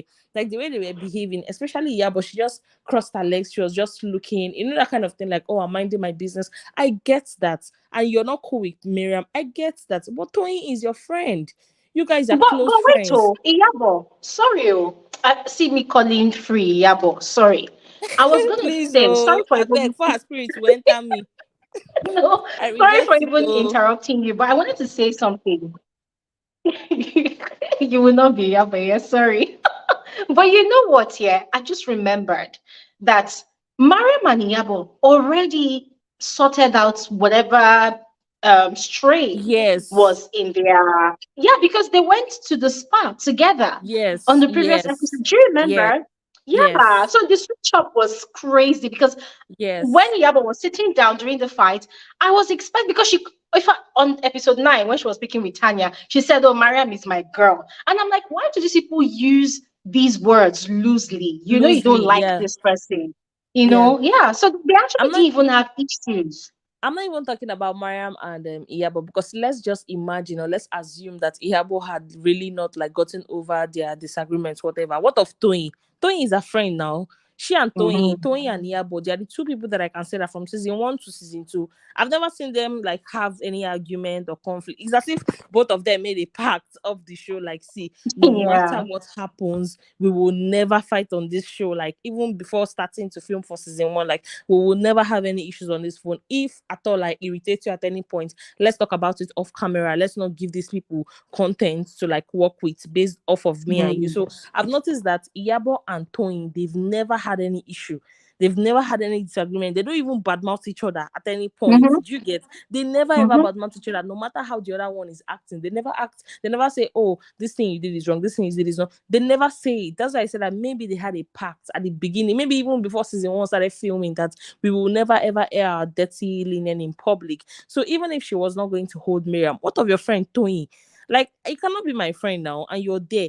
Me and somebody were having issues. Okay, yes, I'm the one that started the issues, fine and good, but you're not going to just sit there, cross your leg the way she was doing, like a high school girl, like all these high school mean girls, just cross your leg, watching entertainment. Oh, you guys should keep killing yourselves. The only thing remaining was for her to just grab popcorn. That was the only thing remaining. She just crossed her leg. She was just looking. Oh, don't touch me. Like, what was that? I don't even understand. In fact, Chioma as a whole this season, I've just been looking at her, like, even whenever she's talking during her call, I would just be like, is this really Chioma? oh my God, like, is this really her? Like, is this her real self unfolding, or she has always been that way and we just didn't see it based on the fact that Caroline was in the picture and there were a lot of things going on at the same time? Because the way she acts this season is very surprising. She acts like a typical mean girl. She acts like all this, I don't know the word to use, especially at that event where they had the kiddies event where she was all up in Miriam says, oh, she didn't support Yeah. you. Oh, she didn't. I'm like, She didn't, like, oh you're my God. secondary school.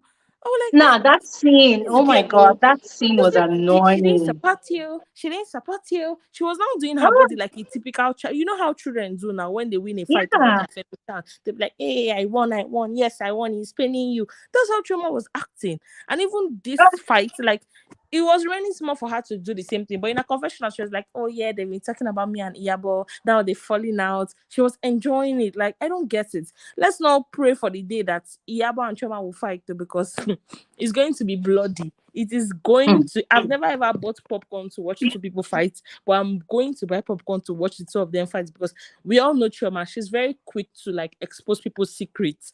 I Whenever you have swear, a our ears will be disagreement with full. Chioma, yeah, whenever you have a disagreement with her, even her friends watching the show back, they should also be careful, because one pattern that Chioma has is that whenever she has issues with somebody, she's very, very quick to reveal the things that the person told her in private. You're like, oh, didn't you tell me this? Oh, didn't you? I'm like, I don't understand. Is this necessary? So even our friends watching the show, they should be very, very careful. Did she will have a conflict with Iyabo? I don't know if she will have the mind for it though, because she's obviously very scared of Iyabo. Forget the whole my big sister, my it's like she's petrified of Iyabo, like she worships her. And lastly, I just wanted to address Iyabo. What she was telling was her name, Tanya, that oh, when you come into a group, because they spoke about faith for a few minutes, that when you come into a Yeah. group, you need to come in humble. And you know the scene that just replayed in my mind, she was saying that when Tanya came into the spa or wherever they met, can you remember? Do you Mm-hmm. remember how Tanya behaved? She almost lied down to greet Iyabo. She was like, oh, sorry, I'm late. Like, she almost laid down. Do you remember? Free. Do you know, I talked about that part that I felt like, initially she was greeting Yabo like, you're my bestie. Hi, bestie. Yes. She didn't even complete the bestie. And Yabo was Yeah. looking at her. I analyzed Iyabo that gave her part. the eye, like all those wicked stepmother. Do you know what someone said? Someone said, oh, Oh Glory, God. you're reading too much meaning into that. I'm like, I don't get. Like, isn't Oh worshipping my God, not again. somebody? Oh my No. God. Can you hear me? I can hear you. Carry on, please. Carry Okay, on. because it disappeared for a moment. Yeah, so that scene was really, really irritating to me. The way that Tanya, she almost laid down. She first came in, she wanted to like greet Iyabo the way she greets Chioma whenever they meet. But Iyabo gave her that eyes. You know that kind of eye that your mother gave you in public, and you just coordinate yourself without her saying anything. Iyabo just gave her that eye, and immediately she was like, oh, sorry. She wanted to lay down. That's what Iyabo wants from Faith, to be very honest. When she was saying all those things like, oh, when you come into a group, you need to come in humble, you need to like be humble and all of that. The image that Tanya was displaying, that was the only thing on my head Exactly. that Iyabo is expecting from Faith, and Faith is not doing that. So the thing is paining her, because let's think about it from episode 1 till now. What has Faith done to Iyabo? Nothing. The only thing she's been saying is that, oh, you need to come humble. Oh, you need to come humble. How has she been arrogant? I still don't get it. Like, how has she been arrogant? And I'm glad that people were even like calling her out on her page and all of that. Someone said that Chioma has been doing giveaways since the beginning of the show because She's she been knows doing that she's giveaway been. and charity. Oh my God, I saw that comment. I almost busted out. I almost busted out laughing on Twitter. Someone said, have you not noticed that Chioma has been doing giveaways since the beginning of the show? Let me tell you, once it's You too, getting you've to a few noticed. days to a new episode being released, she will start posting charity work Oh, you've and she will noticed. start saying, You've look at also me, I'm noticed busy. it. Huh? So you've also noticed it then? I've been saying it on my videos that why is she so overly passionate now about charity Oh, before? I don't even know. I didn't even know that to be true. I just saw the tweet because I don't go and check her page or anything. So I was It's just like, it was just true. very funny to me. I didn't know whether it was true or not. It was just very funny. Yeah. The person said it that. See, the two socials that she's very active, Snapchat and Instagram, she's been doing it. And then the previous episode, yeah, let me tell you this one is funny. The previous episode, when she had the fallout with Mariam, she knew she was in the wrong. Guess what? On Snapchat, she was like, look at me, I'm sick. Look at, I'm receiving drip. Oh, I was laughing like I wanted to go crazy. She was showing, oh my God, look at me, I've been so sick. Oh, look at me, I've been so sick. And then she will go to church, she'll be showing the pastor, amen. She'll not put the camera on her face, amen. I am victorious. I said, Chioma has turned to proper, she has turned to proper housewife. Because not seriously, Chioma Snapchat can be entertaining sometimes. Because last episode, she really made a mess of herself and people Oh were God. attacking her, dragging her. Come and see every day new content. She said I am victorious. No. On Sunday, I don't miss Chioma Snapchat on Sundays. She will go to church. She will sit in the Oh front row my beside God. pastor's side. She will now carry camera and be showing pastor. Pastor will be preaching, and all the insults that people have been insulting her. Maybe once or twice, she will now put the picture of the insult and say, "I do not subscribe to such beliefs. I serve a true and living God. God is my." Oh my God God. is my Sorry. fortress. God, Oh I my serve God. Jehovah this way. I say, hey.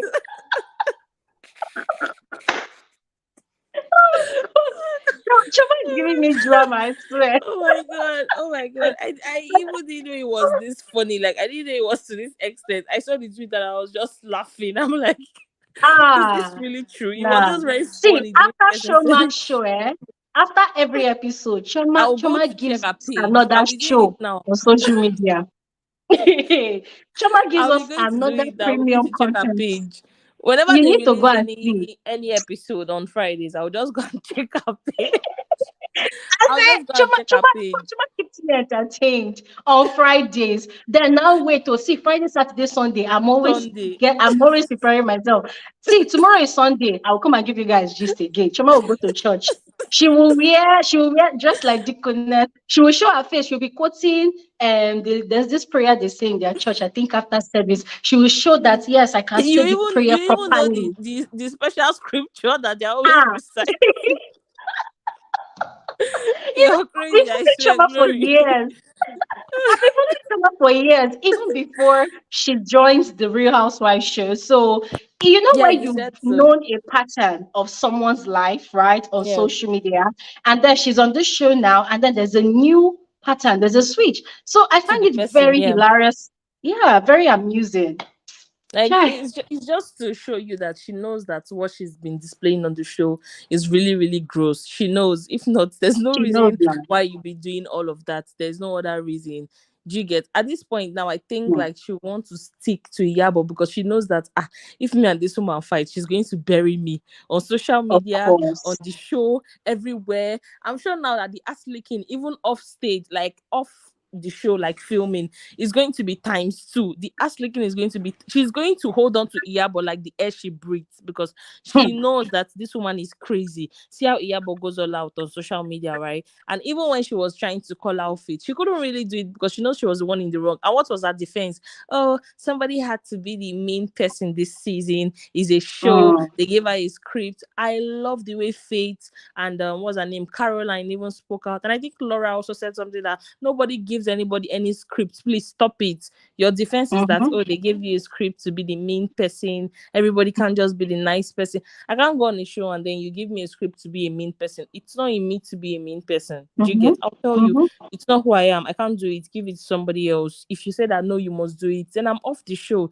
It's not by force. You're mean, you're mean. Say it with your full chest. And because she's proud rather, that same thing she's accusing Faith of is what she is. That's why she cannot be humble enough to apologize to Faith that, see, I was wrong the way I attacked you, the way I stepped all over your train, the way I've been treating you ever since you came into this group, saying that Faith and Burial, they have something in common. Imagine if it was Faith or somebody else that said that to Yabo. Yabo will never ever let it go.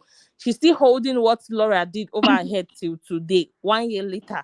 That Laura left her daughter's party on time. She's still holding it over Laura's head on till today. Then imagine that somebody has the audacity to tell Yabo that you and Burial, you people have something in common. Yabo will You never ever get? let it go. She will never ever let it go. But yet you say that to somebody and you're still acting, oh, you're right. You're still acting like, oh, the person is the one in the wrong. They don't call me humble. Every time that she wants to address Faith, what did this girl do to you? Oh, she's not humble. You need to come in humble. Come in humble, Bawo. You want her to be licking your ass the way Chioma and what's that other girl's name? And Tanya, the chair. You want her to be doing the same thing that the chair and Chioma they are doing. It's just very ridiculous to me. It's very, very ridiculous. So in this fight between Toyin, I hope they're able to settle. But I don't think they'll be able to come back from it. I don't think so. And according to what we saw last season, I think it was Toyin that introduced Faith. No, sorry, not Faith.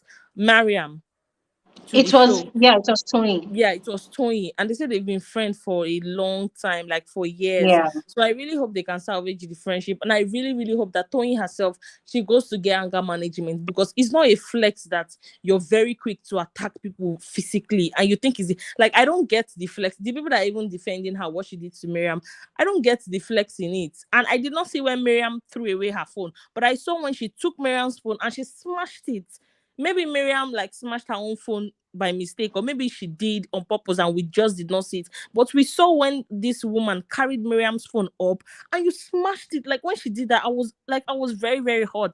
It really triggered me, because I've had that happen to me a couple of times. Like it really triggered me. Like, why would you do that? I will never ever just carry your phone and smash it. If maybe we're dragging or struggling and then the phone falls by mistake, it's another thing. But you will carry the person's phone up and you will smash it. That phone is more than, okay, let's say almost 1 million or more than, because I think that's like iPhone 14 or 13, all those high-end iPhone phones. And you do that. Like, I don't get the flex. The way she says it with so much pride that, oh, she's not a talk person, she's an action person. She'll just go. Like, what is the flex there? Like, you and your husband, both of you are street fighters.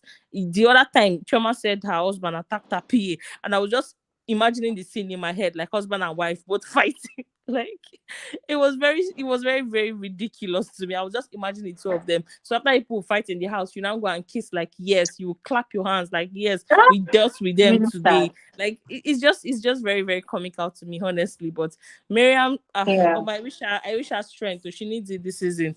She needs it. And Chioma, please, Chioma, I don't know what to say about Chioma. And one last thing, like what Chioma did to Mariam, even the last time in that kiddies event, I think Chioma was also trying to set Mariam up with the other ladies, because you were with Mariam at the club, according to what Mariam said. And you heard when Mariam paid, or you saw rather when she paid. And that was the same thing Mariam was saying. Like, I'm very surprised that Chioma is sitting here. And you see the way she just kept poker face. She just raised her nose up with her long eyelashes, like all these witches that used to fly at night. She just keep poker face. They were showing her the receipt. Even she said she now carried the phone. She was not looking at it. And I'm like, but this girl is saying that you were there. So why are you saying in your confessionals that, oh, you don't know anything about this drink situation? I'm very, very sure she said something to Tanya, because that one is a cheer. She would not just want to like go for somebody unprovoked. I'm very sure she said something to her. She would have told Tanya, oh, see, address Mariam one or two. And that one too, like the chair she is now. She wanted to try to start up drama where there was none. Thank you, Jerry. Thank you so much, Free. Oh God, Free. Thank you so much. You just reminded me of so many things. But thank you so much. Thank you so much for sharing your thoughts about the show. Thank you so much.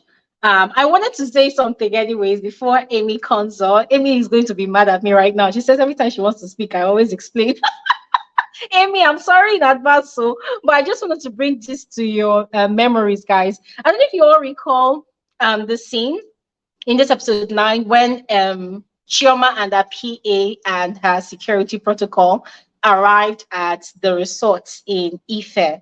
So when Toyin came out to receive them, I don't know if you all saw how the PA had to maintain a distance. The first thing that came to my mind was the reunion. We had all heard this gist that the PA, in the heat of the moment between Toyin and Chioma, that the PA had actually insulted Toyin's husband, and the husband that punched the PA. So oh Jesus.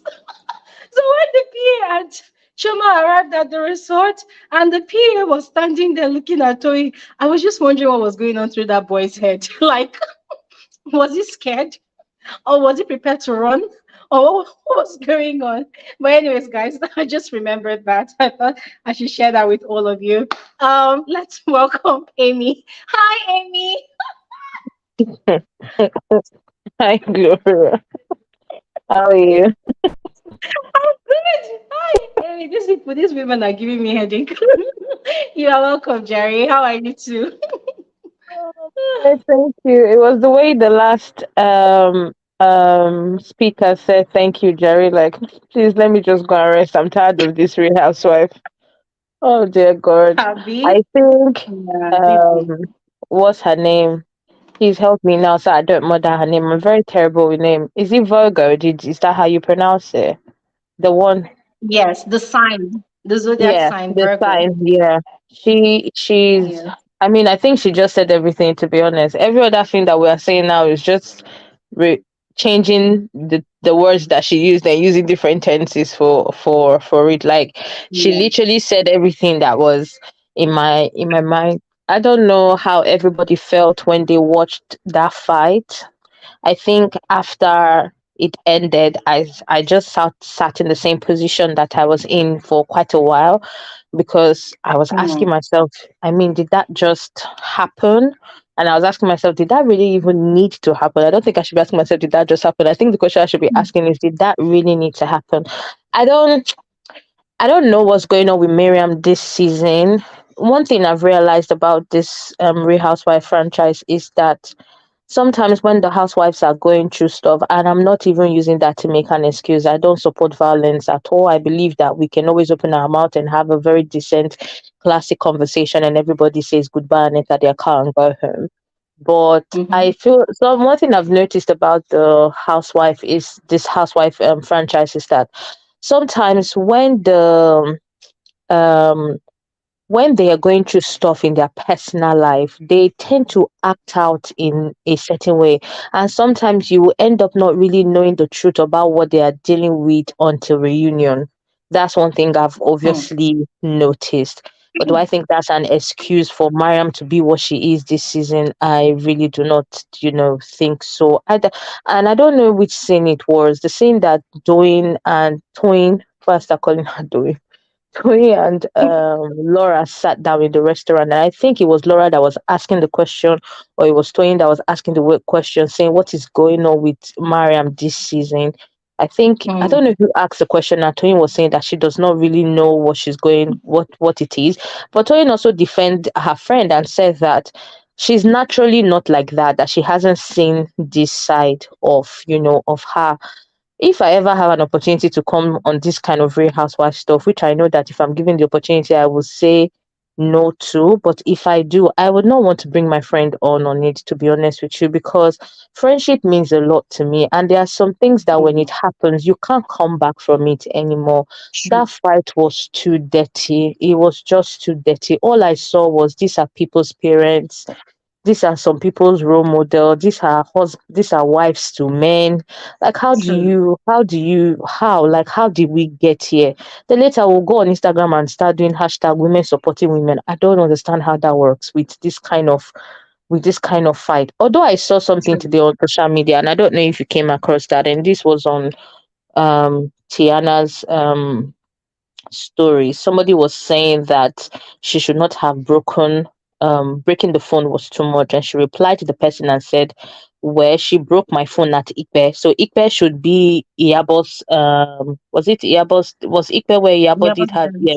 Yeah, so she said she broke my phone at Ikpe while she was uh-huh. fighting fate. While she was fighting fate, and she wasn't remorseful about it. So tell me a good reason why I shouldn't do the same back. They would just Oh, show wow. you, yeah, she said they would just show you people. I'm reading it from her page. They would just show you people have big story and you assume you know it all. I beg oh. So I mean, I guess it was a payback sort of situation because if she says that, that means she obviously knew what she was doing. That was the reason why she obviously broke Marian's phone. But I just felt that Mm, fight wasn't needed. I don't know what they wanted to do when they had that meeting. Was it intervention that they were planning to have? Was it really needed? I don't know. I just feel like that conversation wasn't needed. And when Mariam got up to leave, if I remember vividly, she did get up to leave, right? Why did she not just leave like that? Sometimes we are our own weapon that is fashioning against us, to be honest. Let's For be real. honest. Yeah, please. We are our own village people sometimes. Let's actually be honest. Because if she had left, all of this would have not happened. I still believe that Yes. she and Toyin would have been able to resolve things and not, get to this point, because I don't know. I mean, we've seen worse fights than this before. So on this Real Housewife franchise, and sometimes they kind of come back from it. I don't know if they're going to come back from this one, because Toyin looks like someone who keeps smileys, who takes things into her. Like she seems like someone that is quite unforgiving. That's how she looks like. She looks like someone that will forgive but never ever forget. And me, I always say to people, when you tell people I've forgiven you, I have not forgotten, they don't forgive. Just keep the thing in your mind, because there's no point to forgive and then you don't Yeah. forget. Just keep it in your mind. Don't forgive at all. And then I don't know, with Iyabo, Mm. like the other speaker said, I think I said this thing the last time. It's been a while I've been on your stuff, but I think the last time I said this thing, I think this Queen Mother stuff that they call her, I think it has created a persona for her in a way, and they constantly keep on calling her Queen Mother. And I don't know of what right is she married to royalty, or I don't know, because the thing is entering her head, and because it's entering her head, she expects some certain kind of respect from this True. housewife, and I don't get why she expects it, because I will always say this thing. I think it even became a definite for me when you were saying it constantly for the BBN that just finished of recent, and you said that as long as you are in Biggie's house, everybody is equal. And that falls Mm-hmm. on the same with this housewife. As long as you are in this franchise, everybody is Mm-hmm. equal. Yes, bank accounts might Mm-hmm. not be the same thing, but I'm sorry, but you are obviously bringing something to the table and to the entertainment industry. That's why they called you and pushed you there. So for you to Mm-hmm. think that people are supposed to treat you in a certain decorum, I don't understand why you think that they are. Yes, maybe you might be a bit older than them. I don't understand that thing, because that thing that Tanya was trying to do, or that she did, it didn't make sense to me. And like the lady said, yes, she's a Yoruba actress. She produced one or two English films, yes, but if we want to know who Iyabo is, the first thing that comes to our head is the Yoruba movies that she has literally acted. And even the new skit that she just brought now on YouTube, it's mostly Yoruba too that she's still speaking there. And when you look for her trouble, the Yoruba in her comes out very quickly than the English in her. So obviously that's what you know her to be. So the fact that she's expecting people to respect her in a certain, I mean, when you say you expect faith to come with humility, I think maybe I think sometimes when I watch these people, I'm not even trying to exaggerate. I really go and look at my phone and ask Google, please, what's the definition of humility? Probably maybe the definition I have in my head is totally different from what they have in their. How True. humble do you want faith to come? What exactly are you looking for? What is the hatred for? The hatred things that you can even smell it. She's not even hiding it. She's not pretending that I don't. When you say faith is not one of us, it seems like when you are in boarding school and there's a particular senior that constantly bullies you for no reason, and she will tell you Mm. the reason why I bully you is because if not because of the scholarship you use in coming into this school, you are not supposed to be in the caliber of rich men children like us. That's how it sounds. What do you mean by she's Okay. not one of us? I keep on saying this thing. As long as you are in this franchise, you are part of everybody, because they saw that Mm-hmm. you were something. That's why they brought you here. I don't know. I will keep on saying it. I think it's the Queen Mother thing that is really getting to Yabo, and it has gotten to her in a deep way. And I also got disappointed in that fight. Yabo did not just sit down. Yabo crossed her leg. She Mm. crossed the leg and sat. And there was a point that she was smiling. I went to look for that video again on social media this morning to zoom into it and look. I said, Iyabo really gave a smack on her face. For real. Okay, you say, and you said something in your review. I think like these socialites, they don't understand what friendship is. I think they just say it for the same sake. Does not Mm-hmm. necessarily mean that they understand the value or the definition of what friendship is, the contents of it. They don't get it. Because I Mm-hmm. mean, if someone is your friend, I don't know how you treat a friend like that. I think it's very quick for them to fly out that word. My girl, she's my girl, she's my babe. She's my girl, she's my babe. Exactly. But you treat her in a different way of she's my girl and she's my babe. Because me, if I value friendship, I don't have them a lot, and that's personally for my own preference. But the ones that I have that are my inner circles, that are my friends, I'm sorry, we argue, we do have argument, but we never have argument to the point that, if someone is outside and talking about my friend in a certain way, and I know my friend way more than what you're saying, I will stand up for my friend. I think that is me proving what friendship means. But these ones, they just say it out. She's my girl, she's my friend. Toyin designs your clothes, literally. Even your daughter, she would design your birthday photo shoot clothes for you, that of Priscilla too as well. Okay, let's say you and Mariam don't have a relationship, as you called her your girl, but you and Toyin has known each other before we ever knew anything Real Housewife of Lagos was ever going to come. What am I even saying? Toyin's son calls you his wife. Like, that's how close you guys are. I don't understand. That boy went to your man's place, Sir Polo's house, and videoed the entire house, entered the man's car. So, I mean, if you and Toyin don't have that relationship, I don't think the son will have that. Yes, it was on social media. It was on Toyin's page. The boy went everywhere. Yeah, it was. It was on social media. It was on Toyin's page. He entered Mr. Polo's car and everything, showed the house different way. It was a very nice review the boy did, because that boy, Tenor is quite a very funny kid. Like, he showed so many things. Yeah, and even I think Toyin at a point was saying to him that, oh, Mr. Polo has taken your wife away from you now. Iyabo is now with, I don't know if I think Auntie Yabo, or whatever she called her, is now with Mr. Polo and everything. And they laughed about it. So the friendship is outside of Real Housewife. Do you get? Amy, sorry. Like, they are that close. They are that close. I don't know. Am I the only person who saw that thing? I don't know, because I can't really read the comments now. Did anybody see that? Because it was on her page. It was there. It was on Toyin's page. It was on Toyin's page. It was there. I would try my best to. Yes. I would try my best to find it again on either Iyabo's page or Toyin's page, and I'll send it to you on Instagram. I will look for it tonight, because it was there. She posted it and everything, and whatnot. Even Iyabo made a statement and said, "Oh, Tenor, how many wives do you have?" Because what's this girl's name? Oh, I don't want to call her based on what people know as the one married to. I have to, because I don't really know her name. Is it Rosaline? Am I correct? It's Rosaline, the one that was married, the one that got married to Toto Decay's ex-husband. Yes, that one. Even Rosaline, yes. She's Tenor is her husband too as well. Like, they play that play. Do you understand? So there's a deeper relationship with Toyin and Iyabo. If we take Real Housewife out, they are close. This is not muse to designer relationship. They are really, really close.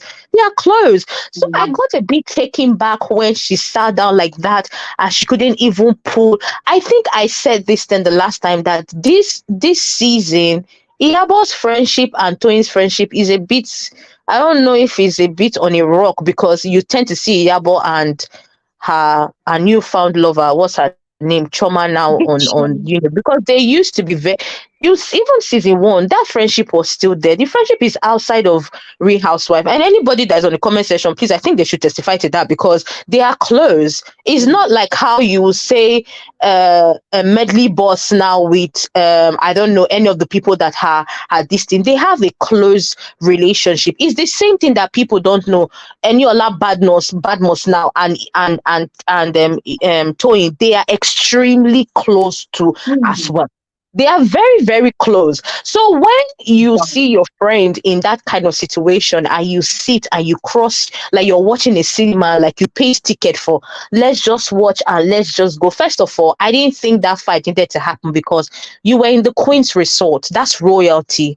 That's you now disrespecting. Exactly. That was you disrespecting your auntie, or I don't know the relation that you guys have in that kind of manner and form. It was wrong. It was totally wrong. It was not not needed. You disrespected the throne. I know I'm sounding a bit traditional, but it's the truth. She did disrespect the throne and everything. She shouldn't have done that. I think Mariam should have, when Mariam should lead, I think Toyin should not always think violence is always the next thing to go for. We should not always think like that. We should not, especially someone who is your friend. I mean, friendship, to get genuine ones is not easy, but when you do, we should tend to value. I was very disappointed with that fight. That fight took me.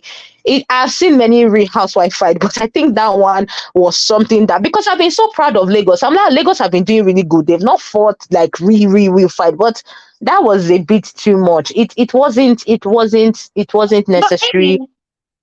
Amy, Mm, you see what's baffling me right now is mm, this. With the way this information you've given now, it's mm, shocking to me that I know that my friend has severe health challenges Challenges, yeah, and yeah. and will be going for surgery. And my friend has been consumed by anger and is engaging in Mm, such a fight. And I sit mm, down and wait for her neck to break. mm, And then mm, when her neck mm, breaks, I will not be the one that will be doing mother of the day. I'll call ambulance. mm, It's mm. ridiculous because It's that's what I'm thinking ridiculous. about right Yeah. now. Yeah, yeah, yeah, Uh, yeah.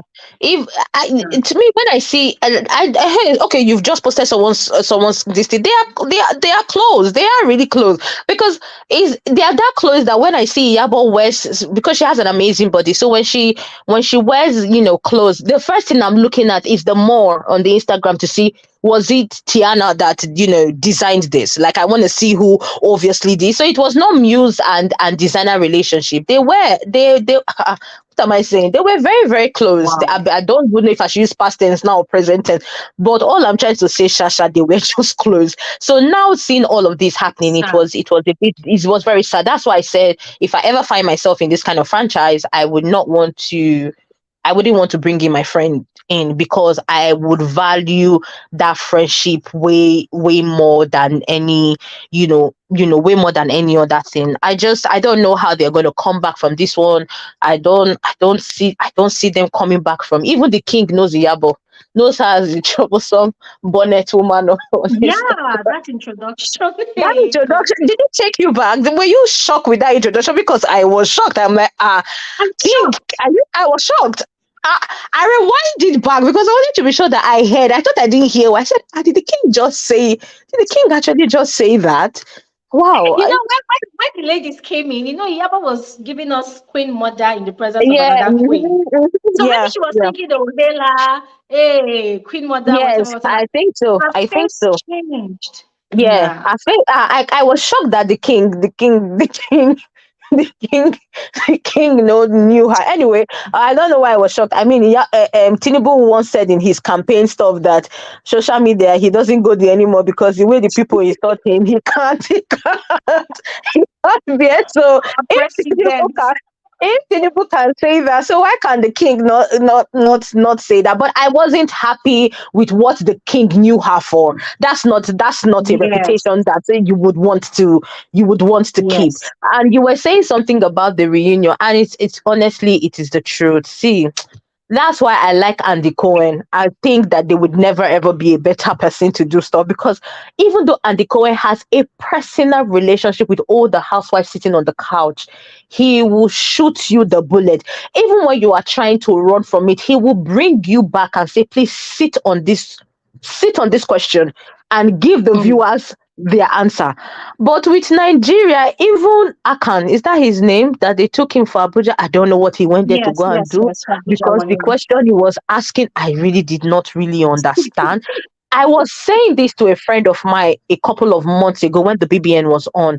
I said something. I said to my friend, I just said it randomly. And she said, oh, yes, you have a point.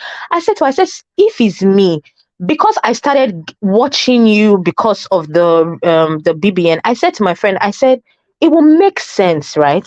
That the Big Brother franchise, or Big Brother himself, or I don't know how they do it, chief of communicator or whatever, should contact you for questions to ask them in their reunion. Like, Mm. because Do you get what I'm trying to say? They Yes, should contact you to ask you. I'm not saying Ebuka does not ask questions. Ebuka asks questions, but there are some questions that they don't ask, and we know why they don't ask those questions, because they are trying to do some politics in, because see, in every franchise there's politics. Let's just rest on that one. of course, So they are of course. they are trying to do politics, so they wouldn't ask. I was saying it to my friend randomly. So when you were talking about the host and somebody suggested and said you should host it, in my mind I said that will not be a bad idea, because I know that you will not be biased. You will sit down there and knock them to their, you will make mincemeat out of them, literally. You will I knock will them to ask, their oh, you will I will you ask will and I'll crawl back to my cave because I don't need social they life. cannot beat you. Yeah, they cannot beat you. They can't do anything to you. So I Abil, mean, you were paid for the job, and you collect your cool cash and you go home and sit down and go and relax. Please, they should not bring people like youth, because I don't know what youth came to do there that day. I don't understand what he came. They should not even bring Tokemakawa, because let's be honest. Can we really be honest with ourselves?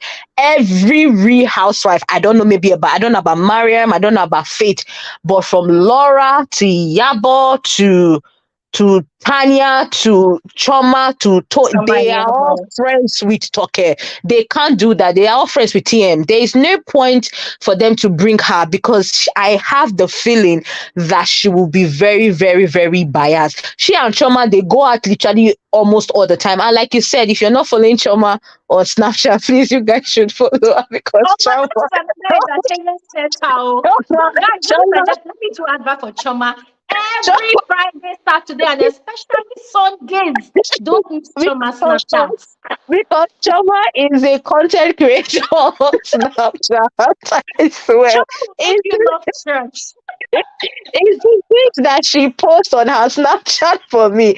You will see, Choma is a double Oh life. Oh. my Choma, you see God. on Amy, the are you Real there? Housewives. Can you Probably hear my me? network. Amy is talking. I can't even hear her.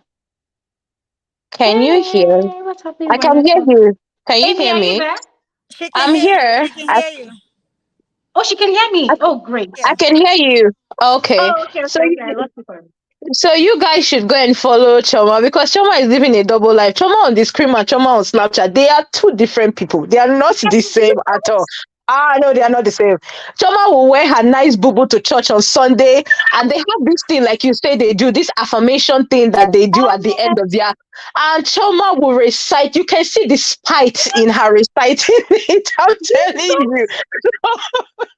Oh, but that information is for you haters. In fact, we haters, all of us Yeah, that has reviewed Chioma's show, the information is for, she's telling us that she serves Jehovah she Jireh, serves a a living very mighty God. God. And then the comments that people have made about her, maybe based on what they watch on Friday, she will put it there and say, when the pastor will now say something maybe related to that, her amen is the loudest amen ever. Ah, She will say, Amen. Ah, Choma, is this you? amen. She'll not blink her eyes. Ah, For amen. you haters. Choma is a different person. Though. I think they just had a women program in their church, and she was advertising it on her Snapchat back to back. I'm like, Yeah. is this our Choma? I cannot believe this. So, is this really the Choma that we know? She shows you a different person, how she cooks in her kitchen, how she Mm-hmm. arranges her spices and everything, how she needs somebody to go. Choma is a vibe on Snap, oh, and she doesn't even do a lot on her IG. She does so much on her Snap. She's a proper vibe on Snap. She is. You guys need to go and follow her. But I don't know. I just hope that Toyin and Mariam are able to, because I've been praising Toyin that, oh, she's been really doing well this season. She hasn't really gotten herself into anything and whatnot. But I don't know. I feel like the thing just drove her. And yes, I mean, a lot of people that have come up today to give their own review have said how, Mariam has really been talking this season, and she's not just talking normal talk now about mouthing people on a serious level and all of those stuff. I don't know why she chose to want to play that villain thing this season. I don't understand why she. But I think one thing about this Free Housewife thing is that you are always given a second chance to rewrite your wrong. But it's just that because of fan base will always be fan base. They will never forget stuff. That's another thing.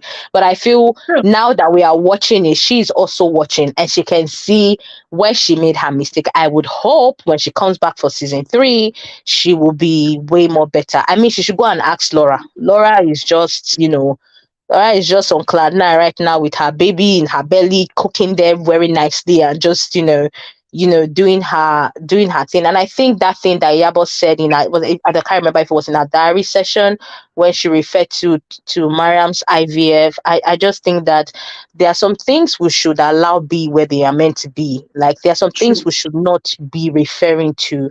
I mean, the fact that God blessed you, that you didn't have to struggle to have 2 children.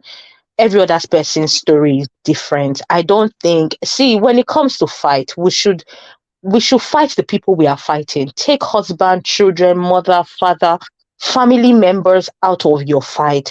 We should not use people's struggles and people's pain to fight them. I think it's wrong. I just think we need to stop doing that. Even though I know that what I'm saying now is entering some people's ear and coming out of their ears, but let's really look at it. It's not nice. I just felt that statement was not necessary. If Mariam is going through IVF, it's not that she didn't have a child before she did. Maybe things must have gone wrong at the end of the day, but I would not necessarily use that as a bullet point for her or as a gunshot for her. It was wrong. It was wrong in every level. It was totally, totally wrong. Me, I know if somebody had used that against Yabo, social media would have been coming to a close this weekend. There's nothing you're going to tell us. It will come to a close. She will put on her ring light, wear her bonnet, wear her boo and put on her glasses, and she would shred every pieces of that person. But I mean, the fact that she would have done that. Let's be honest, she would have. She would have brought her ring light on this weekend, and we would have had a 1 hour full-on conversation about that situation. She would do it. That's Iyabo for you. She would have done that. But I mean, she did that. Now Mariam has not responded anything. Does not mean that Mariam is stupid. It's just because, it's just some things are better not said. Let's just allow sleeping dogs to lie. I just wish everybody would carry themselves like faith. But let's be honest, if everybody carries themselves like faith, we won't have anything to talk about. We need the basketballs, don't we? So it's better for us to have the backbone. Yeah, it's part of the show. Yeah, it's part of the show. But let's just be careful as individual. I just hope that when we as individual we watch all these Real Housewives, we're learning some certain things that we as a person do not want. Yes, we should learn it. Yes, there's fun, there's laughs, there's things to laugh about, but there are some things to check yourself about and be like, I don't think I want this character, or I don't think I want this character around me, or I don't think I want. Yeah, we should do that. We should fight clean fight.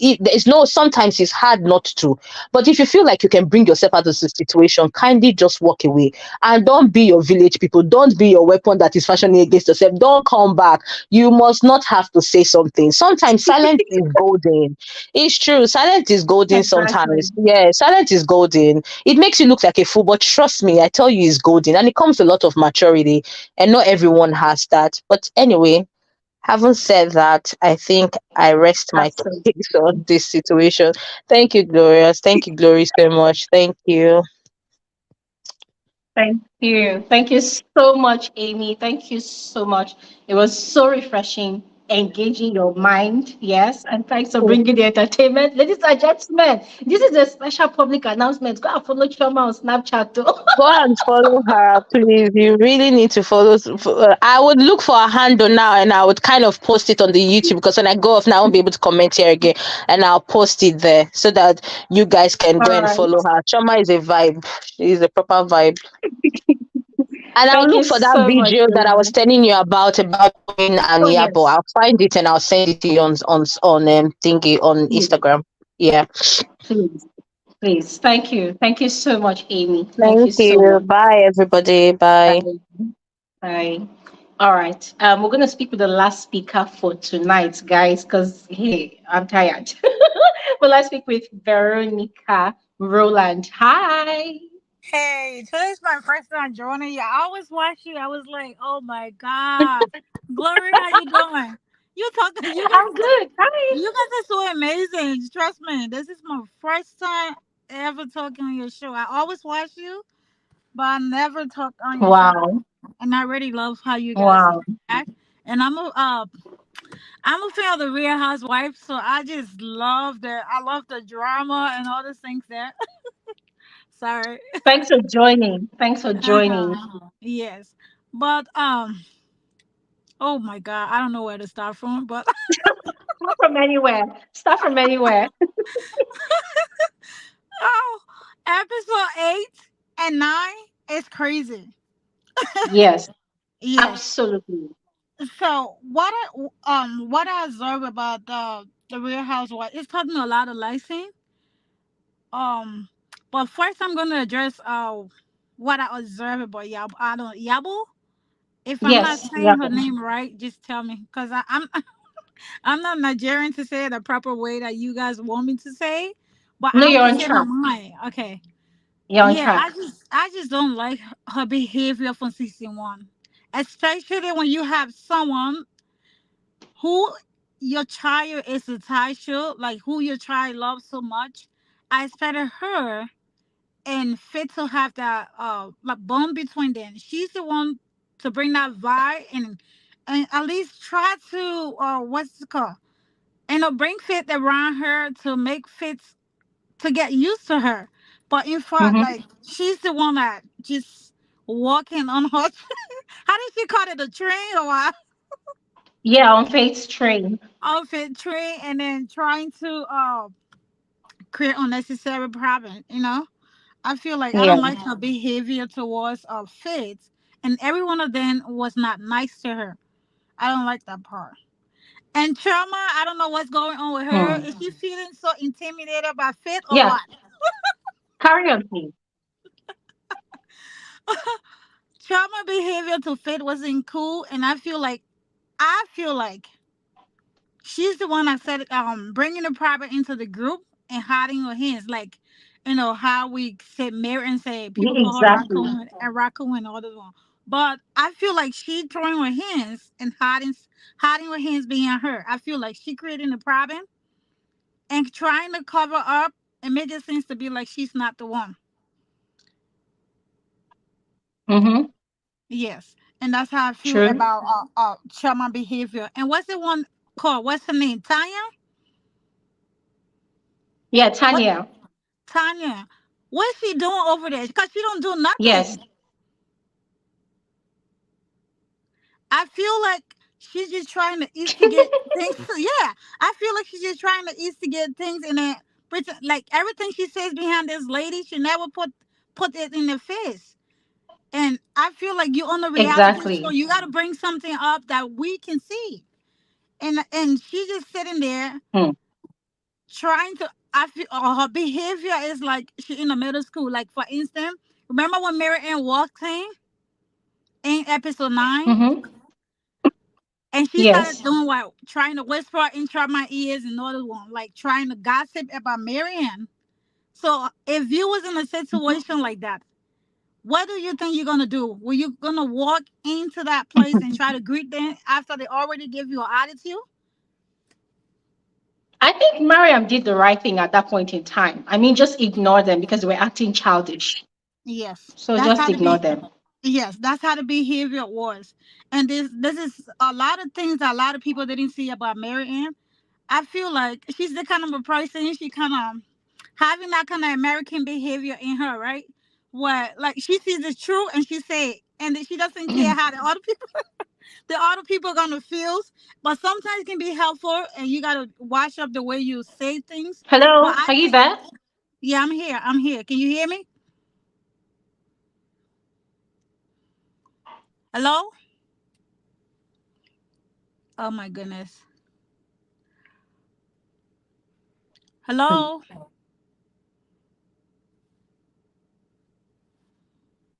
Mm-hmm. Can you hear me? Yes, I can hear you. I can hear you Yeah. now. I can hear Yeah, you. I think we just got disconnected. I already don't I know can why. hear you. I can hear Oh, you. okay. Okay. Thank you. I Yeah, like can you hear said. you. Carry on. I can hear you. Yes. All right. Thank you. So Oh I was just no. saying, like, her behavior this season is like people didn't understand her. But if you look at Marianne behavior and you compare with what Laura was going through for season one, you can know that all those things that they did to Laura in the past is something that was planned. And now I feel like God is exposing the behavior towards Laura. This is how I feel about the whole thing because it's like things that they are talking behind her back is everything that is coming up right now. Hello?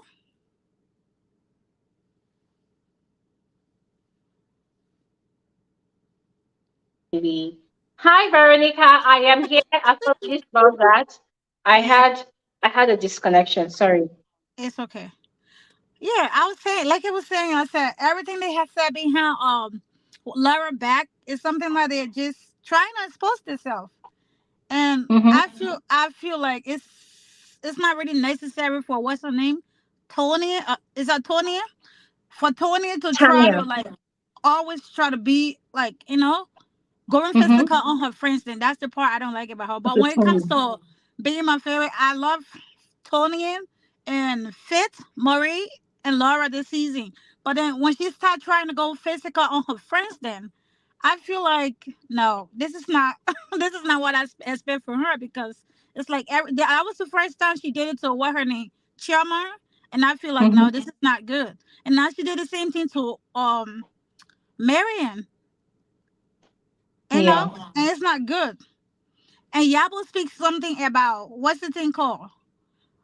Why is it that Marianne have to call Chioma barring? Like, I don't understand that part. When Fit She get didn't into call the Chama Baron. Marianne, Yeah, she didn't call Chama Baron. that's how to make it to seems like because if you watch the episode 8 when she was explaining to what's her name Yabo, Mm-hmm. she explained the situation that happened between Mary and her. And we should of course Yabo was on the phone when Chama was discussing Mary in the dirty way. Like by calling her name, calling her prostitute Mm-hmm. and things then. And then Yabo in her confession, she was saying that it's not good for what's her name? Marion to call Chama names, right? But then Mm-hmm. I feel like if she think that it's not good to make other people feel hurt, why must she do it to fit? Exactly. And that's the part I don't understand. If you're trying to say something that other people should be nice to people, and then you are the one that wasn't nice to or what's her name Fit. Fit Mm-hmm. is a new person that come into the group. I expect all of them over there to work on her in a way that she will feel comfortable. Exactly. But Exactly. now, but now she wants for Marianne to be nice to what's her name Chama, but Mm-hmm. she is not nice to Fit. Exactly. That's her being biased. And I feel like it was not good. And that's just what I think about. I feel like it's something that they all have to work on for the name calling raccoon and all those things. Then people are just bashing very on Facebook.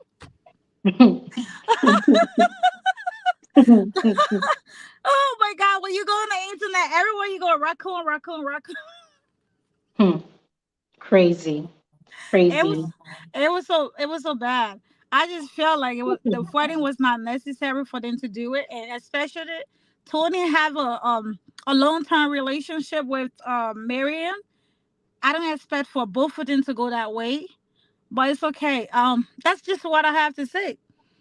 All Thank right. you for inviting me Thank on your you. show. And then how can that's my first time. And how can I get your notification if you come on live? Okay, you have to turn on if you are subscribed to my channel already on YouTube, Yes, I you will already. see a transparent bell, or I think it should be white on your own end. Click on the bell, all right? Mm-hmm. Click on the bell, and then it will bring out options for all, maybe uploads and all whatnot. So just click on all. So click on the notification bell, all right? I'm going to post the link on here, but normally, if you maybe you forget to turn on your post notification, we do this conversation, this live conversation every Saturday by 3 p.m. WAT. All right. Okay. So why do you late? Are you in Nigeria or I'm in Nigeria. I'm in you in Nigeria. Nigeria? Okay. So Yes. so like usually I always go on Facebook to try to watch the episode, but I feel like Showmax is not here now. It's not because I'm in the US right now. And then I Oh, feel yeah, so I try to like um I try to subscribe to the channel and stuff, but then when I put on the TV, it's not like letting me access to go into it because it's not it's it always tell me it's unreachable in my area. So if I want to cool. watch the episode, how can I watch it? Like the full episode? Because I always just go on Facebook or TikTok with the short video and stuff. So, okay, so I've seen. So the thing is, I don't think if you are in the US, you can actually watch the show on Showmax. I'm not really sure, but No, I've no, seen no. a few No, suggestions. that's not what I said. I said when you try, because usually when I used to watch it on YouTube, when you come on your YouTube channel, you would drop a little like short video, and I was like, oh my god, I wish I could watch this. So I saw the link, and try to I try to sign up into the Showmax account, right? So when I try to do that, it was like, okay, it's not reachable to this area right now. So what I don't know if I can just Okay, you can use a VPN to watch it on Showmax. You can use a VPN. which one I've you seen guys some. refer to as a VPN? What's that? Sorry, a VPN. I Uh think huh. you can download it on Play Store or Apple Store. You can download a VPN, use it to change your location. I'm not really sure how it's done, but I've actually seen a few suggestions on my channel when people ask, and people just give them suggestions. So if you download a VPN on your device, all right, maybe on your laptop or on your phone, or if you have a smart TV, you can download a VPN and change your location to Nigeria and see if you can watch it. All right. Oh, okay. So is this something that you have to sign to China and do a monthly payment or what? Yes, yes. Showmax is a streaming app. So once you download the app, you have to pay for subscription, and it's not even expensive. So It's not. it's almost like a Netflix and all this stuff, right? Yes, Yeah. yes. Okay. Okay. Okay. Yeah, Now I it's got it. actually the same thing, even. It's actually the same thing. Oh, Yeah. okay. Okay. Okay. Thank Yeah. you. All right. Thank you I'm so so much for excited to see joining. Gloria today and talking to her. Look at her pretty smart. Thank you so much for joining. Thank you so much. And I You're welcome. and I wish you all the best with You're trying welcome. to log into Showmax, okay? All right. All Bye. right. Thank you very much. Okay, ladies and gentlemen, it's been such a day, such a day. Words cannot describe how today has been, especially this live conversation with all of you. It's been very amazing. It's been very refreshing. I could go on and on and on, but the key word here is amazing. I had a great time having this conversation with all of you. Thank you all so much for your time. I always am amazed at how you all make out time for our live conversations like this. I call it our community gatherings, and you guys just still make our time to come out. So thank you all so much. I am grateful. I appreciate all of you for your contributions. Oh my God, guys, it gives me so much joy every time we analyze shows like this and I hear everybody speaking from their own perspective. It shows how diverse we are. There's no right or wrong answers to these things. Everybody just speaking from their own perspective, sharing their own opinion, guys. I live for that. And it's always refreshing, to hear everybody share their opinion, either by speaking virtually or by dropping their comment or tweeting about the conversation. So once again, thank you all so much. I am grateful. I mean, guys, we've been here for almost 5 hours and look, we're still here, but we're leaving now. Anyways, so thank you all so much. Thank you all so much.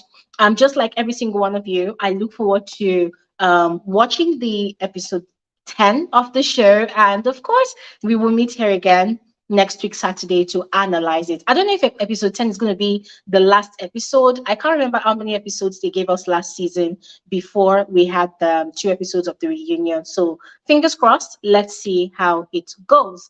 And yes, we will converge here again, same time, Saturday, 3 p.m. WAT on Saturday next week. All right. So once again, thank you all so much. And this is coming from Fidelis, a token for the channel. Thank you all so much, Fidelis.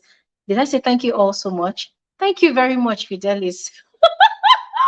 English should not kill me. Thank you very much, Fidelis. And once again, I want to remind everyone that we are analyzing the characters on the show. All right. We're analyzing how these cast members are portraying themselves on the show. Personally, I'm not related to these women. I wish I were, because sometimes I want to see how they are in real life. Yes, I'm that curious, but I am not related to them. So I cannot say that, oh, this is how this person behaves in real life. All right. So I'm just putting this disclaimer out there that however way we analyze the show, it is what we are seeing on the show. And we are allowed to analyze the show because it is a show that they are giving to us for entertainment. But in as much as it is entertainment, it is also very important for us to have conversations like this, to learn lessons from the events, the actions, and the conversations that are shared on the show. All right. So don't take it too personal. A lot of us are going to get in our feelings. It is fine. The fact that we're even getting in our feelings, it means the producers are doing a great job. It means whoever is editing the show, whoever has the creative direction of how each episode should play out, it means they're actually doing a fantastic job. It means they are really connecting with us, the viewers. It means they are investing in our emotional bank. And it is this reaction that we are giving on our conversations like this, or maybe when I put out a video and we watch it and people comment, or the reactions on social media, that is the feedback that production needs to get to see, how us, the viewers, are receiving the content that they are serving us. All right. So there's absolutely nothing wrong in us having these conversations. There's absolutely nothing wrong in people reacting to what is shown on the show. All right. As I said, it means production is in the right direction. It means they are doing a great job. So kudos to production for this season. They are doing a fantastic job. It's a lot to actually edit an episode of a reality TV show. Let me just tell you guys, it's a lot of work. It is not easy. Why? Because there are so many footages sometimes, and for you to now sit down and start trying to get the scenes that will actually pull traffic, trust me, it's a lot of work. So I'm giving accolades to production, producers, editors, cinematographers, everybody, well done. To the women as well, well done to all of them, because they're actually giving us a lot to talk about, right?